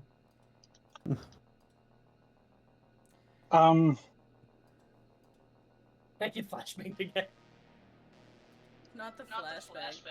Not the flashbang. Just back-to-back flashbangs.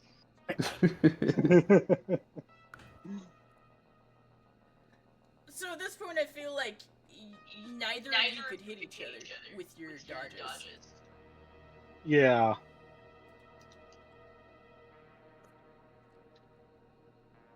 What do you guys think? Do we have them duke it out again? I think that they should probably duke it out again. Yeah. I guess do a final d20 roll between the two of you? I guess.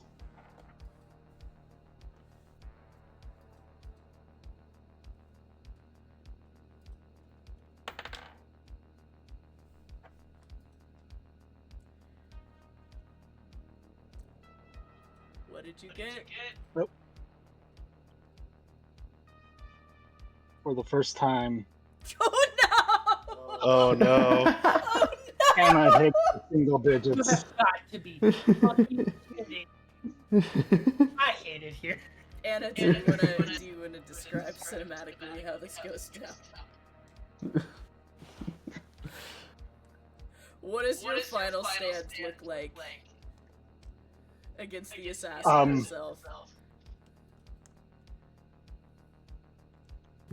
She thinks she has the advantage in one brief moment as the Guardian comes up from behind. And it's just that two people trying to punch one person and they're just dodging out of all the hits.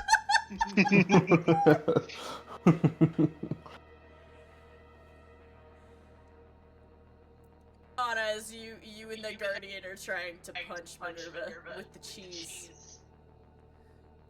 Minerva rolls in the most agile, fluid movement. She is water in this moment.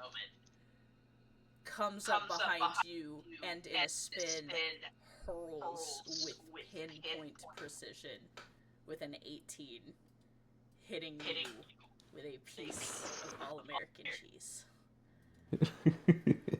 Anna, how do you dodge literally everything, but you fail to dodge that?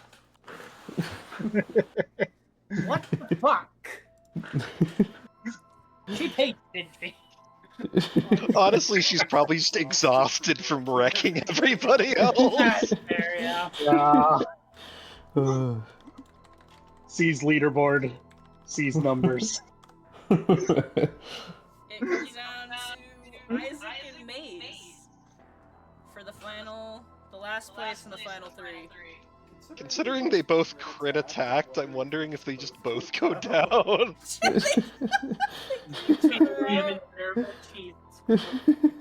They literally just stop fighting with the cheese and start fighting each other. Yeah, they just start actually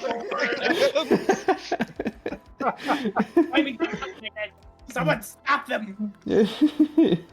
Start We trying to could, punch the shit out of each Let them cook. They make their own rules. Whoever actually goes down loses. This is gonna be a one-hit fight. Whoever's left standing literally wins situation. Yeah. Oh my god. I guess. Or dude. Roll attack rolls on each other. Oh god, with Since you guys are advantage. trying to With literally advantage. punch each other's lights out. Yeah. So that's an 18 for Isaac. That's a 20. Oh my A god. dirty or a crit? Crit. Oh my god. So what The happens, advantage boys? saved me. My other roll was a 3. Oh my god.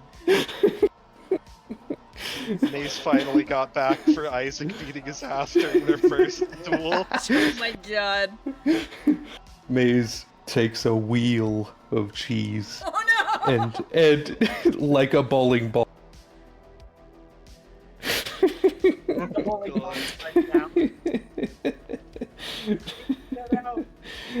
Isaac just watches the cheese careening towards his face, and he just closes his eyes and he says, "Finally, a worthy opponent." Single He just- tear. He accepts his fate as the cheese collides with his face. Isaac, you are literally knocked out by the cheese. Isaac is unconscious and eliminated. And that brings us down to our final 3. As it was meant to be. Damn it, Katya says under her breath. This gif was perfect. Let's go!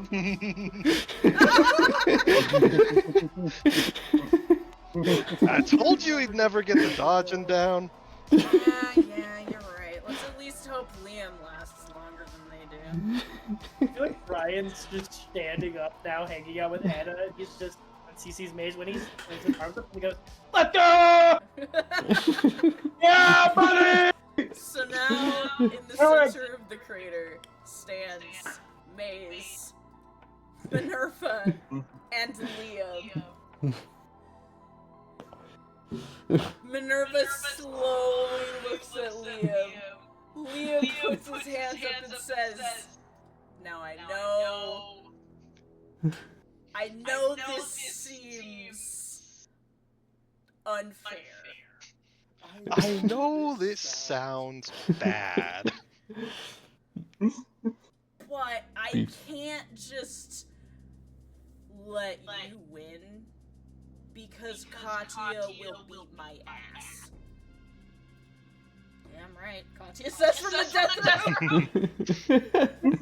row. Minerva does that thing where she looks at him, holds up a piece of cheese, flicks her wrist, and it turns into 6. Like in a car array style. Now I have to ask before we begin fighting. Who do we fight for? Who is your coaches? Cat, Liam says. Minerva? My brother. I don't really know who my coach is. I didn't really. It would be Apollyon. I never really picked anybody. Apollyon did tell me that. So, He says this, he you says don't that even again. have anything you're fighting for. It would be a real shame if you won, because then none of the coaches would win. But it would also be really funny. Would Apollyon count? Because he told me the rule. You did join our team. No, for they both say, yes, Apollyon says from the side. Apollyon would say yes. He did join our team for a while. I did join Brian's team. Well, Hear me out, Liam says, looking at Minerva. We just get rid of him, and then it'll just be down to us, right? Minerva glances at him, glances at Mace, glances back at him. He did take a side opposite of you. Minerva glances back at Mace. He did choose to fight in a war against you. He looks at Liam. We joined up with Fridwin. We were a team. We still are a team, technically. Liam Are you? glances at him again. Technically. Liam did join up with Katya against you before you even joined up as a team. That act alone is... That was because I didn't know she was playing, he says, holding up a finger. You would have told her. Would you not? But you didn't. Really ask, Minerva says. Liam goes, now I know that seems a bit unfair. Azuki, shut up, he says. Mace is just actively making things worse. He walks over towards you and he goes, look, I want to see my kid after she's born, okay? I want to keep my parental rights, alright? I want to live. Well, from where I'm standing, you have to earn that right, Liam. Well, from where I'm standing, roll the dodge.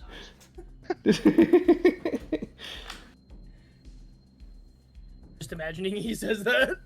Just roll the dodge. He literally says roll to dodge.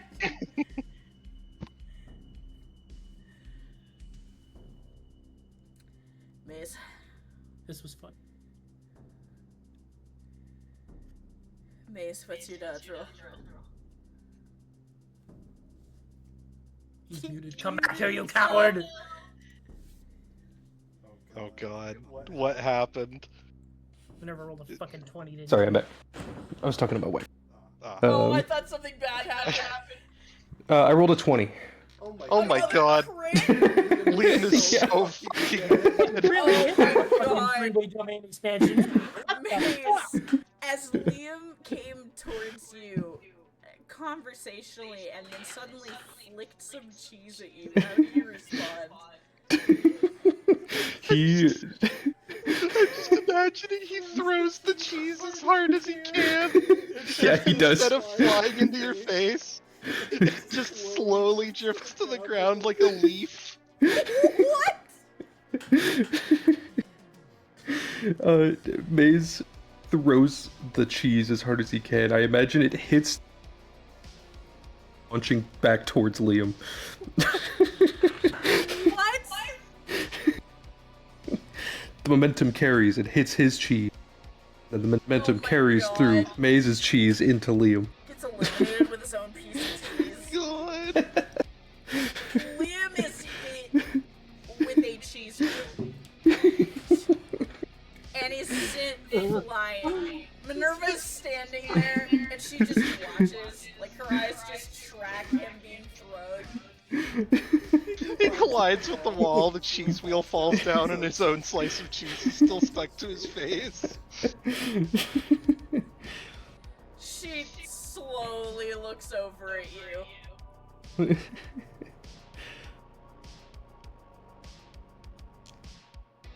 That's one. That's cute. Minerva says. Yeah. Mm-hmm. Well, shall we get this over with? Possibly. I would prefer not to be hit with a wheel of cheese. I am pregnant. Minerva says. I'll go easy. He leans down and picks up a slice of cheese. She picks up one of the many cheese slices later. Discarded slice. Oh my god. Roll the hit. What was hers? I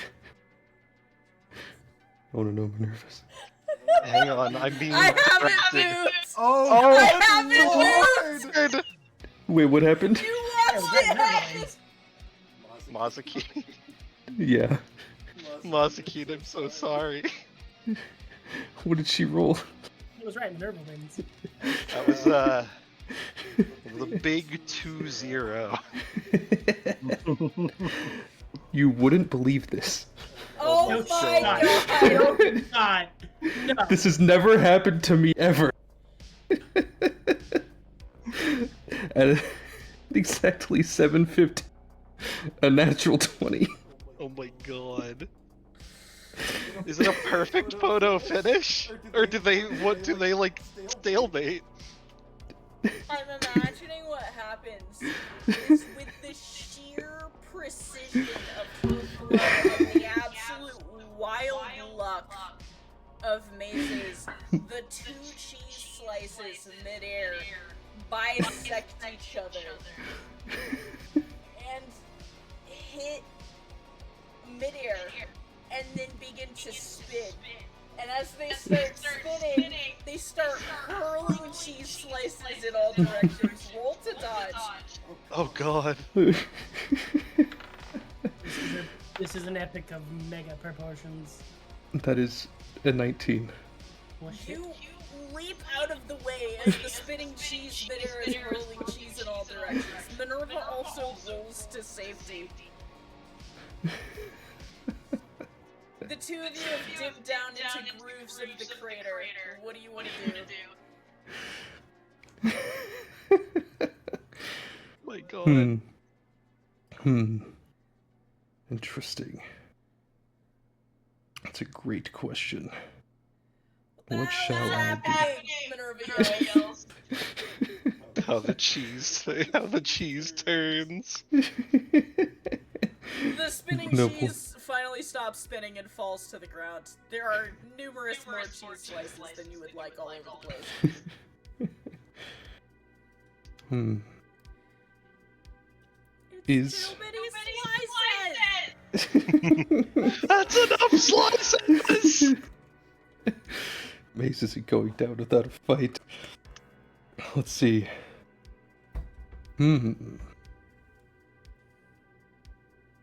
He's hiding in a groove, right? This man hath no groove. In the silence in the storm, The Emperor's New Groove, you could say. Maze has an idea. Oh god. While things are waiting to happen, Maze is going to, while hidden in the groove, cut off his own arm. Oh my god! Good lord. And he is going to wave it above the crevice and wait for her to attack it.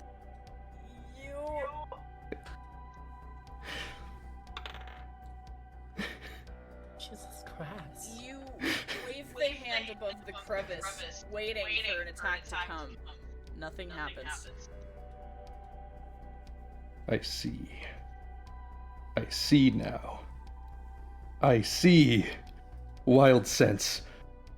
You use wild sense. Is there a check? There's for no wild roll. sense? There's no roll. You are detecting heartbeats, correct? Yeah. Maze. Uh-huh. You use your wild sense to detect heartbeats. And you feel a heartbeat directly behind you. It's time to cheese. Looming on top of you.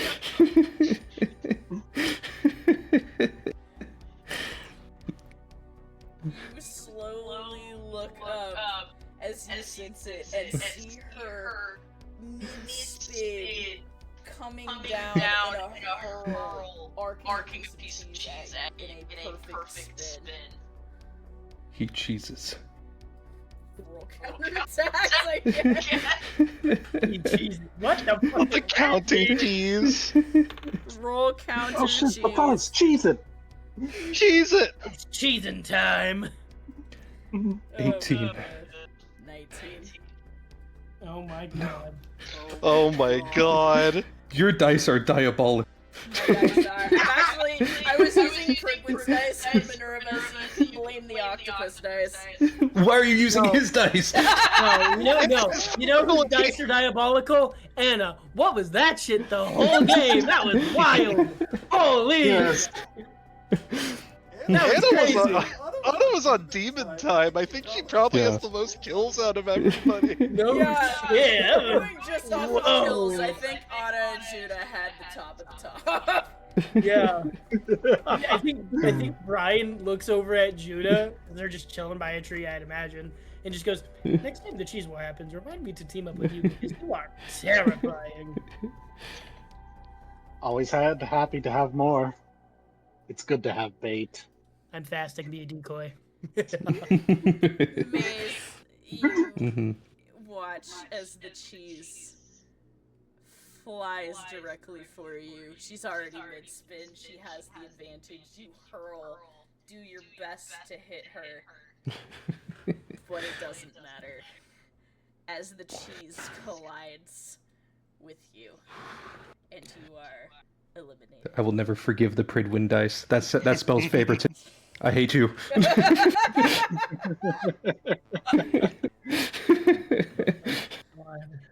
Oh my god. Lost to a damn NPC. Wild. I fucking knew Minerva was gonna win. I called it at the beginning of the. Minerva stands there holding the piece of cheese that you threw at her between her fingers.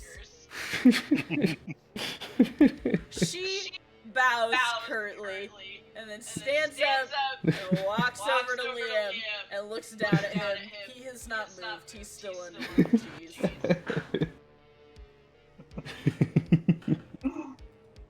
From inside the building, those of you in the security room just hear like insane cheering and angry yelling from the back. Apollyon puts his hands out for Pridwin. Pridwin takes your hand and he says, I can see you were smart enough to try and turn her against me. Unfortunately, the Rhizostoma never loses. Well, Oh, yeah, that we fucks tried. my Katya That's says. crazy. That's crazy. There is a new message that comes across the PDA. It reads as follows.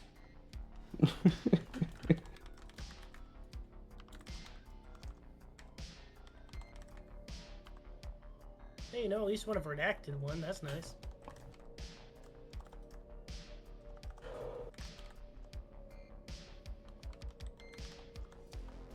Damn. Rest in peace, Maze. Can't believe Bro cut off his own arm. That's crazy.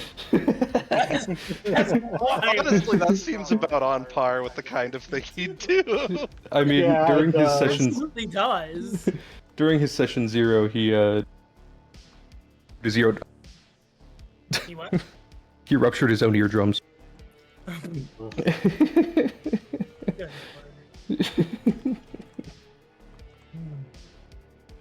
This was fun. That was very fun. That was Yeah, entertaining. that was a lot of fun. Oh yeah. That was Yeah. awesome. And entertaining. A great break from the horrors before we go right back to them. Yeah. Oh shit.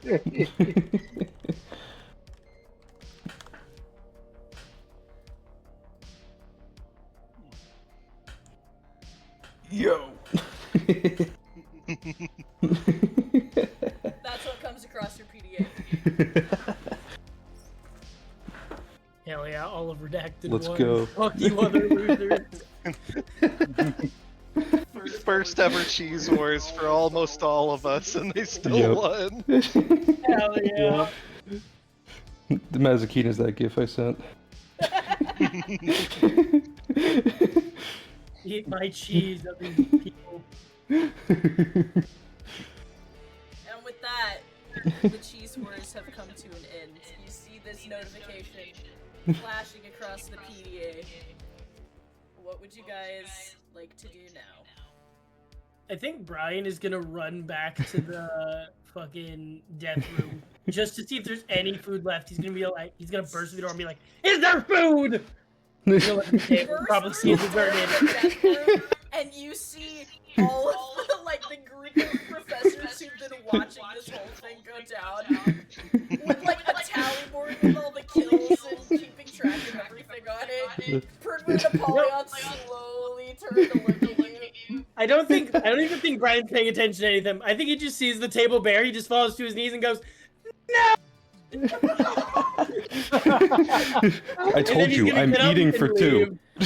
The fact that his sound cut off in the middle of that was like immediate. He drops to his knees, he goes, "Oh!" And then he fucking vanishes. I told you, Brian. Okay, let me rephrase that. He looks at the table, sees it just empty, falls to his knees, and just goes, "No! I cut out again. I hate it here.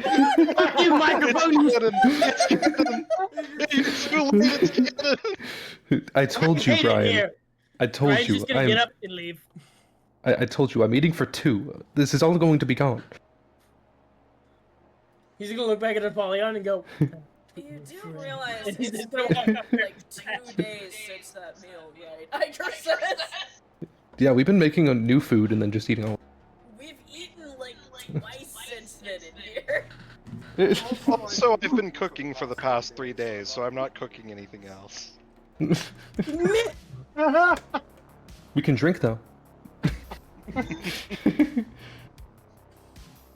gonna go drown myself in the lake now. Not know this is over. I think Brian will stumble upon Faye and just go, Face she's still really lit good, by the bro. courtyard. Yeah, I think Brian's just gonna look at her, peel the probably melted cheese off of her face and go, bro, the cheese war ended. What are you doing? I've been busy being dead. Brian, I guess will use first aid and just go, you're alive now, get up. You fought valiantly, Brian. In the death room, Rachel looks at you, Prid, when it hits her right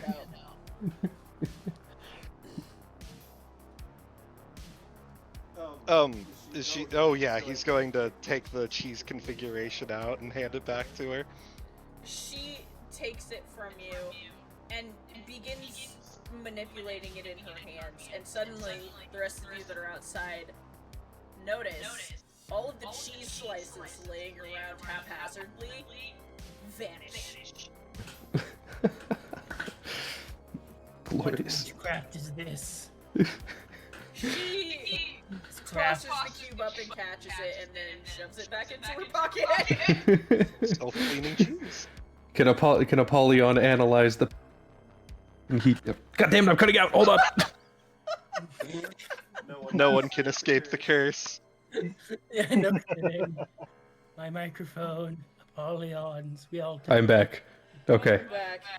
I was wondering, can Apollyon analyze the power of the cheese configuration with his black blocks?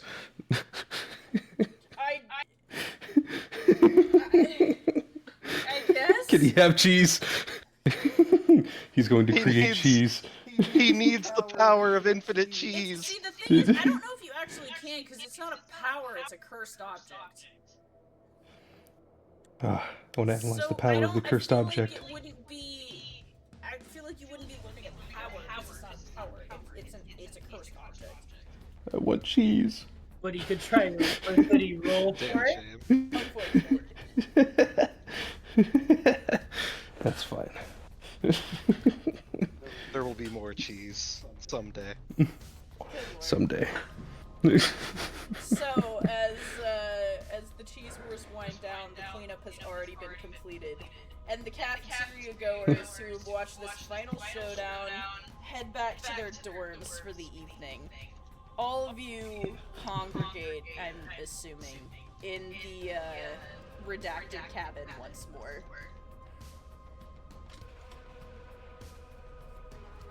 All of you, once brutal enemies, now back on the same standing level with each other.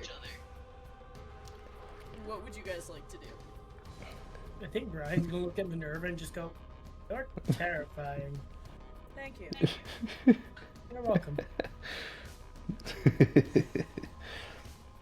Also, You congratulations. want to starve sometime? Minerva squints at you. Now that I would pay to see. Maze is still missing his arm. It's don't think Brian's gonna question. Yeah, Brian's not gonna question it. He knows why. He's.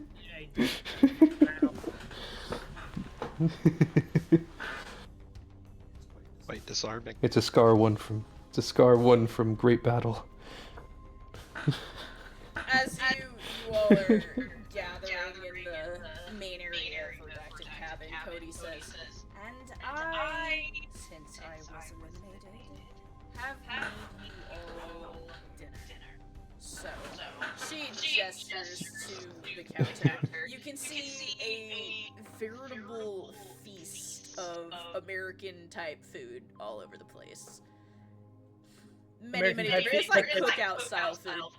Such as burger. Burger, hamburger, hot dog. Glizzy! Hamburger. You got all Right. the side fixings. Brisket.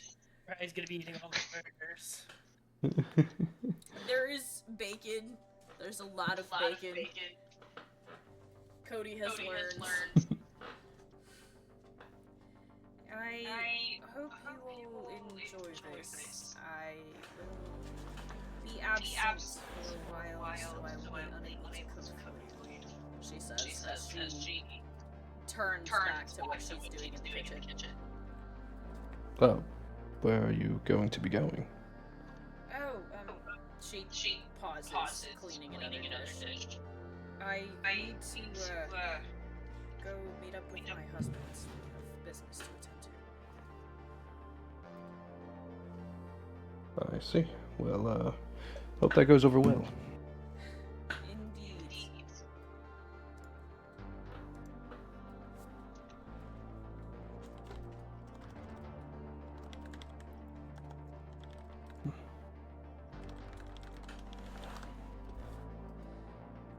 As you guys are chowing down, Ferdwin, is there something you want to talk about? Or perhaps I should mention that I have a feeling I know what our next assignment is going to be. I heard some things about it in the death room, not too much. Yes, so our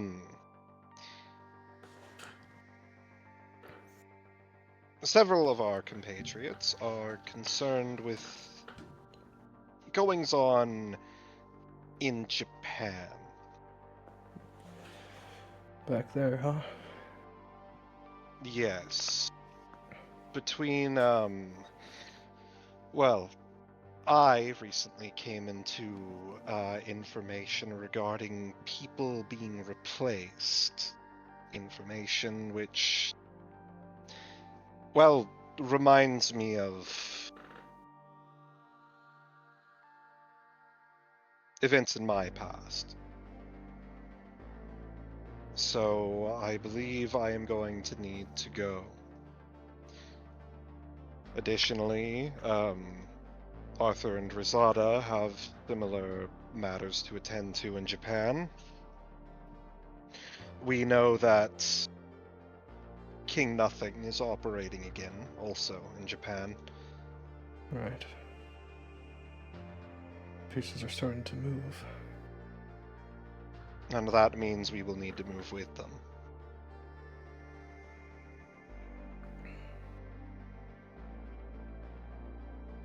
Yeah. After our last visit to Japan with Mayor's experiment, I think it's wise to go there as well. I could see what other things she's got her fingerprints on.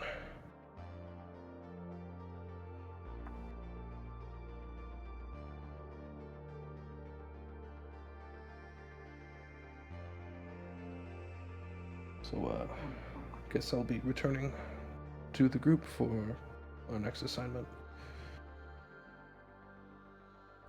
that is if death allows you to. You hear from the side. Well, she was the one who told me that I'm allowed to go off and do things now, so...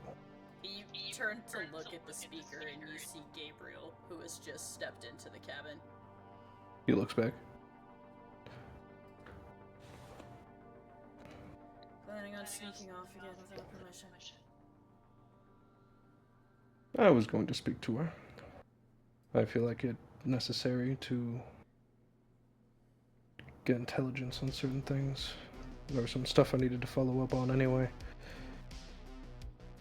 Right, Gabriel says, walking in and sitting down.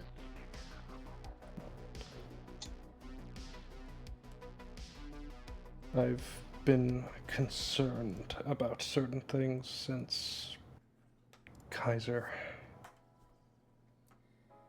Gabriel's face gets solemn. Over the last few years, we've had problems with intruders in our midst. And I'm afraid that with everything that happened in Japan lately, that there might be some over there as well, especially with pack influence. Kirkman, do you want to comment on this? We know the pack's operating. Yeah. With certainty, there have been sightings. Not surprised.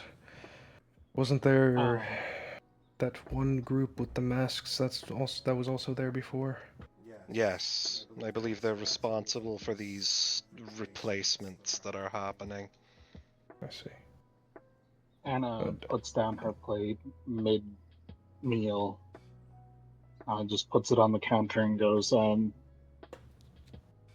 yeah, fill me in on the details later. I'll see ya. And she just leaves. Going somewhere? Gabriel says as you get up. For a nightly run. I really feel like you should stay and be part of this conversation, Gabriel says, narrowing his eyes.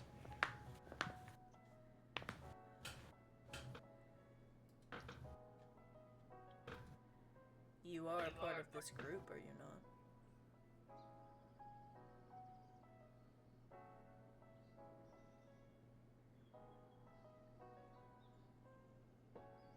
Gabriel's analyzing you. What does he see?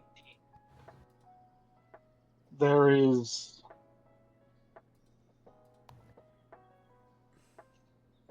It's hard to tell exactly,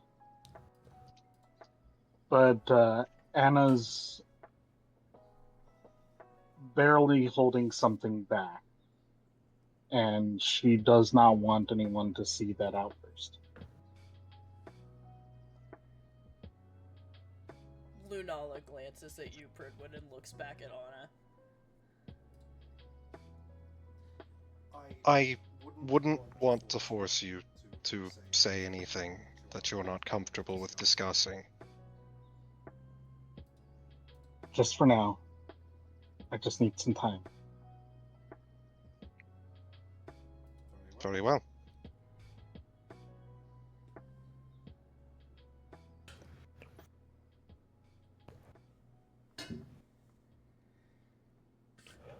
Gabriel raises his hands. Guess I won't stop you.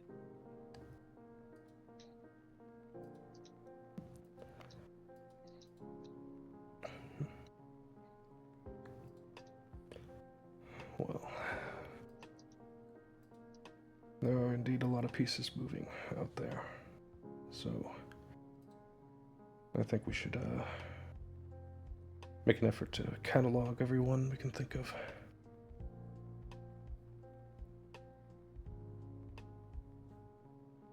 I say an intelligence operation is probably necessary with this.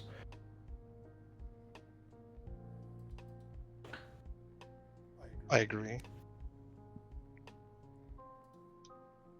So, Gabriel leans back against the counter, looking stressed. What exactly is your plan here?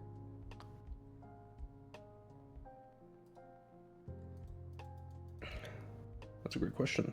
We should make one. Hence why I'm here, he says.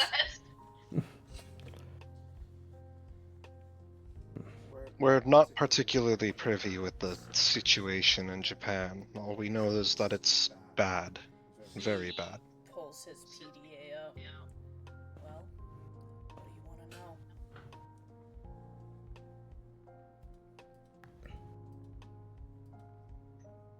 I suppose.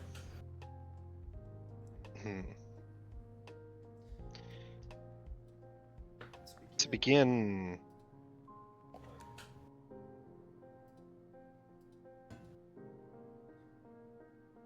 we know the academy is still in operation, but by the sounds of it, the students there have been dwindling.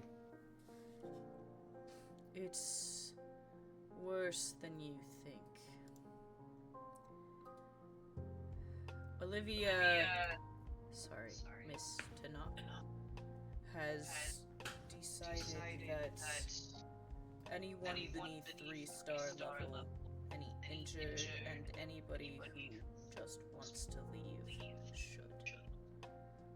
They have begun outplacement, moving all of their students to different academies across the globe. This has been going on over the past week.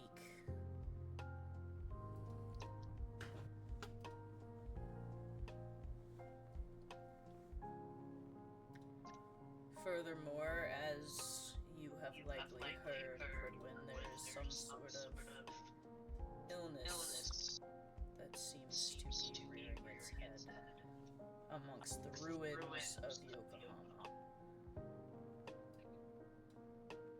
Yes, do you have any information about the nature of the illness? He presses his lips into a fine line. I have heard about reports of open wounds leaking a black liquid. He makes eye contact with you. I see. Erratic behavior.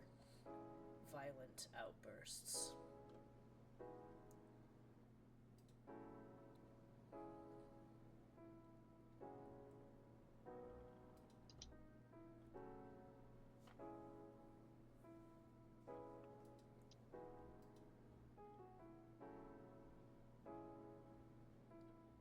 All the more reason we need to be over there.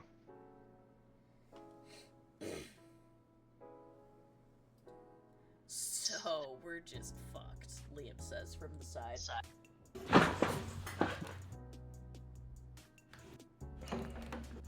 Polyon falling off of his stool, question mark? Oh, sorry, I was sitting down. I was grabbing something. Rest in peace, Polyon. Polyon just collapses. It literally sounded like the whole broke underneath you fell. No, that was just my chair. Ugh.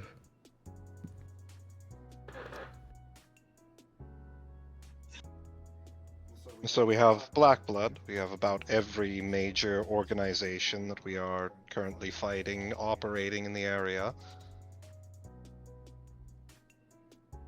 Including King Nothing. Including King Nothing. Do you have any idea what he's doing? No. The only reports Olivia could give me were movements of that masked figure, sightings of him being involved in incidents across the country. But the information is all over the place. Hmm. She is understandably swamped. She is barely keeping it together.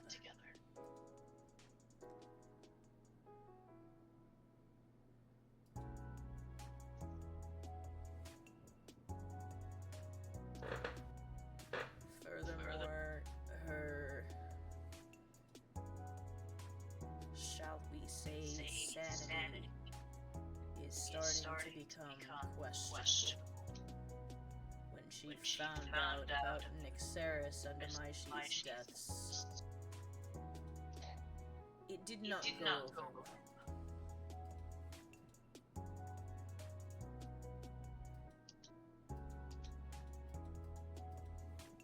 I see.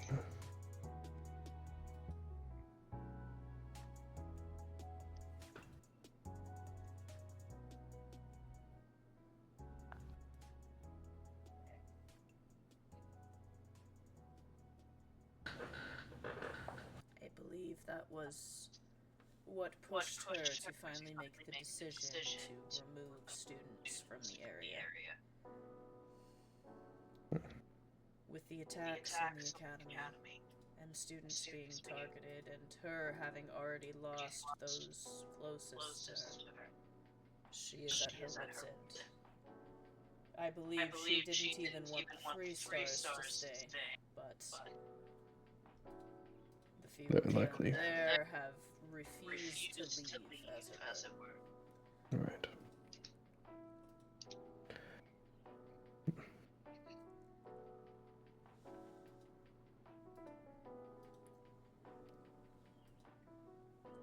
And it seems for all the intents and purposes,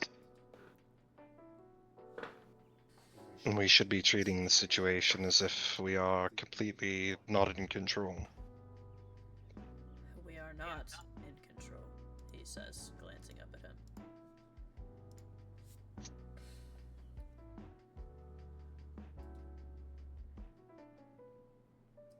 I cannot stress enough that the Japan branch is on the verge of falling.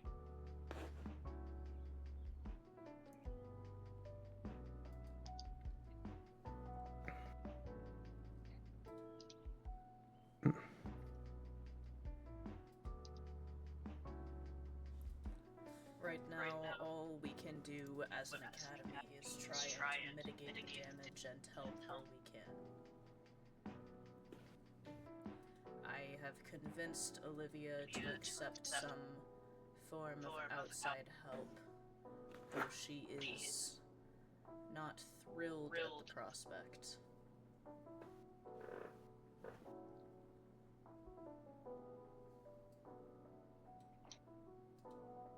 Could only imagine.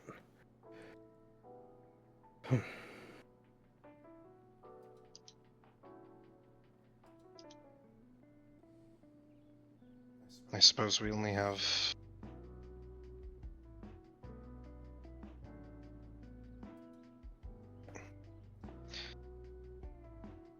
We must do something. And I think that... Well... I think that we've had enough time at the academy.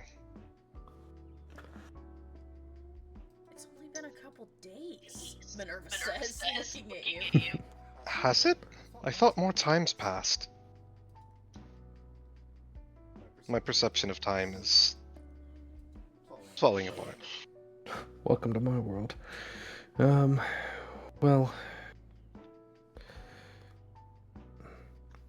we'll be close to the academy in Japan, so it's not like we are eliminated from any, sanctuary. It would probably be wise to discuss this with the rest of the group who is not here. I agree. Yeah. You notice that Brian, Amani, Faye, and Warden, and several of the others have gone off to their rooms.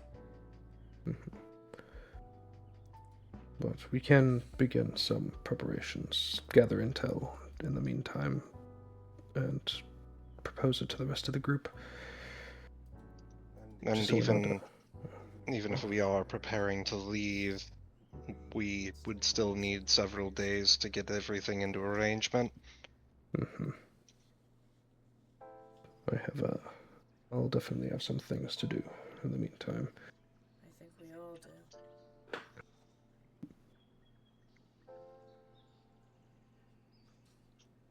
Well, it would make me feel a bit more comfortable knowing you all were in the area, Cody says quietly.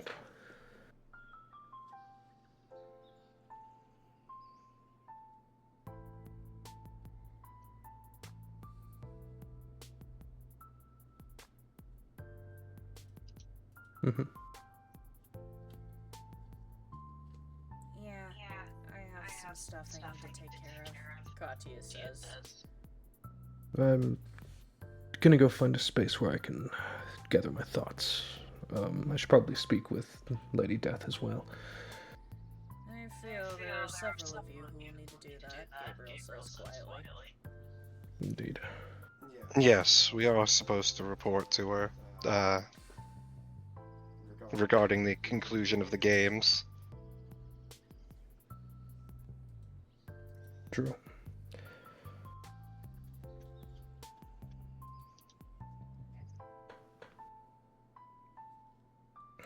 Very well. I suppose we should all stick together then. Go there. So are you guys breaking off and heading to the death room? Sure. Yeah.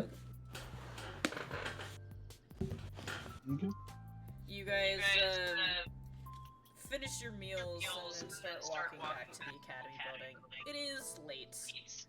The stars are out, the evening is clear and cool as summer is officially ended and fall is beginning. Oh, thank God. Fuck summer with literally the biggest middle finger you can come up with. Oh, believe me, imagine being here in California. Fuck this fucking place. Yeah. Anyway, so fall is just beginning. LA. Yeah. The Hollywood and goes, guys, this is perfect. This place is the great and best place to shoot movies. It never rains Lie. here. It's a lie. It It's a never total rains lie. here. And there's no possible way that that could ever come back to haunt us. Dude, I had my fucking Starbucks drink in the car for like 15 minutes earlier today during the heat. I came back and the fucking cup was melting. Yeah. Yeah. Wait, the plastic of the cup? Yes. Yeah, that sounds about right. So you guys make it back to the academy. You guys head to the death room. You go inside and it is empty.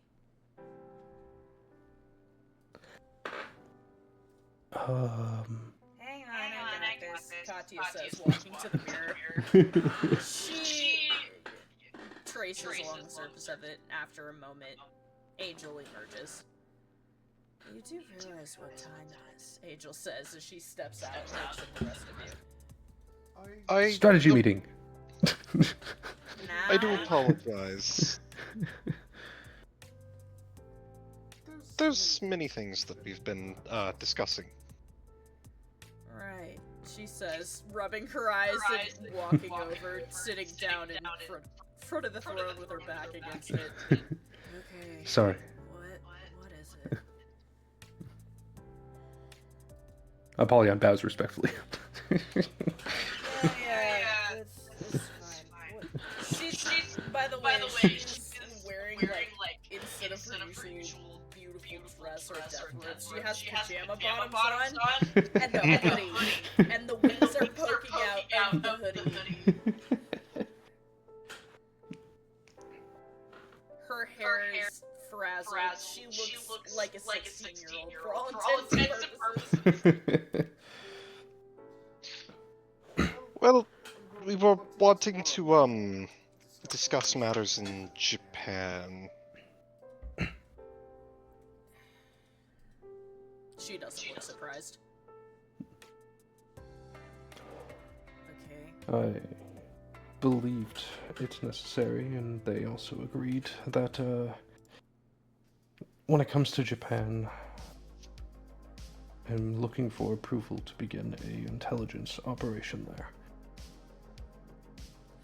And when you say intelligence operation, I can only infer that this is going to turn into a hands-on fight for survival. She says, casually. Not at first. I think we should start with the information gathering, and then the, whole fighting to the death thing, which will inevitably happen, of course. It always does. And I'm sure I don't need to tell you how dangerous it is over there, she says, stretching. Correct. I am starting to believe that our response needs to evolve alongside the threat at this point. What's that supposed to mean? You hear from the side. Too long have we been forced to react to threats and send counter operations more than once. I believe that we should try to lead ourselves on the offensive this time. You want to go on the offensive, Gabriel says. Do you have any idea what that would entail? Not full offense. War has changed. It's not like it used to be. It wasn't all armies and bloodshed. Now I think the intelligence operation is necessary. Gather movements on our enemies so we can better act against them. Prepare for their arrival. Their arrival. They're already there. Embedded. They've been there for the better part of a year. Active, and before that even longer. They are just the start. All start with back what used to be engaged in war. They never started until after those who have infiltrated have finished their goal. And right now they are working. Which they are you referring to? Gabriel says, pushing his glasses up. Which they do you choose? They're everywhere. There's the pack, there's the game master, there's Kaiser, the witches. If we need to be better prepared for these intruders. And I think, in my opinion, that if you would allow Lady Death a internal audit into the Japan branch.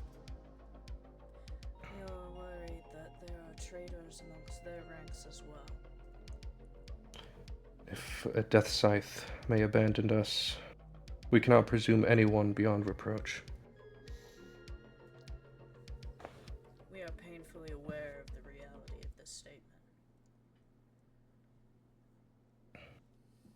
It's all but guaranteed that they have at least someone embedded within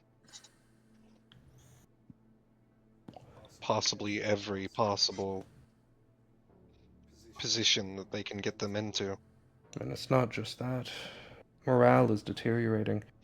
We ask more of our students, our meisters, our weapons than ever before. Every year brings greater casualties, greater uncertainty, and greater sacrifice. Not every defection will be born of malice, some will simply lose faith. And we have to be on top of that. And what exactly do you suggest? Well, first, I would like to ask, he bows respectfully, if you would allow me to advise in the audit. You With want Gabriel. to go with them. Yes. I figured as much. I figured it strategic to have one of your closest in that space. I'm sure he nods to Gabriel. I'm sure he's likely going as well. It's nice to have multiple eyes. I am not pleased about it. With you and Gabriel out in the midst, I am left without two of my strongest. And my right hand, of course, has already asked permission to go before any of you even start this conversation. I understand, but I feel it necessary at this point to consolidate our forces, starting with Japan. I If we can- was not finished. Oh. He bows respectfully. Apologies. However, she says, continuing, Gabriel is not my only death scythe. And I still have control of the death room at the Japan Academy. Therefore, I can have somewhat of a presence when necessary in the death room there. And I have Izo and Cassius to keep me safe in their absence. They do quite a decent job of this, as you are aware, she says, glancing at several of the party members. Indeed.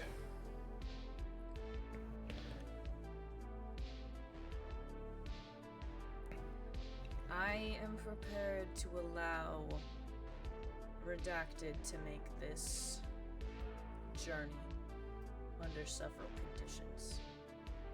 Gabriel will be accompanying you.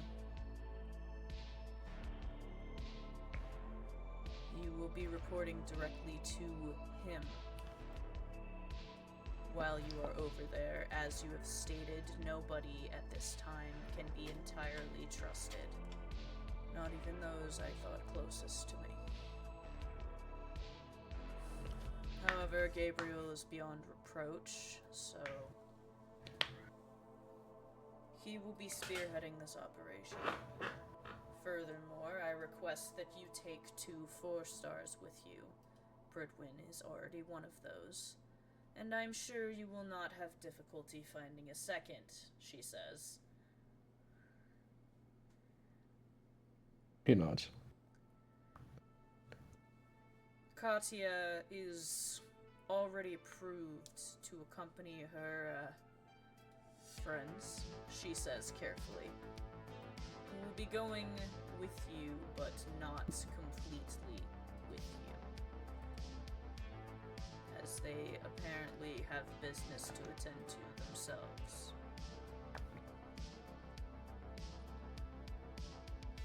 I am worried about these events that are occurring. And I do not say this lightly. My warnings beforehand have often left the rest of you irritated with my opinions. I am not unaware. However, I leave you with a very grave message.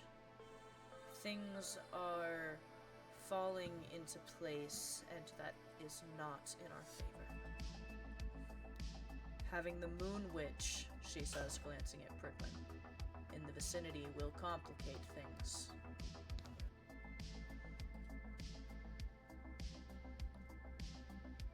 I know that us being there paints a big target on our back. However, if the situation continues to grow worse, You will need to be at your strongest.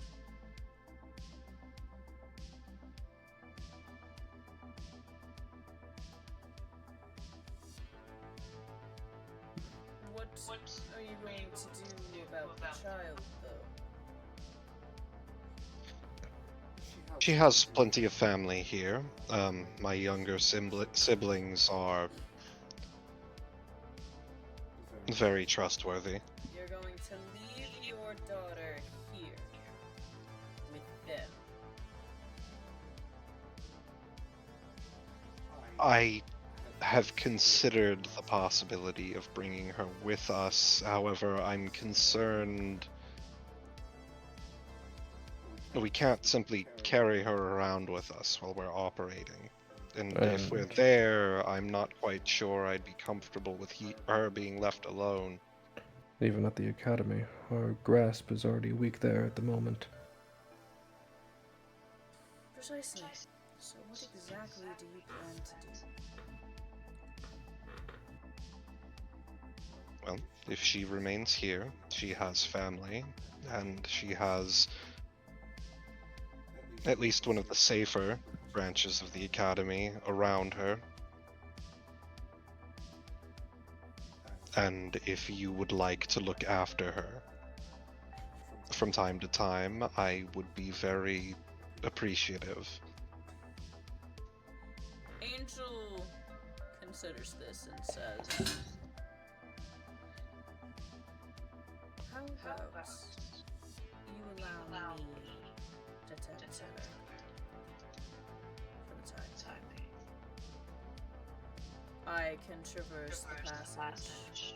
Therefore, I can bring her with me to the death room of the Japan branch, and I can bring her back here whenever necessary.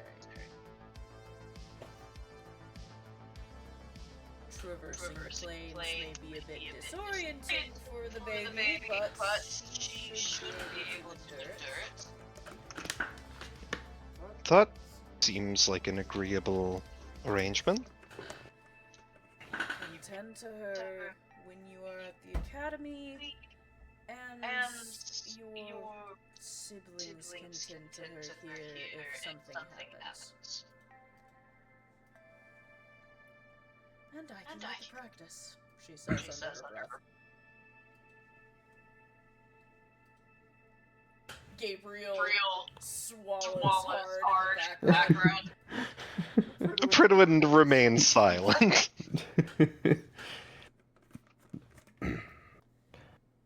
Adding on to all of this, Lady Death, I would like to ask, since we will have many hands, but not all hands can do everything, if I could possibly be granted the authority to check the Japan branch's records.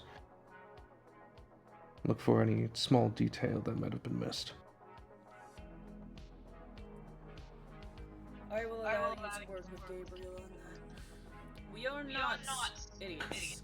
We began that audit the moment allegiances started to be questioned. Very well. Is the branch aware of this audit, or has it not been made known yet?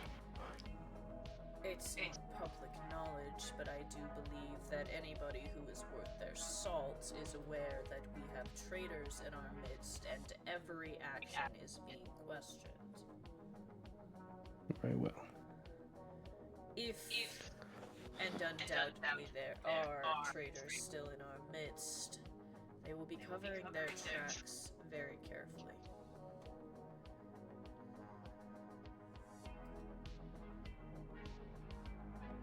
Indeed they would.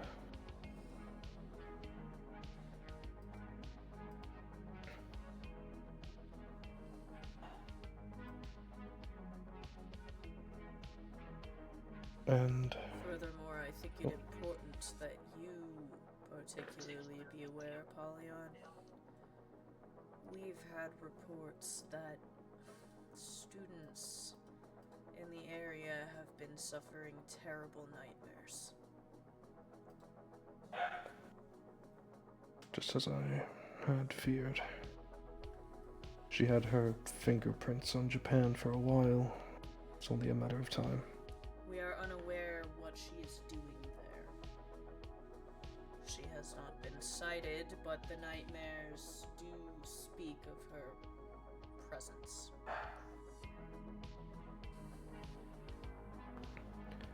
And I think I don't need to remind you that if this mysterious illness Olivia is reporting is exactly what we think it is, she glances at Bridwin, it is going to be a very big problem.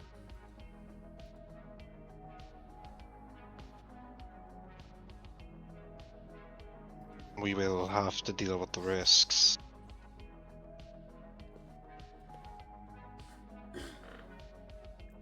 And who better suited to deal with those risks than your team particularly?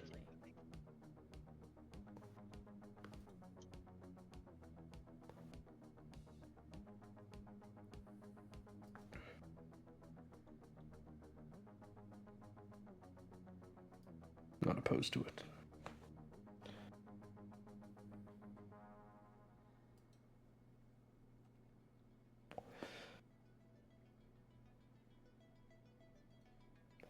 I think that we are prepared for a mission like this.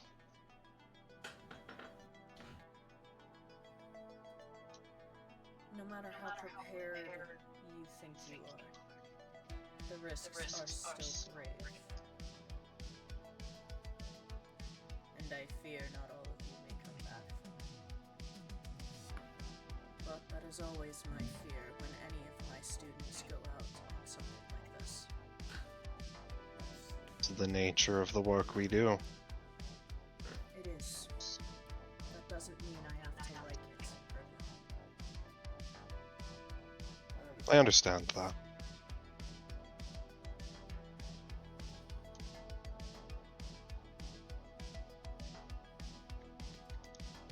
Furthermore, since all of you are in here, I do believe we have some business to conduct. Correct. Congratulations on your champions, she says, glancing between Pridwin and Apollyon. Apollyon puts out his hand to shake Pridwin's. Pridwin shakes your hand. And of course, Katya is included in this, though she is not present, apparently. That being said, I did promise some sort of reward, as I always do. For the students, Minerva, Liam, Maskeen, who are not present, they will be each given a chance, as previously stated, to work on an ability with you. I will personally coach them in this, and to make sure that they excel. For you lot, however, that seems a bit lackluster. So here's what I'm going to do. I'm going to grant each one of you a favor. A reasonable favor, she says, squinting. You may hold on to this, or utilize it. And within reason, she reiterates, I will oblige as I see fit. Apollyon, Pridwin, you may put that each of you have one favor from Lady Death Oh boy. that you can utilize.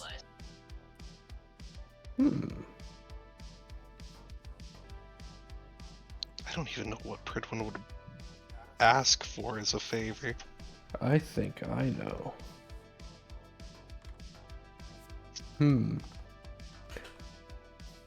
If it's doable, could I get Izo and Cassius into this room? Right now. You that's what you want.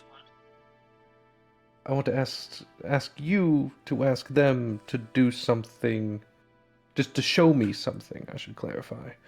You want to copy one of their abilities, don't you? Gabriel says. Yeah. Yeah. I'm going to regret this, Death says, and pulls out her phone and begins texting. There is a ripple on the mirror, and suddenly a figure emerges through it. Hi. You can see Aisha is standing there holding the blade of her partner, Cassius. She's covered in blood.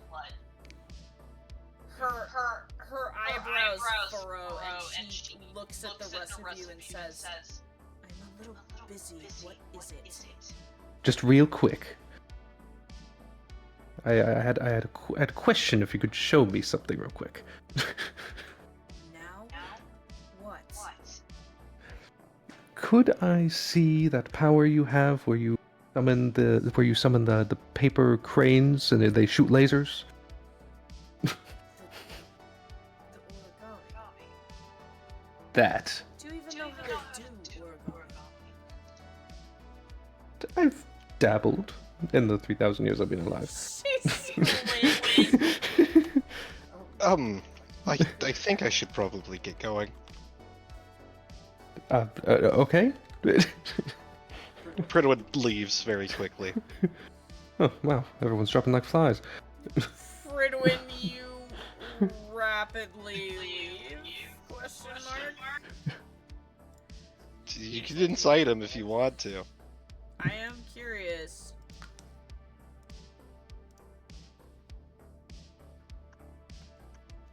Yeah, what is Angel gleaned from insight checking you? What did she roll? For Angel? A nat 20. Okay. Apollyon, what did you roll? Did you roll? Oh, you're all inside him. A 12. Well, he rolled terribly, so both of you would notice, first of all, the second that Izo and Cassius entered, Pridwin became visibly very uncomfortable. And then when you mentioned the paper cranes, he immediately became extremely upset. Oh. I should probably ask him about that after this.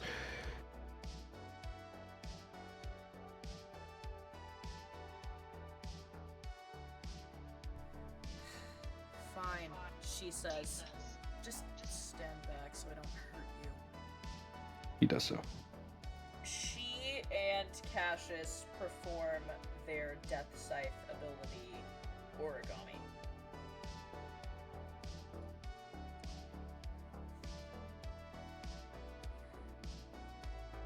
You watch as the paper pieces begin to flake off of the outfit that she is wearing, and the pieces midair, as they're floating almost like petals in a breeze, begin to fold into intricate origami birds.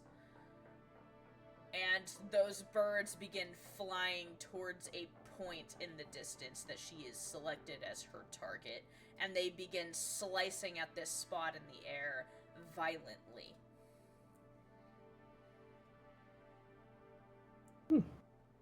They swarm and slice at this location until eventually all of the pieces disappear into a whirl.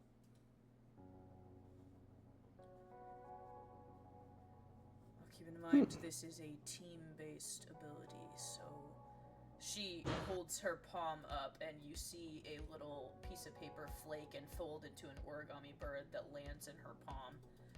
Fire is very good at burning paper.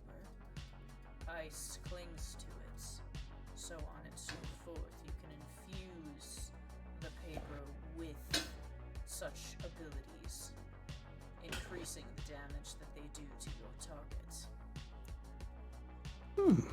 He looks very fascinated. You think of the paper as an individual blade, but flexible. She lifts the bird off of her palm and it flies around her as if it has a mind of its own, and then lights into her hair like a bow. I see.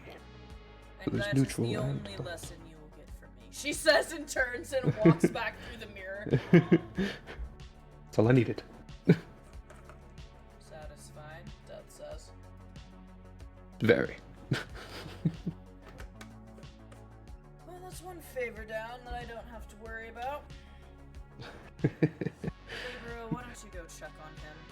Gabriel nods and heads for the door. Apollyon will do the same. Are we Oh, done yeah. here? I believe so. I assume it will take a few days before you are ready to leave. We'll be preparing. When you figure out who you are taking with you as a total of the team, your 2 4-stars, or any others you're taking, please give me a finalized list so I can look it over. Very well. I will compile that and bring it to you. Good, she says. Now get out of here. I'd like to sleep. He bows and heads out. What level would that ability occupy? It is a Death Scythe ability. It is Master. It is like Okay. a rank above Master. It is her ultimate ability. Okay. Or it is what- Cassius's ultimate ability, more accurately. Yeah.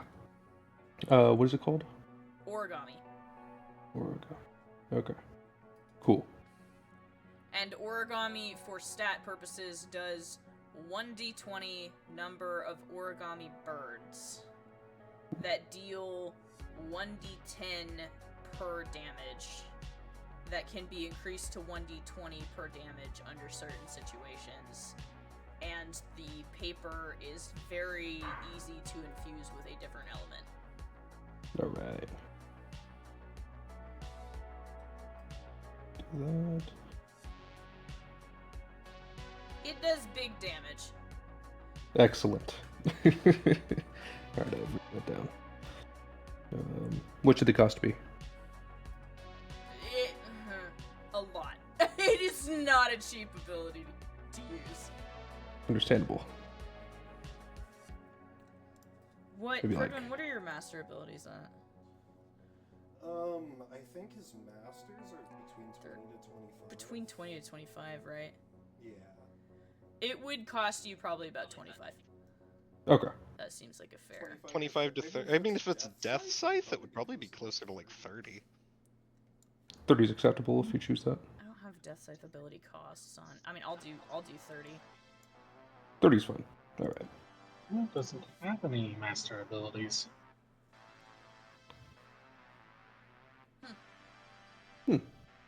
Not everybody does. A lot of the newer people Yeah. don't have any master level abilities either. Yeah. Yeah. May's only just unlocked one.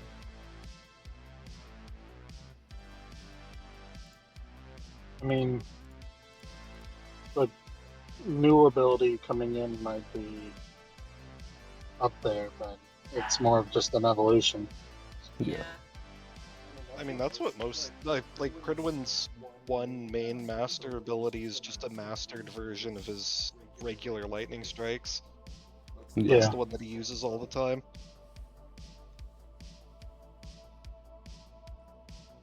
Sorry to derail. No, you're fine. No, you're good. Fredwin, you walked out of the death room. Where did you go?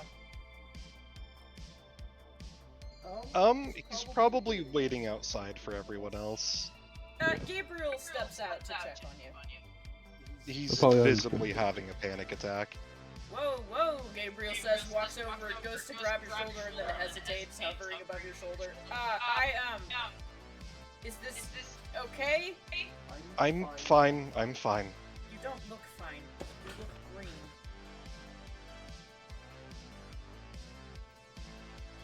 I'm just. I'll be fine. I just need a moment. Okay, Gabriel says, waiting patiently.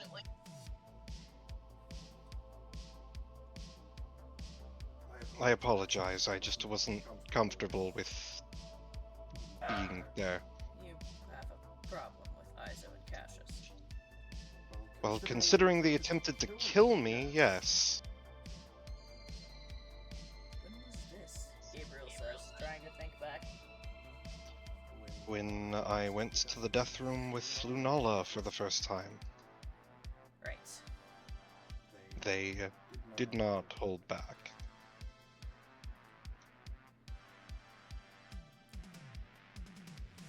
Having a witch in the death room, I'm sure was not a good experience for them.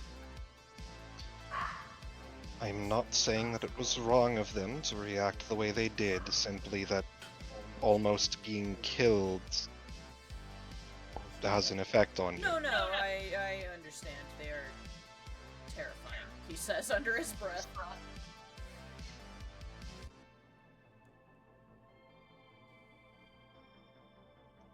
I would just prefer to maintain my distance. Understandable. That's fine, he says. Sorry about that. I hadn't considered. I'm not mad at you, Apollyon. You didn't know.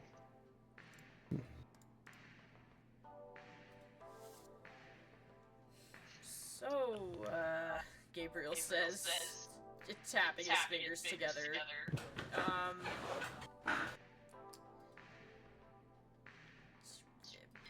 I guess I'll leave you guys to, prepare things, he says. anxiously. Indeed. Wait, Gabriel, can I get a list of the available 4-stars? I assumed you already knew who you were taking. Well, just in case the party wants to vote, it's up to them. I mean, after all, there is only one other major 4-star on campus. Alright, Caden. Well, I won't argue with bringing Caden along. I'm sure Caden wouldn't disapprove either. They do like to get into little things. Indeed. And if Mazikane is going, Gabriel shrugs. I'm sure that they will be tagging along, yes. Alright, I feel like that's settled then. Pridwin, are you going to be doing anything? I suppose I'll tag along. I'm not sure what else I had on my to-do list. I'm a bit out of sorts at the moment. Understandable. Well, I suppose we could, both show up to teach the students tomorrow. Oh, that's right. You're gonna have to leave them again. They're gonna kill you, Gabriel says.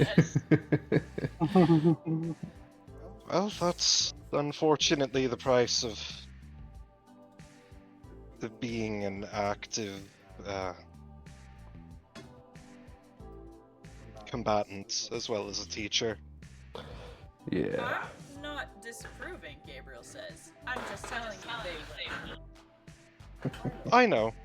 I will prepare myself for the inevitable consequences.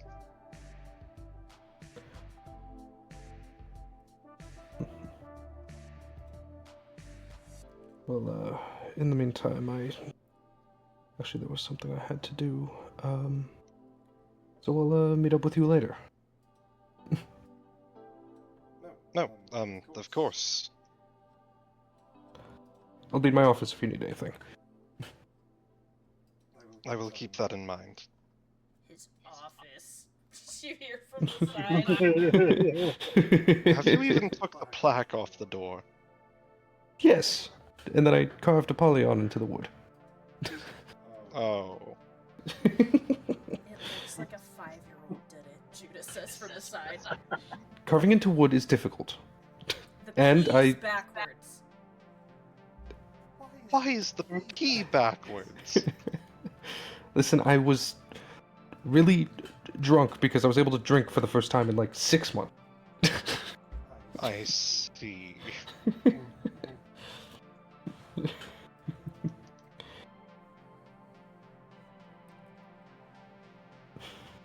But I'll be there. I will hold you to it. Apollyon heads for the stairs. What are the rest of you doing? Anna has been spending all this time while they've been doing this out at the lake. But instead of doing the lap she said she was doing, she's just on the dock. Like she did for most of the day one of Cheese War. Judah is standing back where the dock meets the earth, giving you space, but also worrying.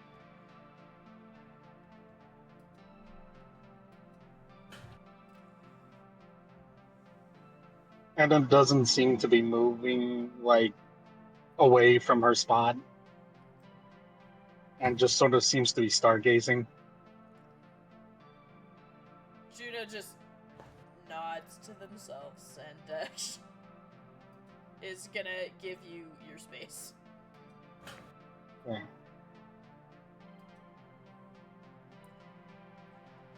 Prudon, where are you going? I think Pridwin's going to go to bed. You start heading back for Redacted's cabin. You see as you're walking a figure out on the docks and another figure walking away away from the docks.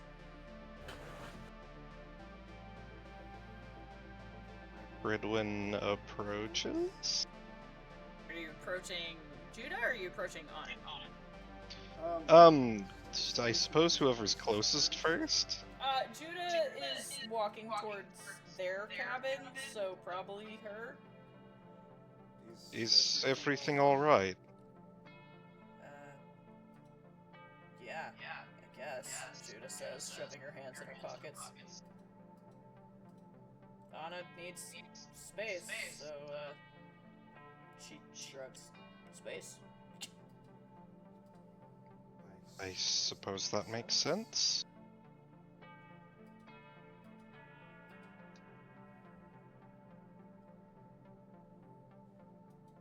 Anyway, I'll be, in our cabin practicing if you need me. Of course. I was probably going to go to sleep soon. Sleep.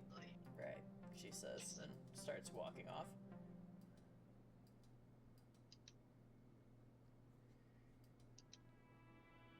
He's going to walk over to Anna. She's sitting there. There's this like half-hearted smile. Like she's trying to feel contented, but it's just not working. And her eyes are red and puffy. And she's just staring at the stars.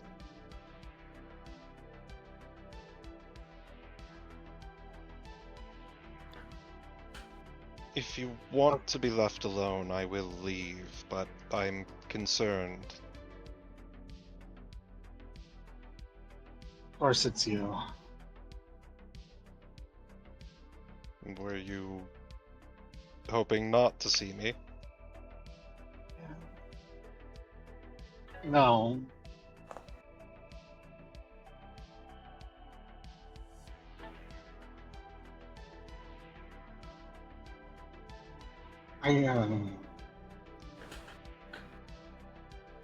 She points up at the sky and goes, "You know Polaris. Everyone knows Polaris, right?" Yes? North Star, guiding light, and all that.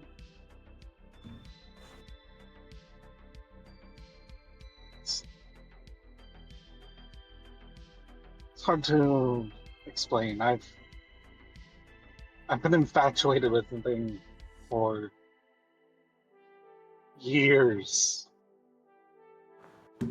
Just this beacon that when you're lost in the dark, you look to it and you can know at least one part of where you are.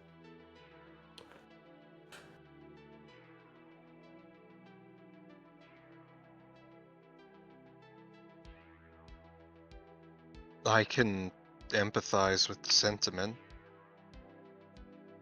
I've always been infatuated with the moon for similar reasons.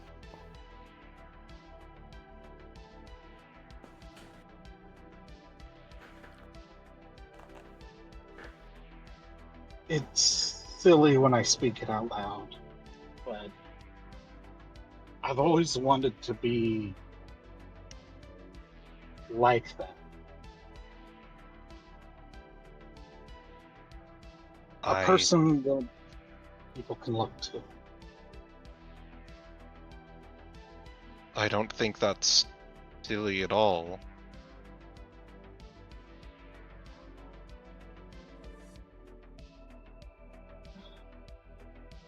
And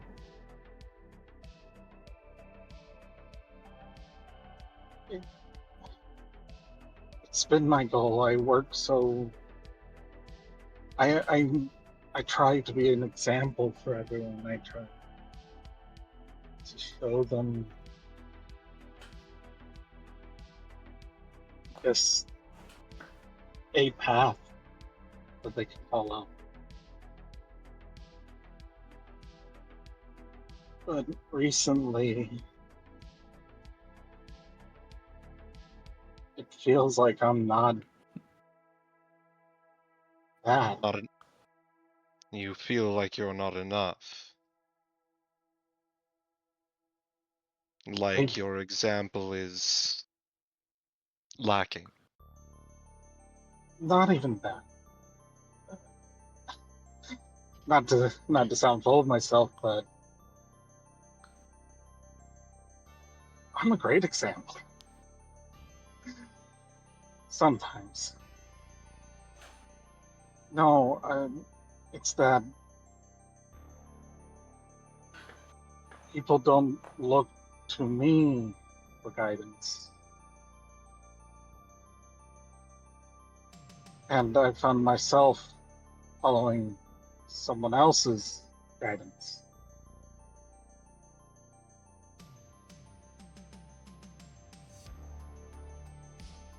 I think I understand. You feel like your guidance isn't valued. That it isn't thought out. That even though you are a great example, and even though you are trying, nobody seems to see you. There are a few who do, and I want to preface this by saying that I respect the hell out of you and everyone else in the group. I don't want this to sound like I'm bitter or angry, but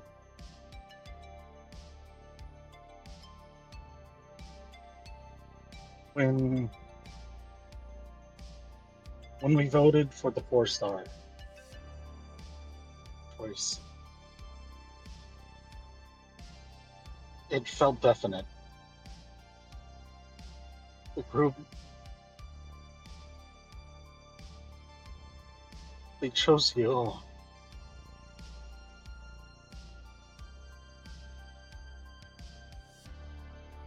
Didn't only choose me.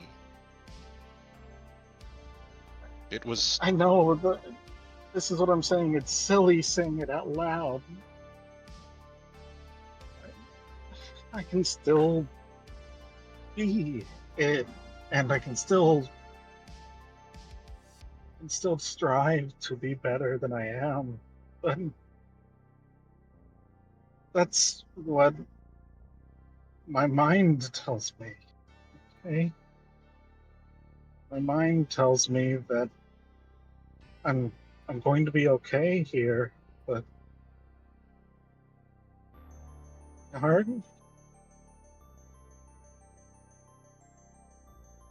feels as if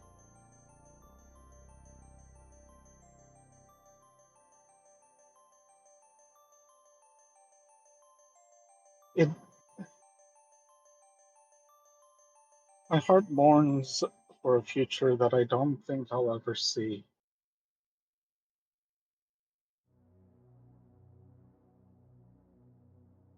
why not?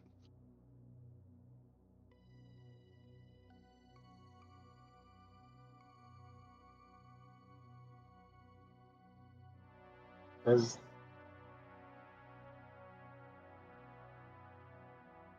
we've already got someone who can guide us. We've got someone who can lead us through this. It's selfish, it's bitter, I know. I don't think it is. As a matter of fact, I was in the exact same position just a few years ago.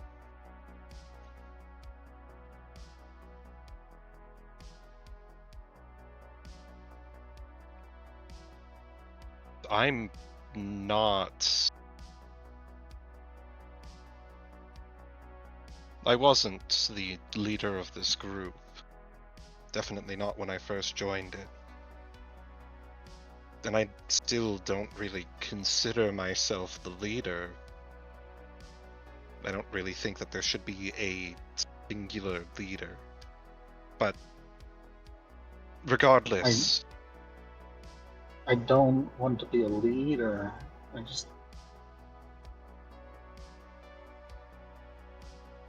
feels You good want- to be what. of course. And like I said, I have been there.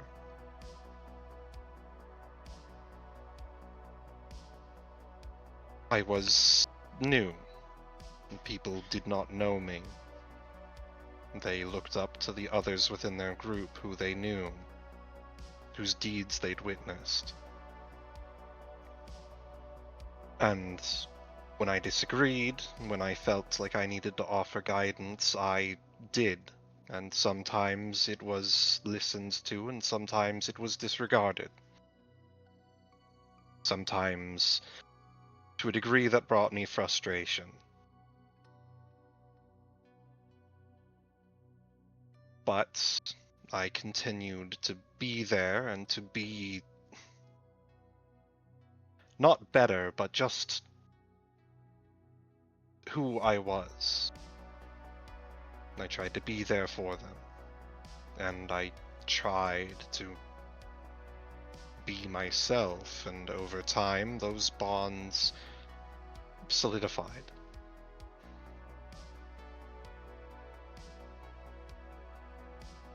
Like I said, that vote was close. Which means the people of this group already respect you, and I respect you immensely. There doesn't have to be a singular person who everyone looks up to and aspires to be.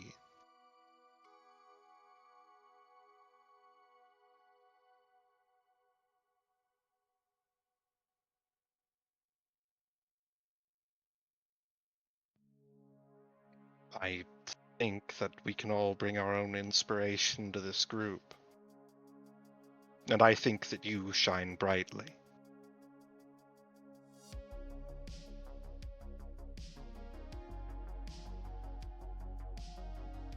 I understand what you're saying. And I want desperately to leave you. Still, even though you know something logically, you still feel this way. Mm-hmm. And unfortunately, that that is not... resentment is targeted towards you.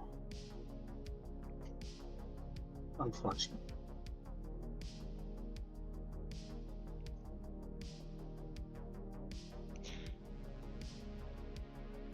Unfortunately, we cannot simply decide how we feel.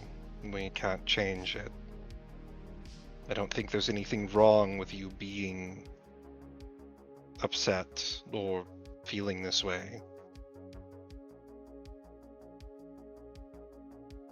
But I want you to understand that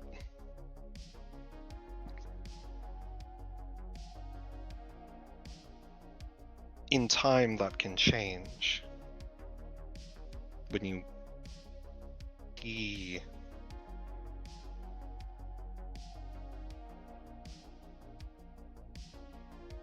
actions speak louder than words, as do experiences. We can talk logically about this all that we want, but in reality, the only thing that will change how you feel is actually experiencing it.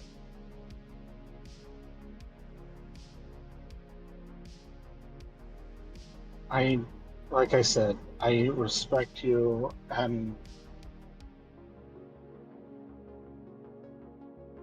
I'm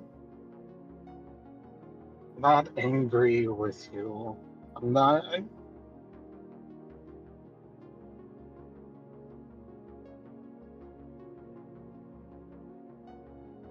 even, I don't even hate you. It's just, I hate how I'm feeling.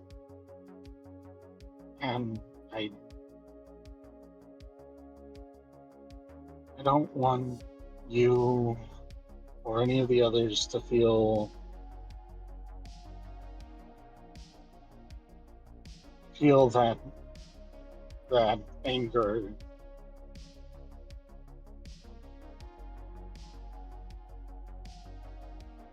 So I I'm out here on the docks when I could have been talking about what to do next. I understand that. And I'm really glad that you told me.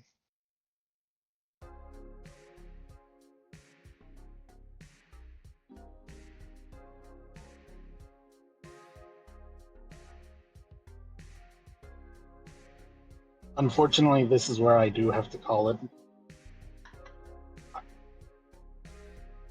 I've That got was to really get good. to work. All right. Damn. That was really good roleplay. I would say Pridwin will offer to stay out there with you for as long as you want, unless you want to be left alone, and then he will leave you alone. She thanks him and just sits there in silence a bit longer. Doesn't not sending him away or anything, just but eventually decides that it's time to move and Yeah. goes to bed. He stays there for as long as you do, in silence as well.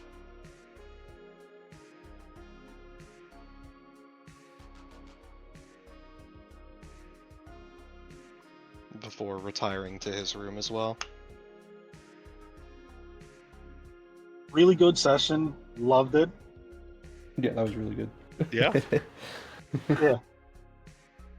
If that's where everybody wants to call it, I will go ahead and call it there.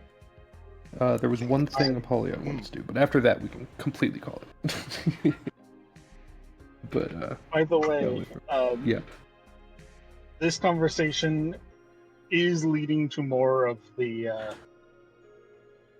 ability stuff. So this may come up later. Hell yeah. Hell yeah. Anna will remember that. Yep. Yes. Mara will remember that. Yeah. All right. See you around. Oh. If you don't mind, I don't want to pressure you, but if you could get that art made by next week, well, not next week, next session. Yeah, I was gonna get that. I have some stuff I want to kick out. Alrighty. Yeah. Talk to you guys later. Have a good night. Good night. Apollyon, what shenanigans do you need to do? He was going to go into his inner room, try to talk with Abaddon, because we forgot about Abaddon. Didn't forget. Just haven't touched on it yet because I didn't think you had her art done. I'll get her art done. But yeah. Because in my headcanon, she was still trying to remake herself after Apollyon did, so that was what I was shorting into. Yeah, so he's gonna head into his inner room. You go into your inner room. This is the first time you have been in your inner room since you came back. What does your inner room look like now? His inner room right now, I think, would look like sort of like an impossible space. Lots of geometrical patterns that move around in strange ways. All not completely finished yet. Interesting. And he'll look around.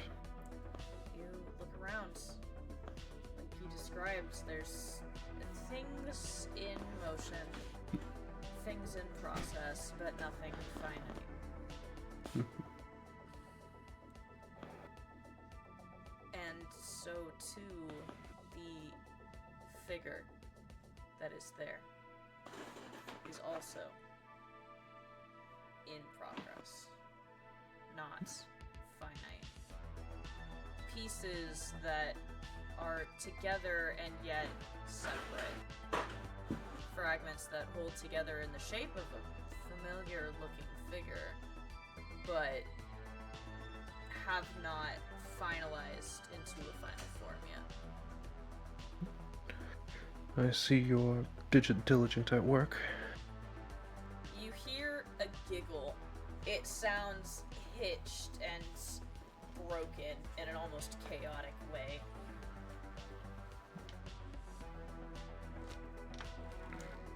I thought I would visit you, see how things are coming along, see if I can help you in any way.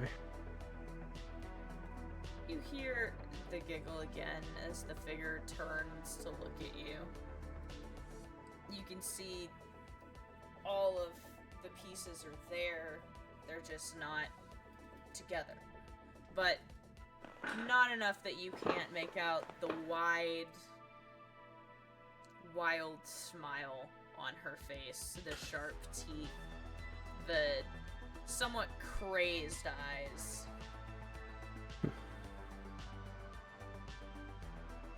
Been a long time since we've really seen each other.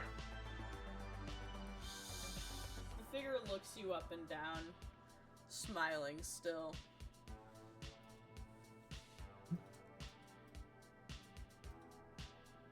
I'm excited to see what you become of yourself. This is the first time that you'll really be you and not just a piece of me. The giggling stops for a moment, and you hear a voice from all directions, from all of the geometric shapes almost at once. Me too.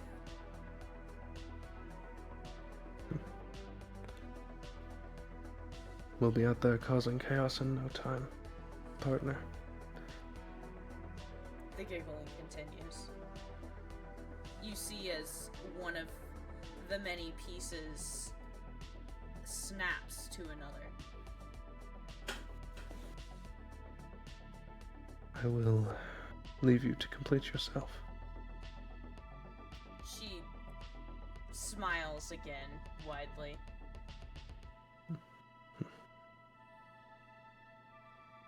We'll be out there in no time. He leaves. You leave your inner room and you're back in your sad-looking little office.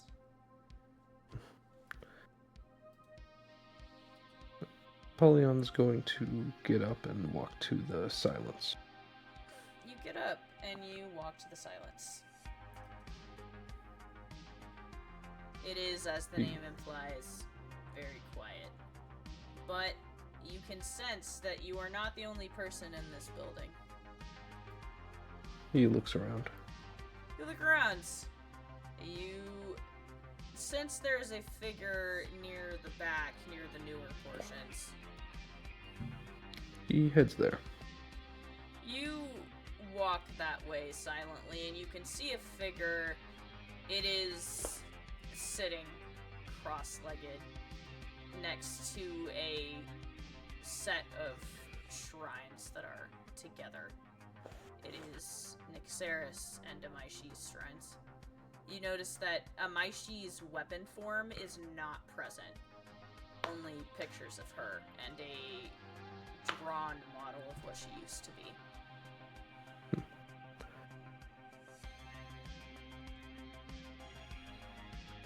He looks at the person sitting down. Draco takes another drink from the bottle he's holding and sets it down beside him. He runs his fingers over Oberon's ears. Oberon's tail thumps against the ground. Haven't been here in a while. Yeah, I've noticed. He doesn't look at you.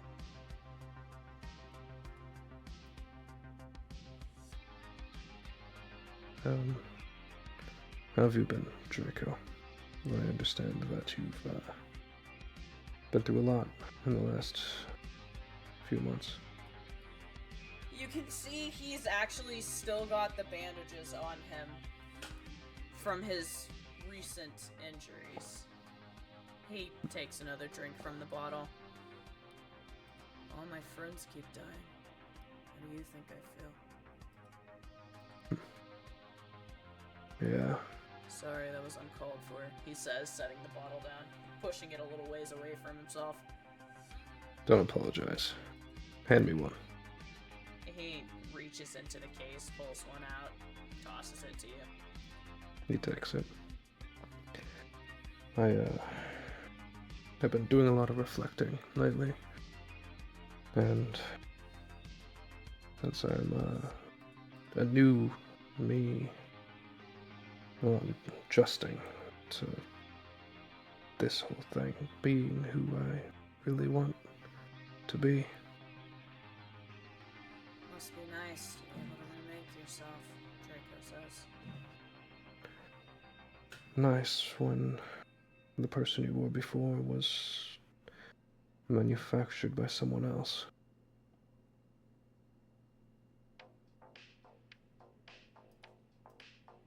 But you can't always remake yourself.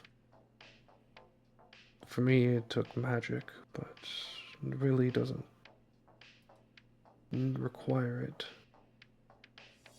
All it takes is faith and action.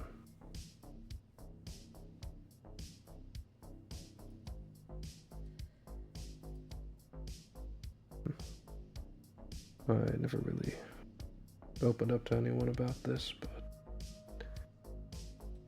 for millennia, I was always a cruel warlord going across hell and earth, You causing... never, he says, taking another drink. He takes one as well. I was made to be a warlord, take over hell, kill my dad, just so I can free my people, apparently. I guess He takes another drink. you look in the mirror one day and realize just how much you look like Dad. Something like that. He takes a drink. I ousted the horseman of the apocalypse that was inside of my lair at the time, and then just kind of replaced the power vacuum with a wrathful, vengeful spirit. Surrounded myself with others like that would fill the void.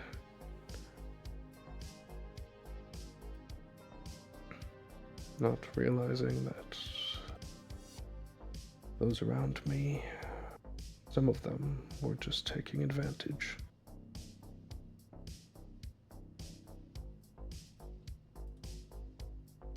That was, till I met her. Echidna.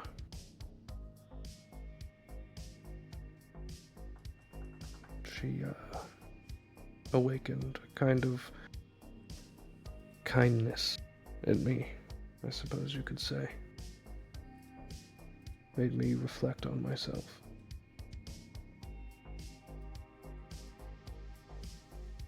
It was around this time, actually, that I met Death. You heard that story earlier.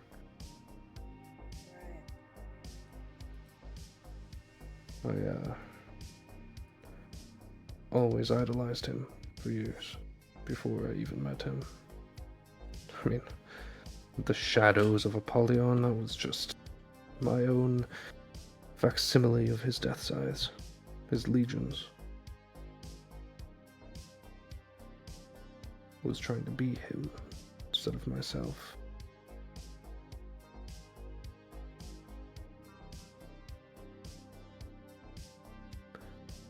Sorry, I started monologuing. It's fine.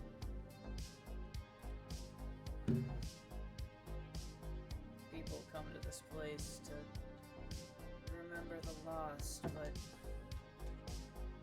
oftentimes they end up mourning themselves. Their own opportunities. This place is for reflecting. That's why all of these surfaces are reflective, he says.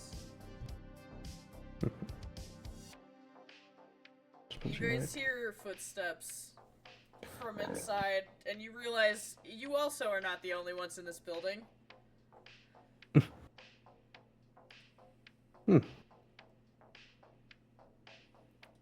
Well, take a beer, take a seat. You see Isaac step in, and he looks at the two of you, and he says, "Am I not intruding?" No, no. This place is for everyone. Isaac, I feel like you were slightly curious about this glass man statue you heard about earlier. Yeah. I think his main reason is he's definitely coming here for mourning. Who were you looking for? No one. Interesting.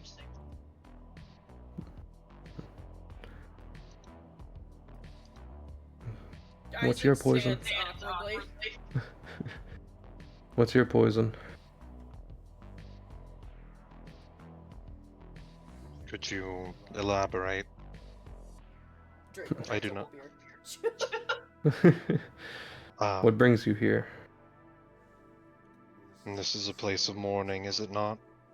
It is. I won't intrude, but friendly gesture. I do not imbibe, but I will offer the company, if that is what you wish. Yeah, take a seat.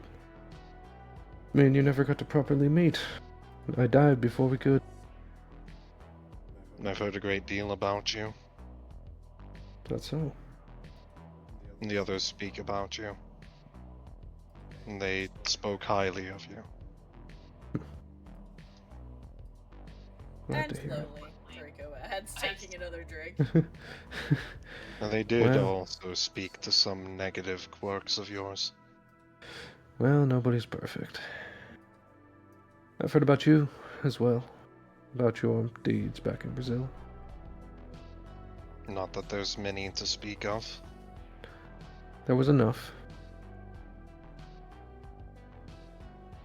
If not for your help, Maze wouldn't have been able to free Katya.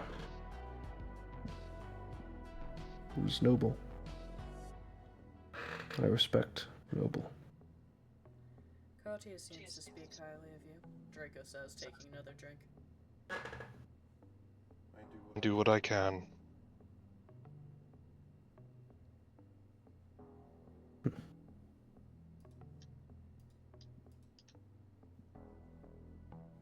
If you don't mind me asking, I hope I'm not intruding, but what are you mourning? I take no offense to the question. I am mourning someone who is not here. My mother. I see. What was she like?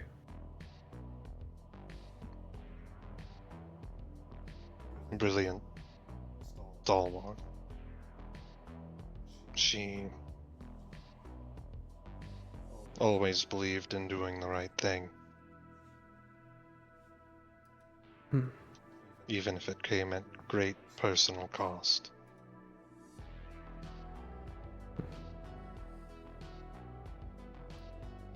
I've known some like that. She was a shining light, I'm sure. And she was snuffed out far too soon. Yeah.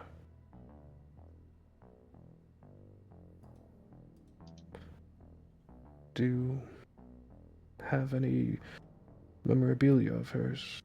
This place, it serves as a memorial to the lost. The colored sash that I keep around me belonged to her. It's My, brilliant. it is. It's all that I have left of her.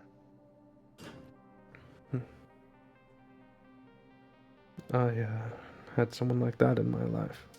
He slowly takes off his necklace. She was the one thing that kept me returning to this material plane.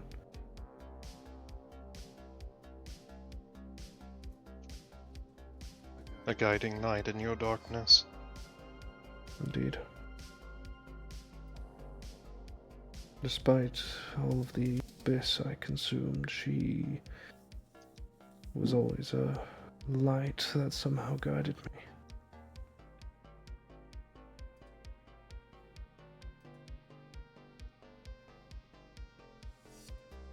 I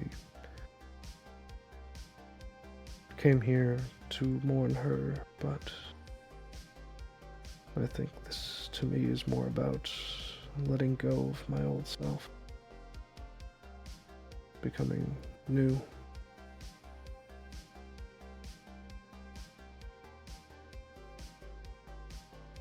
Growing from the pain.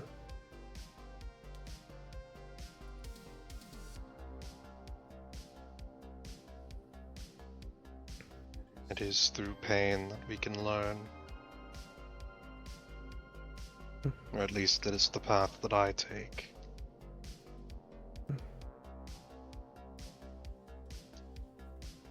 The trials of suffering. To come out the other side. A new person, a stronger one. That's what Idris used to say.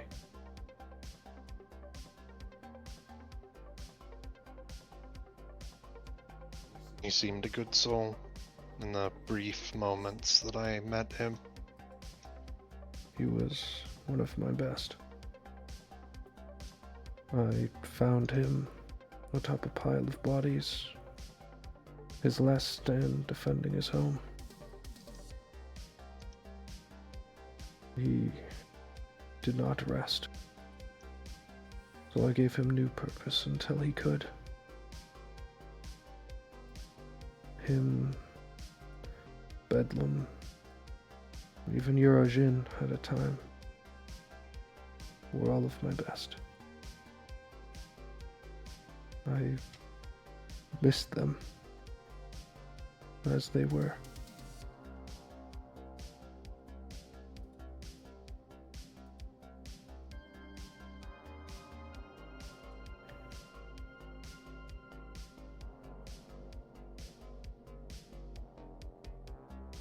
And we all miss the ones we've lost.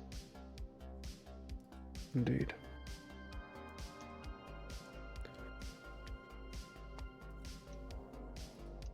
And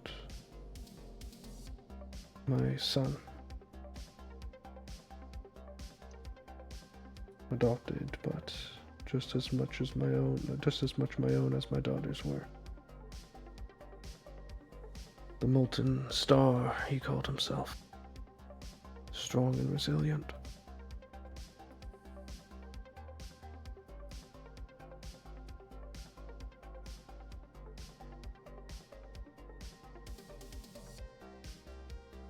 Do you know what came of him?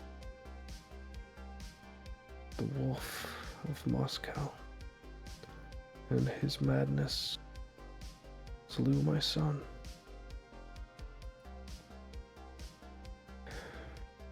He is no longer with us either.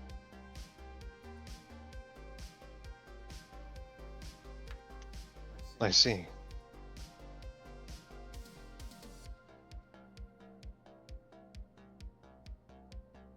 I regret what I did to his daughter. I know what became of her. I know that she was forced down that dark path. But all I could see was red when she was wielding him.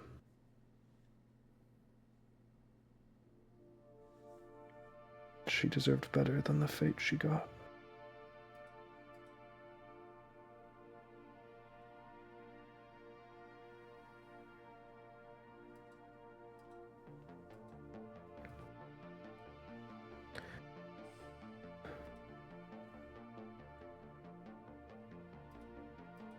What about you?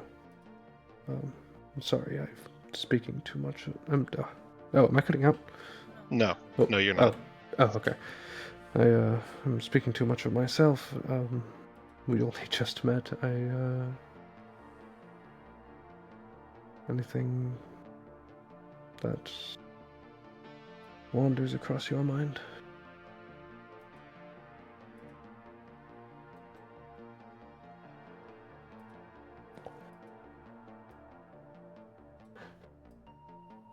Ever since losing the one closest to me, I have been seeking answers to a great many questions.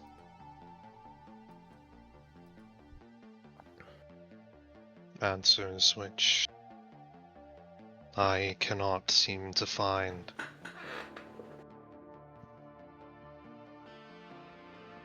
Some are elusive.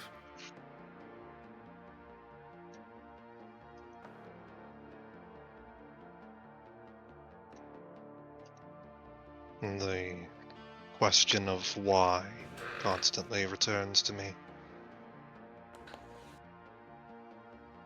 Draco laughs a little under his breath at this. Not at you, but with.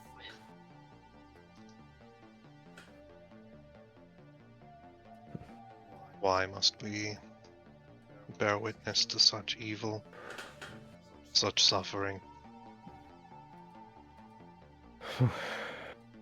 For millennia, I've asked that question. When I was born, I was tossed into the pits of Malbolge, forced to pick up scraps. And from then on, I vowed to try to find some answer to it. And all I could see is that wherever there is light, there too is darkness.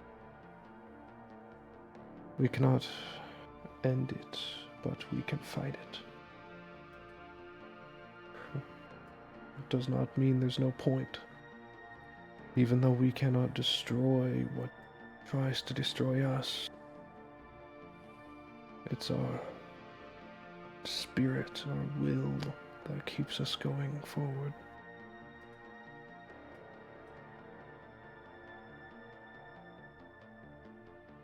And that has been the path that I've walked for a long time.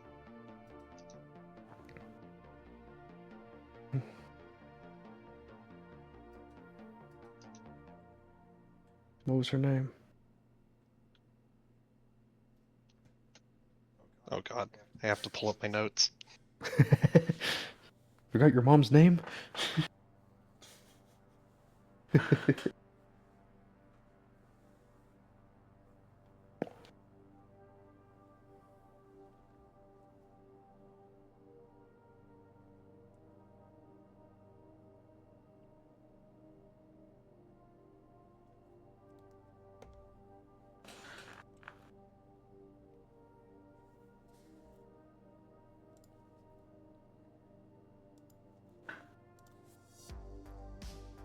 Aelin.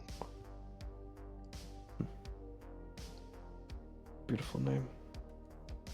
It means, or refers to the halo that radiates from the moon. Beautiful sight. I've always admired it. And she lived up to the name.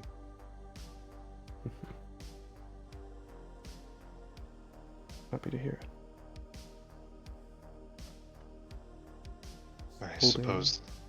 No, you go. I suppose that's why my father chose her.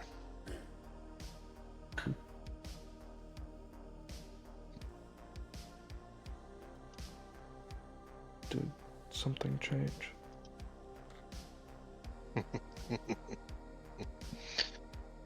Change?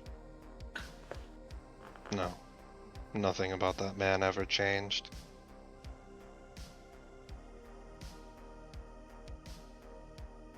I understand. So So it was a dreg chasing at the scraps of light.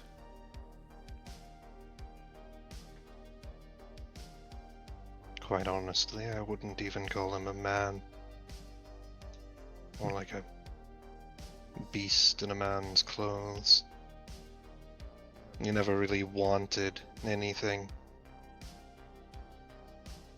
He only wanted what a man would want because that was expected. He wanted a wife because every man has a wife. He wanted a son because every man has a son. He wanted vanity. He wanted control. And to maintain control, he had to uphold his appearances.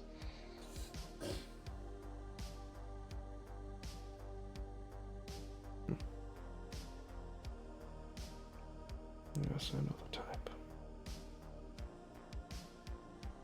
I won't press the matter forward if that is an uncomfortable topic. I think I have gathered enough. It's not one that I'm afraid to speak of. Although it is one most do not wish to hear.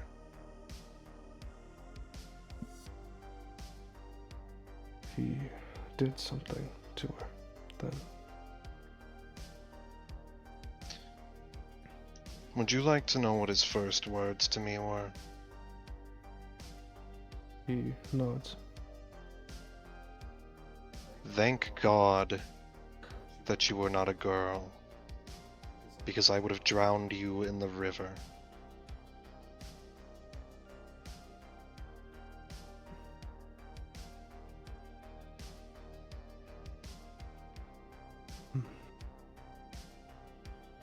That was the kind of man he was. He expected.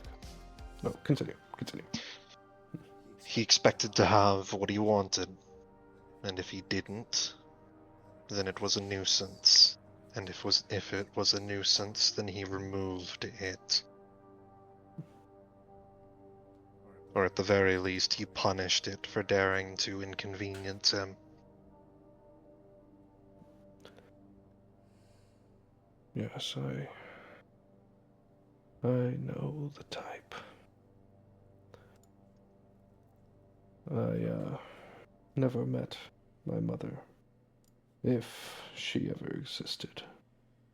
Likely a poor at the depths of Melbourge, subjugated to my father's will. She's likely dead by now, thanks to his machinations. My father, all he cared about was himself, forcing a tithe upon our people. And once he found out I existed, he saw me as a threat.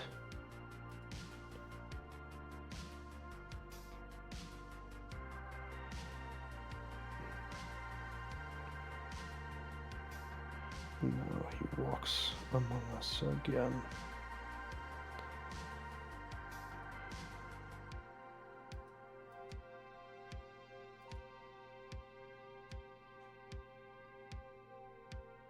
I see.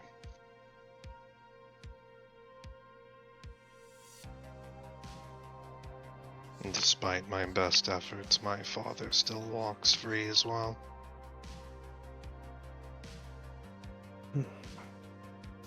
Justice comes, no matter how long it takes.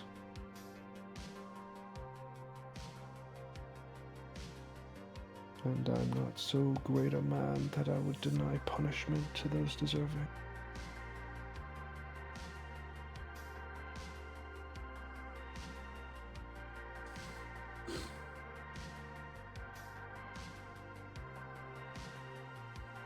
Their penance will come someday. I'm sure of it. Indeed. But now I think it's time for me to let go a part of who I once was. Shape myself into someone better than I was. He holds up the necklace, and he's going to place it on an empty pedestal. Place it on an empty pedestal. The pedestal seems to shift, and you see a name suddenly etch itself beneath Henry.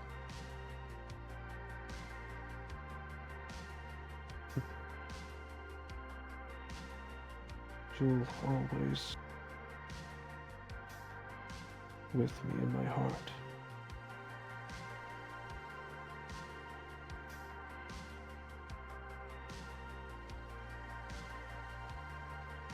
Union that I mourn.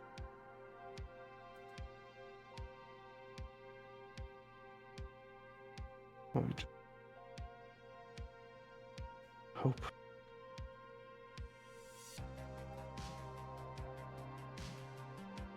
I think you might be cutting out. No, am I? Shit. Yeah. Oh shit. Was that your chair falling over? God damn it. Dropped my fucking controller and it kicked me out.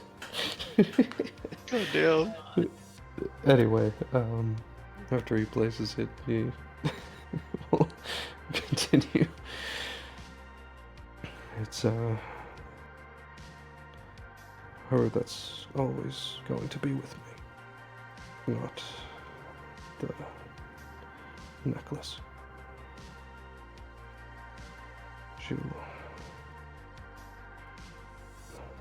I just hope she got the rest she deserves.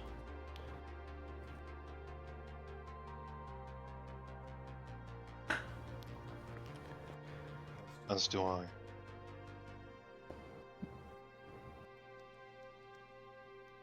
He'll take another swig.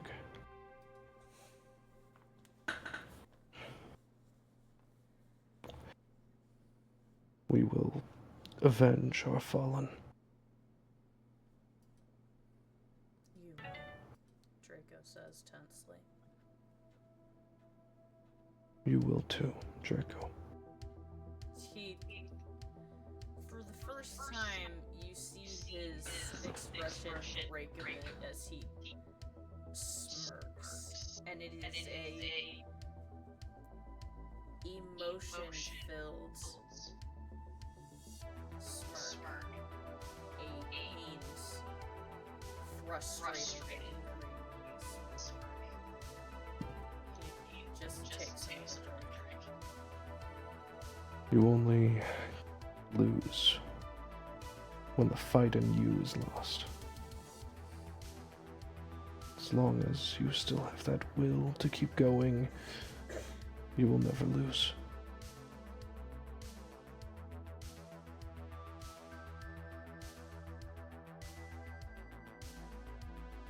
What is the point of will when my partner is unable to function?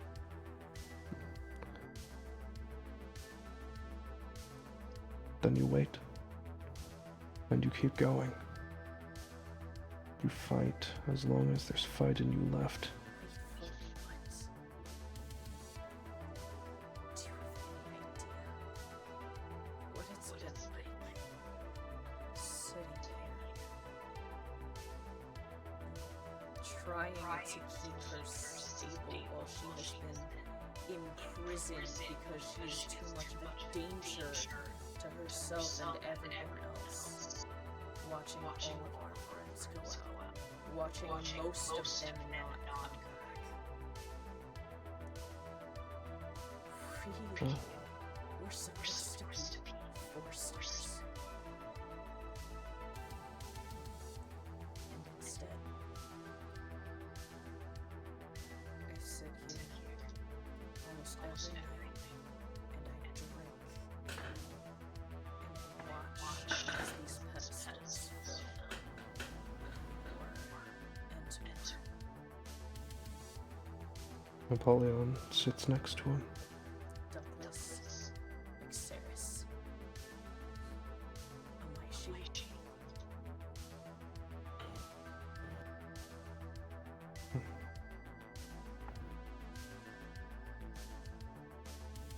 I understand.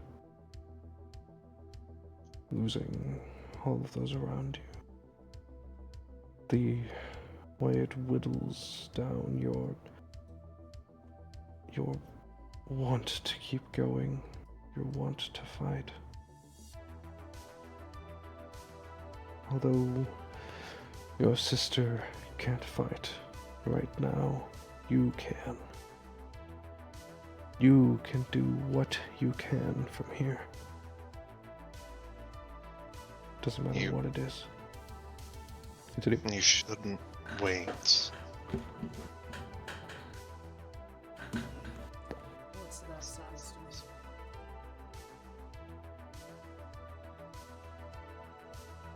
She's struggling.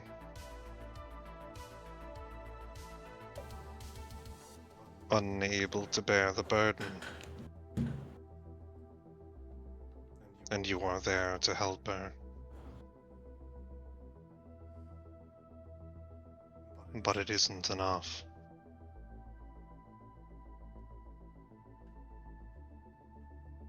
It isn't enough to simply endure. One must grow.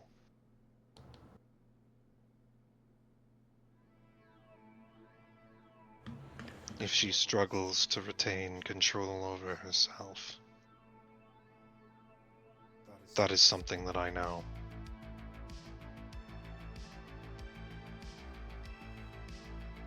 Something that I know well.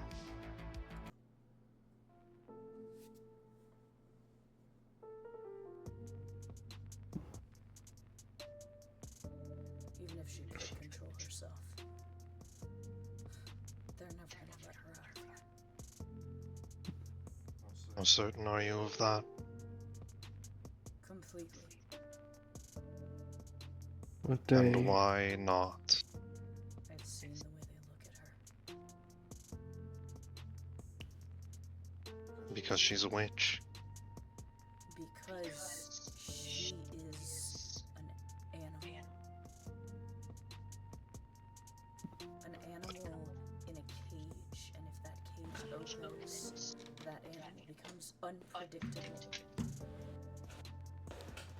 And yet she's not an animal. You know that, don't you? Even if they don't. To be honest with you, I thought I did.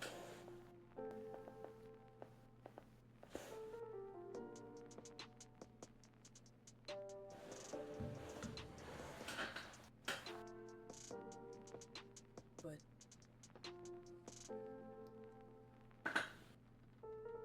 the way that she's been, the way she is now that we've gotten her back, like what that witch did to her, I'm not sure anymore.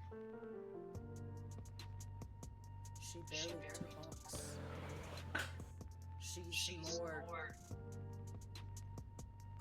creature than sister. And I am, and always will be patient with her, but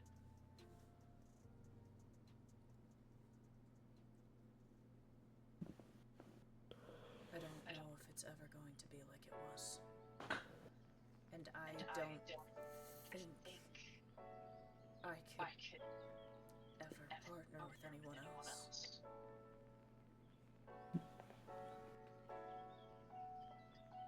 I just don't know. It's when you partner with your twin, it's the wavelength that you share is, it's like we're the same person. Like one soul. The two rhizostomas said something like that once. Yeah, that's how me and Abaddon are.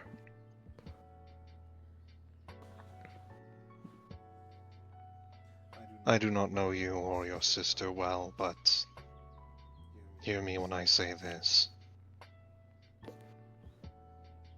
The beast within,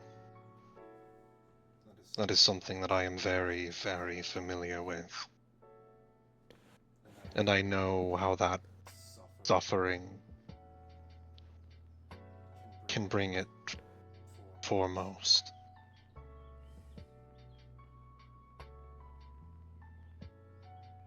But I also know how to confront it. But she doesn't. And she never will. Not if they have their way. Then they won't have their way.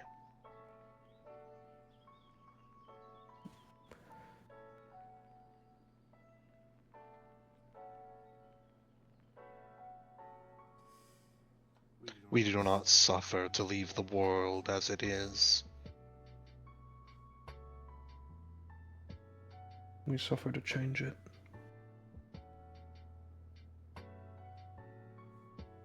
If I can be of any help, I would gladly offer my hand.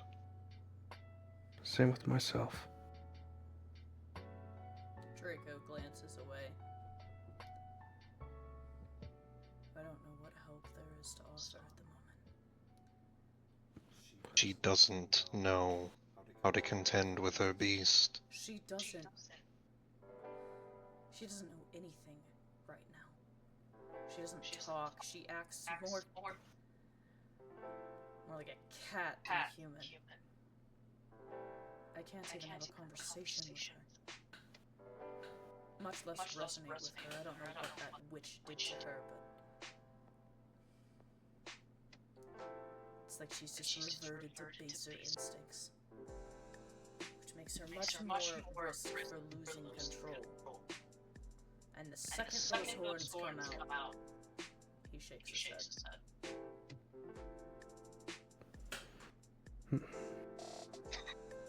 I have seen. I have been in that situation. As have I. I have feared for my life. I have lost all control. I have allowed those instincts to drive me.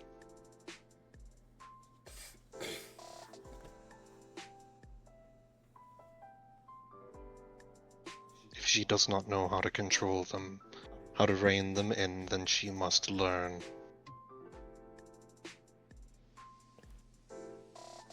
And if she is afraid, if she is so terrified that she is reverted to relying on survival instincts in order to continue on, then she must be pulled back. Draco, you can be her anchor.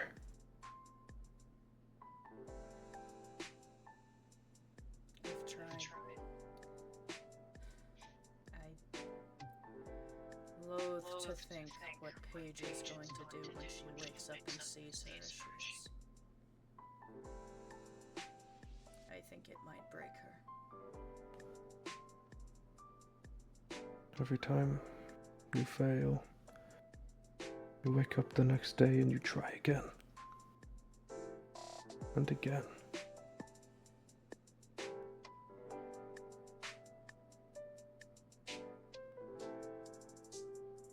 I'm sure some part of her is left in there. Some part that we can wrestle back to the surface. If you're insinuating another brain dive, I'm not letting you do that. He says very plainly. No, those are far too convoluted. I don't know how to do that. I wouldn't want to try that as a first resort. No. What I suggest are other methods.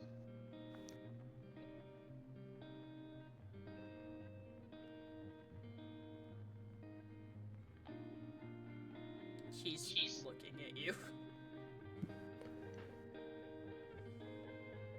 What if we were able to somehow reunite her with the lost part of herself? That was how...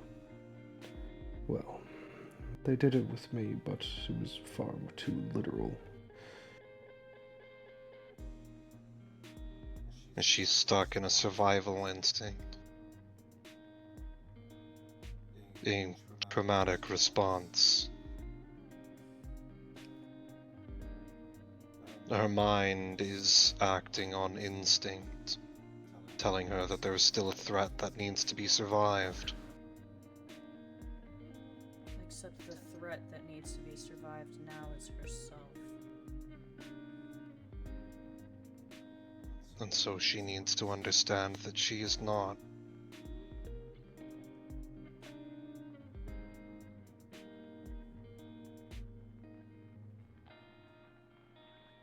I've spent my entire life learning how to temper myself, how to restrain the part of myself that I fear.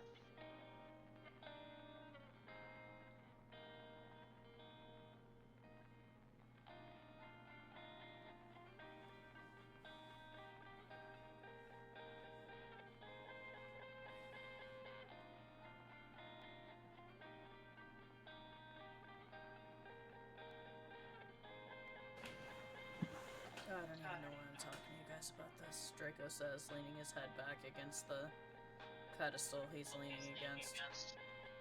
You guys have other things to deal with right now. That does Yeah. not mean we cannot worry for our comrades. Indeed. I may have other things to worry about, but you and the rest of the students here, they take priority. The next generation needs to be preserved. And I want to help them grow stronger. I will tend to her as I have. Perhaps if you do return from where you're going, I will consider what you said. He'll put out his hand. He glances at it. Sorry, I don't do handshakes after. Huh.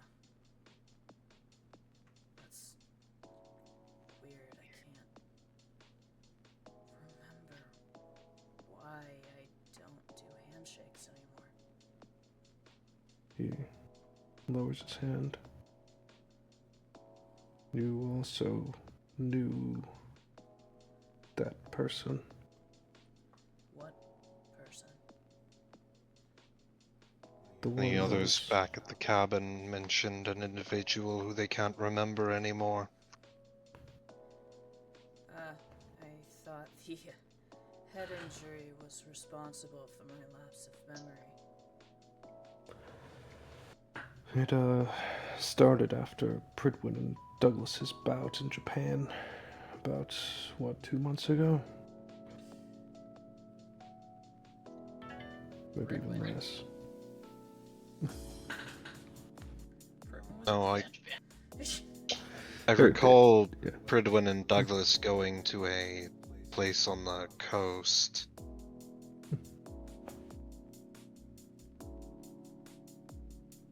They went to fight Rika.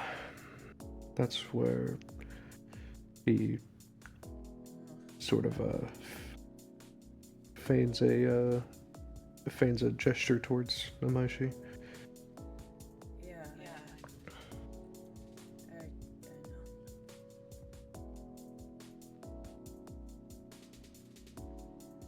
Nyx told me about it.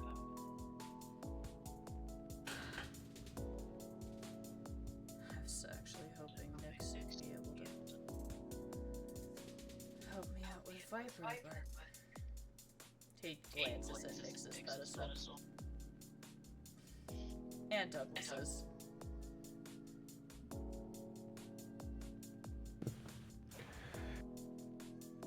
Well, me and you never really got to know each other, but if you ever need help, I'm always willing.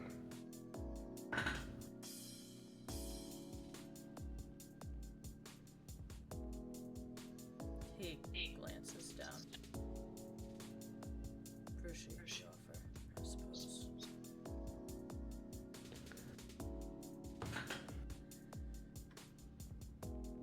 I'm sure the knight would also be willing to help.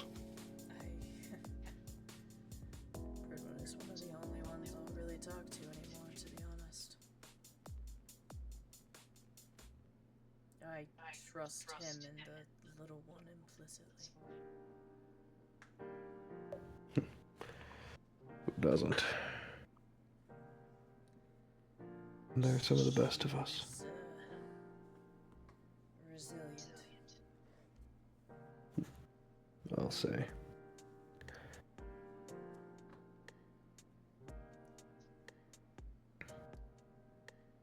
You've been through a lot.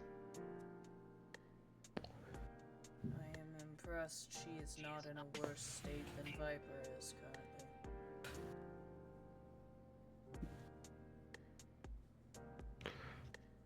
I think Maze and the cowboy kind of helped with that.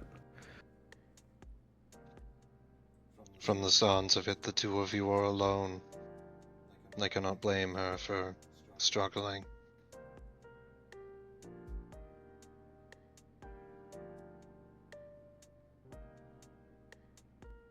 Nor you.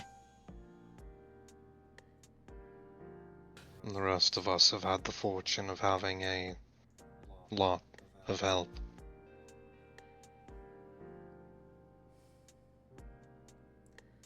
Oh, what can you do?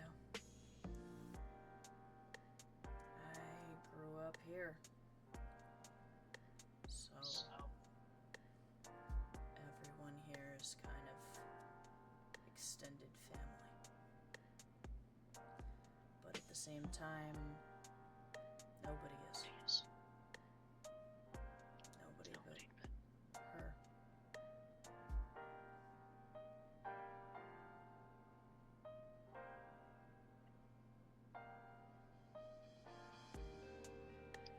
Well, you do not need to be alone. Neither of you. And even if you do not trust either of us, there are others you can trust.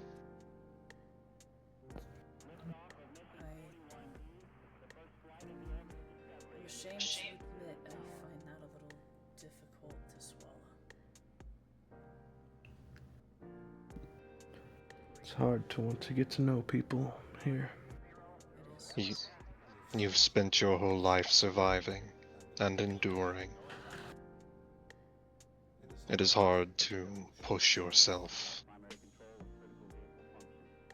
into something beyond that. I didn't used to be like this, he says, glancing at Isaac. In fact,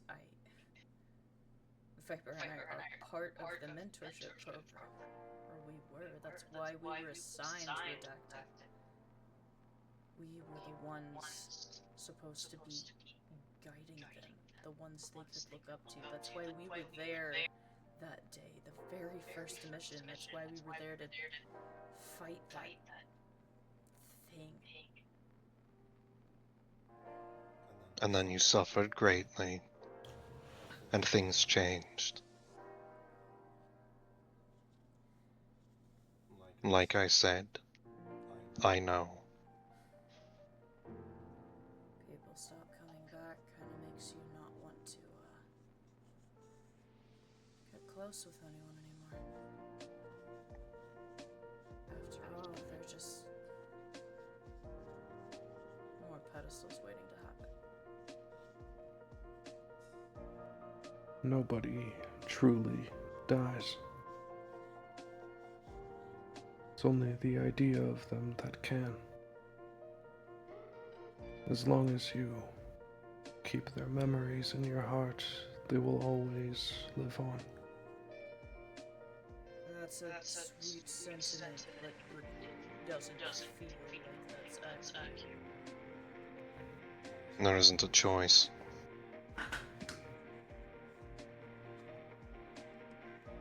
We all must walk the path. We cannot do it alone. I would have lost my way, was losing my way, if it weren't for those who were precious to me. Viviana. Draco says, glancing over. I did not give a name. He smirks.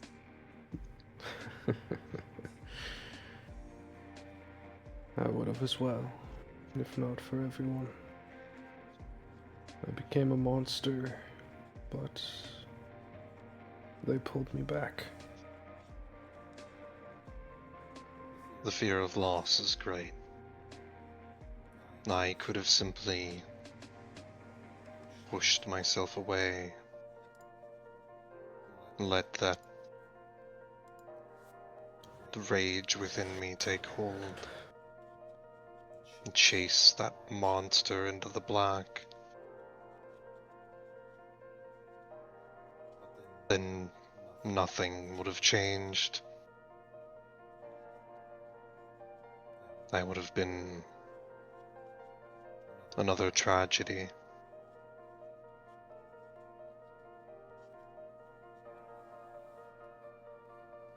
And I wouldn't have had a pedestal.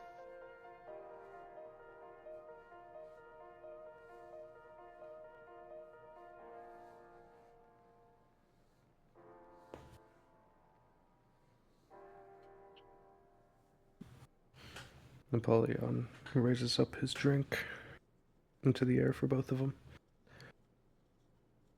To, living. Instead of just surviving, Draco says, takes a drink.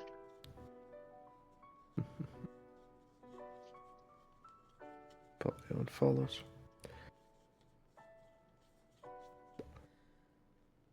Oh, that's a whole case gone.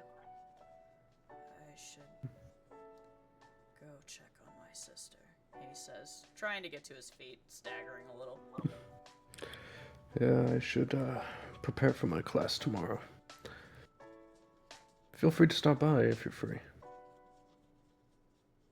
He gives you a unamused look.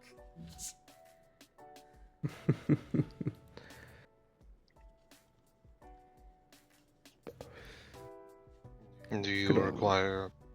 Nope, so you do. Do you require assistance getting home?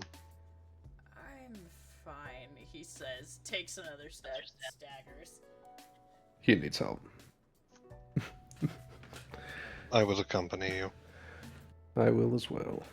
Oh, you have a class to prepare for, he says, pushing the empty carton of beer into your hands away, pushing you away delicately. All students matter to me, so I'm going to take you home with Isaac here. I don't want to be taken home by you, he says. Well, should have made that not choice before you got type, drunk. he says. This is not me flirting. He takes another step towards the door. You're way too young for me anyways. I take offense to that, he says. Well, it's hard to make it sound normal when I'm 3,000 years old and you're 20. I am 22 first, he says. Yeah, Takes yeah. another drink. Let's get him home, Isaac. Isaac's going to help him stay steady. Same with Apollyon. He walks beside you. Boys, where are you taking him? Uh, Isaac's going to just try and rely on him for directions. Oh, great. Okay. well, the Apollyon knows that directions he's in the he gives you- Undercroft. The directions he gives you takes you straight to the cafeteria. I don't believe this is the correct directions. He starts I'm- going through the fridge. I'm pretty sure It's he's. definitely the correct directions. I see. You know what? He's the cafeteria lady's problem. You think? I don't think he's going to survive the rest of the journey. I'll take him to my office. He... You've never been to wherever it is he lives? He goes to the Undercroft a lot. They have a room down there. You're having this conversation. Arthur, you come in through the cafeteria doors and see Isaac and Apollyon standing there and hear someone rummaging in the cafeteria behind them. Oh, you gotta be kidding me. Somebody got here first? Wait. He looks over at you. You've been eating from the cafeteria every night? Not every night. I usually eat the food in the house, but sometimes I want a snack. Well, Arthur, he hasn't gotten all of it. you peer past him to see Draco. You have seen Draco around, but you've also seen him very frequently going to the quarantine wing. Over the last few days while you've been with Rosada, who is still in the hospital wing, which is why you were coming back to the cafeteria in the first place. The hell are you doing all the way out here anyways? I thought they had food in the... Didn't they have a separate cafeteria for the medical wing? That's a great question. Hey Draco, isn't there a separate cafeteria for the medical wing? He says with a mouthful of like a sausage leg. He has a human liver, I forgot. Okay, let's get you up. Is he drunk? You taking him home? Yeah. Human livers. Arthur looks down and says, yeah.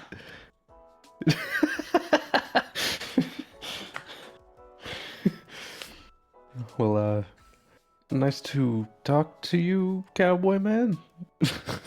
Never actually got your name. Arthur. Full Nice son. to meet you. I'm Apollyon. Short-haired chick, he says to you, slurring. Who? Rosada? My partner. She's... Is she still all green?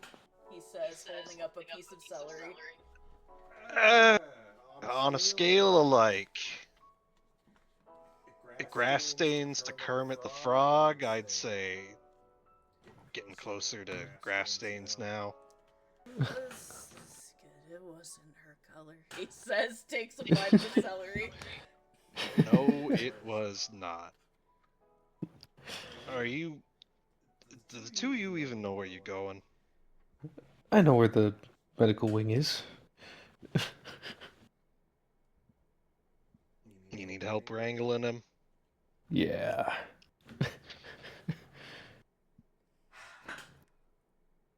He looks over at the fridge. I'll be back for you. The fridge is standing open. I like to imagine he specifically steals the pudding in the fridge with an employee's name on it. Oh yeah. No, he goes specifically for anything with an employee name on it.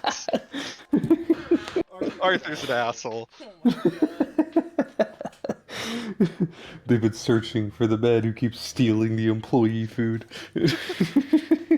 If he sees anything anywhere with Gabriel's name on it, he takes it. Oh my god. Pure, just for the love of the game. Oh, it's pure spite. It's pure spite. He doesn't get paid. at this point, Gabriel just knows somebody's stealing his food, so he's just putting an extra serving in there. Maybe I'll just start taking you out to grab food, Arthur. I mostly just spend my money on tiramisu anyway. Nah, it's better this way. Fair enough. You know what? From now on, I'll just start letting you know whenever Gabriel puts food in there. Now that is a deal I'll take. Damn good. I'd take that deal. I'd take that deal. Damn good. Turn back, and Draco is unconscious. Looks like we're gonna have to start carrying him. Alright. On 3. You Arthur go over and grab him. hoists him up. He is surprisingly light. Huh. He looked like he'd weigh more. I just wanted someone else to carry him. Oh, fuck you. Arthur, you and Isaac pick Draco up with ease. They're gonna head to the medical wing. You, Lucky I was already headed back anyways. you start heading to the medical wing. As you go to get in, you were given a pass so you can get in to see Persona. It's easy to get into the main area. You get to the main area, and there's Andy and Mandy are like on duty, but they're busy with other things. And you find yourself in a fairly empty medical wing. As you pass by, you see Risada's eyes open from the bed she's laying in, and she peers out at the group of you. Hey, we're bringing in a stray. What are you doing? We tend to do this. Also, hi, I'm Apollyon. I know who you are. You know the kid who comes through here a lot? Which one? Red one? No, not the... No! She rubs her eyes. You're gonna have to be a little more specific. Be more specific. He's like standing in front of the door and he just turns around and like shows Draco dangling off of his shoulder. This one. Oh, yeah, Gabriel's kid, right? I think. Is he? Did I hear something about my son? You hear from the reception desk. You couldn't see him, but Gabriel's leaned back in the chair with his feet on the desk, half asleep. Wait, you fucked? It's a long story. He's Fuck, not isn't my he like- actual son, Gabriel says, rubbing his eyes. Ah, now that makes more sense. Yeah, that makes more sense. You ought to ask them sometime about how they ended up at the academy. It's a very Might do that. depressing story. He pushes himself up. Tell me why Draco is unconscious. You drank too much. That checks out. Yeah, I caught him pissed drunk right in the fridge. With these two. Is he the one that keeps stealing my food? No. Arthur remains quiet.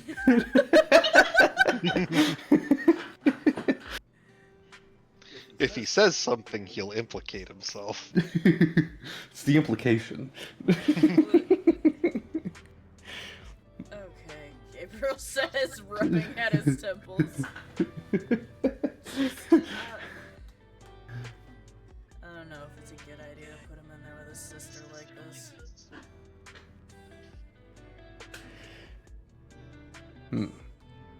We could just leave him on the floor. You could, and then somebody would trip over him. I could remove the poison from his blood. Gabriel squints at you. It would be a very unpleasant process, and I would also wind up drunk. I would prefer to have only one drunk person thing, dude. Just It toss would- him in a bed. It would be only one still, but I would have to steal all of his blood, and then give him all of mine. I don't like the sound of that, Gabriel says. Just like I said, just put him in an empty bed. I'll deal with him. Well, you heard the man. Toss him in a empty bed. Imagine we toss him Wherever the other one into is. when we toss him on a gurney that doesn't even actually have a mattress yet. Oh my god. Yeah, you guys drop him onto something nearby. Gabriel just sighs. Oh my god. What are all of you doing here, anyways? Well, we all drank in the silence. I Then know he what got too you're drunk. here, he says, pointing at Arthur. He got too drunk and we decided to take him back. Right. We were. Three are not the three I expected to be hanging out with each other, but he shrugs. At least he was hanging out with somebody. Ran into him by chance. We had a Worries me. Gabriel says under his breath. yeah, me too. He is worthy of being worried for. Given the Good. situation. It's good that he has people who do worry for him. Although it seems he doesn't believe that there are many, Yeah. nor that they're capable of helping him with the situation he's in. Yes, he's expressed that to me thusly. I do believe that there's something we can do. Yeah, well, as a doctor, I would like to believe the same thing. As a professor, I find it a little hard to believe. Yeah. I can empathize with the situation.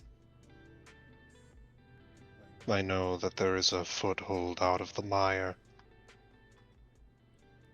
He lifts a brow.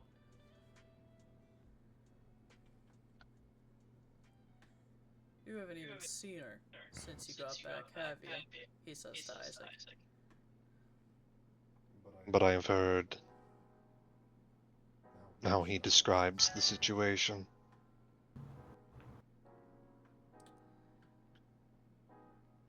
Well, if you think you have some sort of medical opinion, feel free to share it with me. I'm not a doctor, but I am a survivor. I know what such trauma does to a person.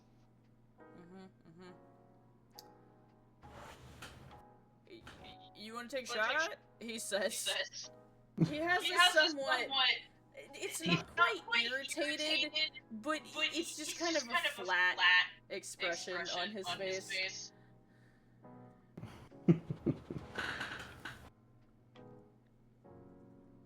Are you suggesting that somehow the situation is more complicated? Yes, that's exactly what I am suggesting. I'm well aware that she possesses bestial compulsions. Come here, he says. He gets up, he grabs a badge off his desk and walks towards the quarantine doors. Isaac follows. You follow Well, that's him. too. He scans in. The quarantine doors unlatch. You guys walk in. You can see Solon is dead asleep with his head on his sister's bed. His little sister is also with him. You guys pass further into another area, and you walk up to a window, and there's curtains on the window that are shut. And Gabriel glances at you, Isaac, and he says, prepare yourself, I guess. He grabs a switch and flips it, and the little curtain slats open, and immediately the window is hit with a fireball. And when it clears, you see a flash of scales from inside.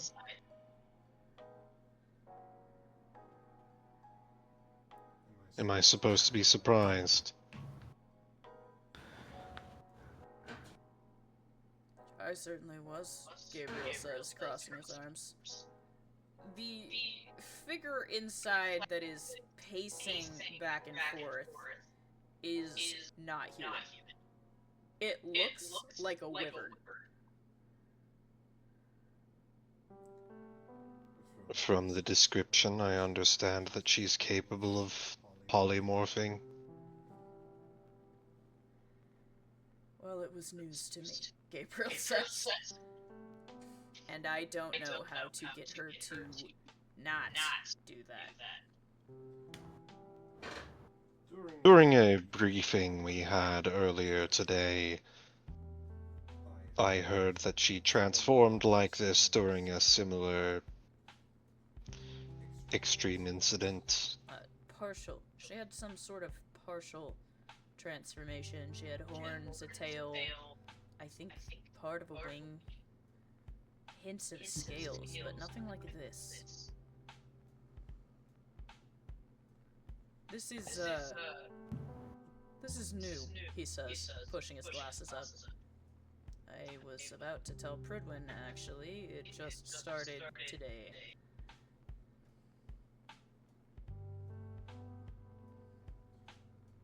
She behaves on instincts, and clearly her powers react to those instincts. She feels that she's under threat. Her mind is locked in a survival instinct. She does not see the world for what it is, only for the fear and the trauma that she has experienced. That's what worries me.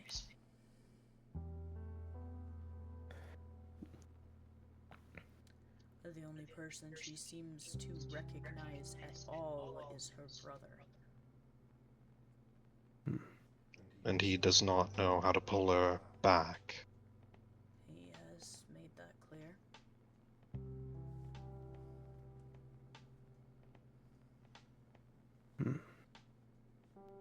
He does Speaking not. from... Oh, sorry, continue. He does not know, but that does not mean that a way could not be found. And she recognizes him, which means if he knows what to do, he may be able to help her. Once he's in a sober state.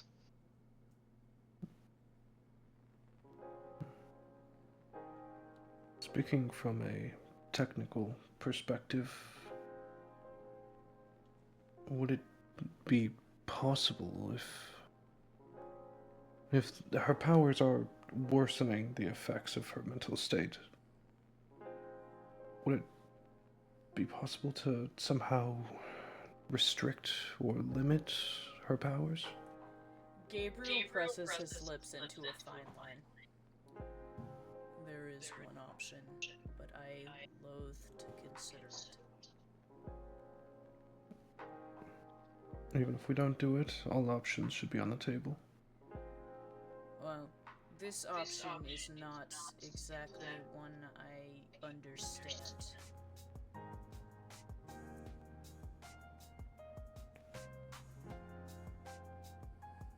Go on. Katya, he says, pushing his glasses up on his nose, seems to possess the capabilities of her progenitors.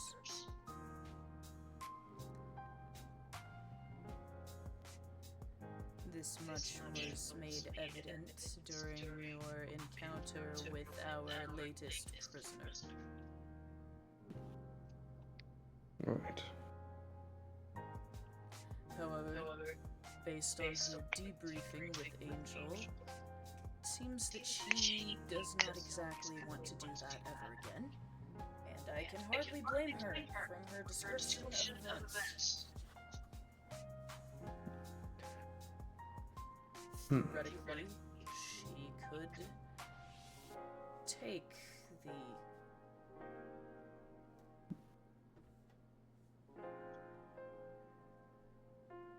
the animal out of her, so to speak. Might return her to her past state. Whether that would leave her as just a Meister or less is a grave risk. And again, that's even if Katya would consider doing such a thing, which she has made apparent she does not want to. Severing a part of yourself, no matter how detrimental that part is not the way to solve this. I think we're able to find a way to magically bottleneck her power, her output, if you will. It might be able to restrain that beast inside of her, theoretically. Now, I don't know. Katya wouldn't be able to do anything. I think that's too rash, regardless. A fireball And- explodes against the window again. And, despite me and Katya's containing the same power of copy, both of ours work fundamentally different. I'm not sure if I'd have any sort of power over that.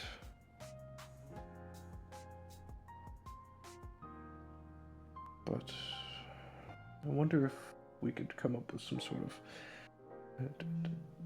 occult ritual to maybe seal or bottleneck those powers? We've tried that before. They broke through. I really think that this is a lot simpler than you're making it out to be. You were thinking to yourself that she needs to be the one to do this, reign in her own self, as it were, I assume.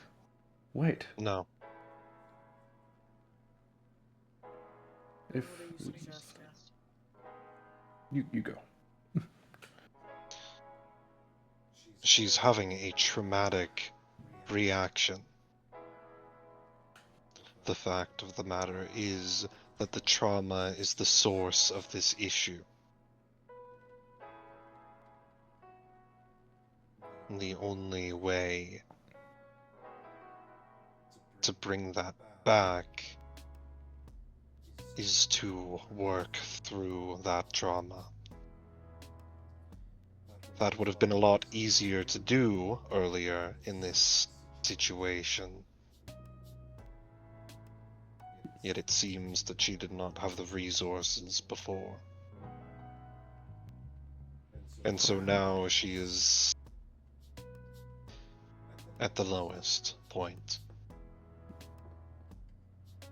The seal didn't work before, but what if we can bottleneck those powers just long enough to get her back to her senses?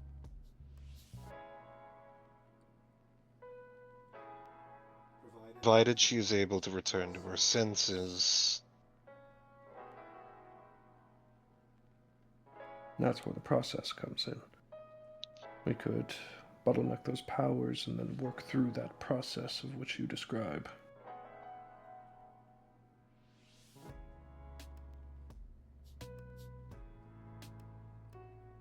The seal doesn't have to be permanent, and we can possibly even, if it succeeds, teach her how to control those powers.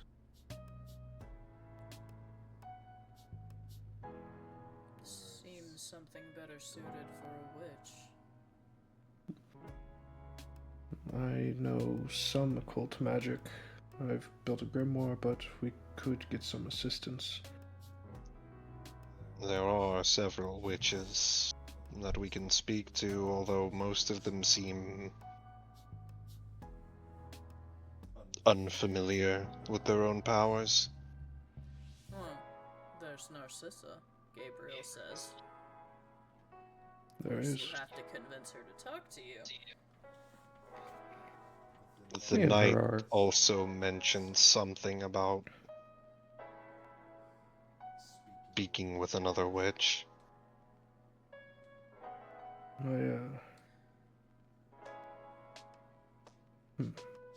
I am acquainted with Narcissa. I could speak with her.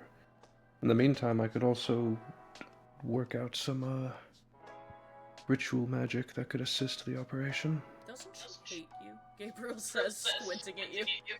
Hate's a strong word, more so loosely acquainted. So she doesn't really care about me. Are you sure about that? Because I feel like she really doesn't like you. I never tried to sleep with her. Actually, now that you mention it, I think Pridwin was rather adamant that I not mention this other witch to you. Narcissa? I already knew about Narcissa. Wait, No. what about other witch? Wait, different witch? Who? Who witch? I don't know. He didn't give me a name. Well, shit. It was shortly after the birth of his daughter. He mentioned something about another witch. This is news to me, Gabriel says, News crossing his to arms. me as well. He seems to want to keep it relatively secret. Also, nobody's asked him. Fair enough. I say we just send the baby in there, Gabriel says, playfully. I think the I'm- baby would win. I think the baby would also win. I'm worried that if she does win, that might be detrimental to, if not the life of Viper, then the lives of everyone else in this building. Fair enough. Well, I think we could find someone. For now, I'll work out some schematics. We can figure something out, and once Draco's awake, we can move on with it, perhaps. I could knock on Pridwin's door, although I am worried about what might happen to me if I do. Fair enough. Knock on Could Pridwin. always just, send him a page. If he's not preoccupied. If he's not preoccupied, he'll show up, and if he is, he will ignore it. So there's that, I guess, Gabriel says, pulling out his pager. This is where I'm gonna have to head out, but yeah, Apollyon will pitch the idea of reconvening.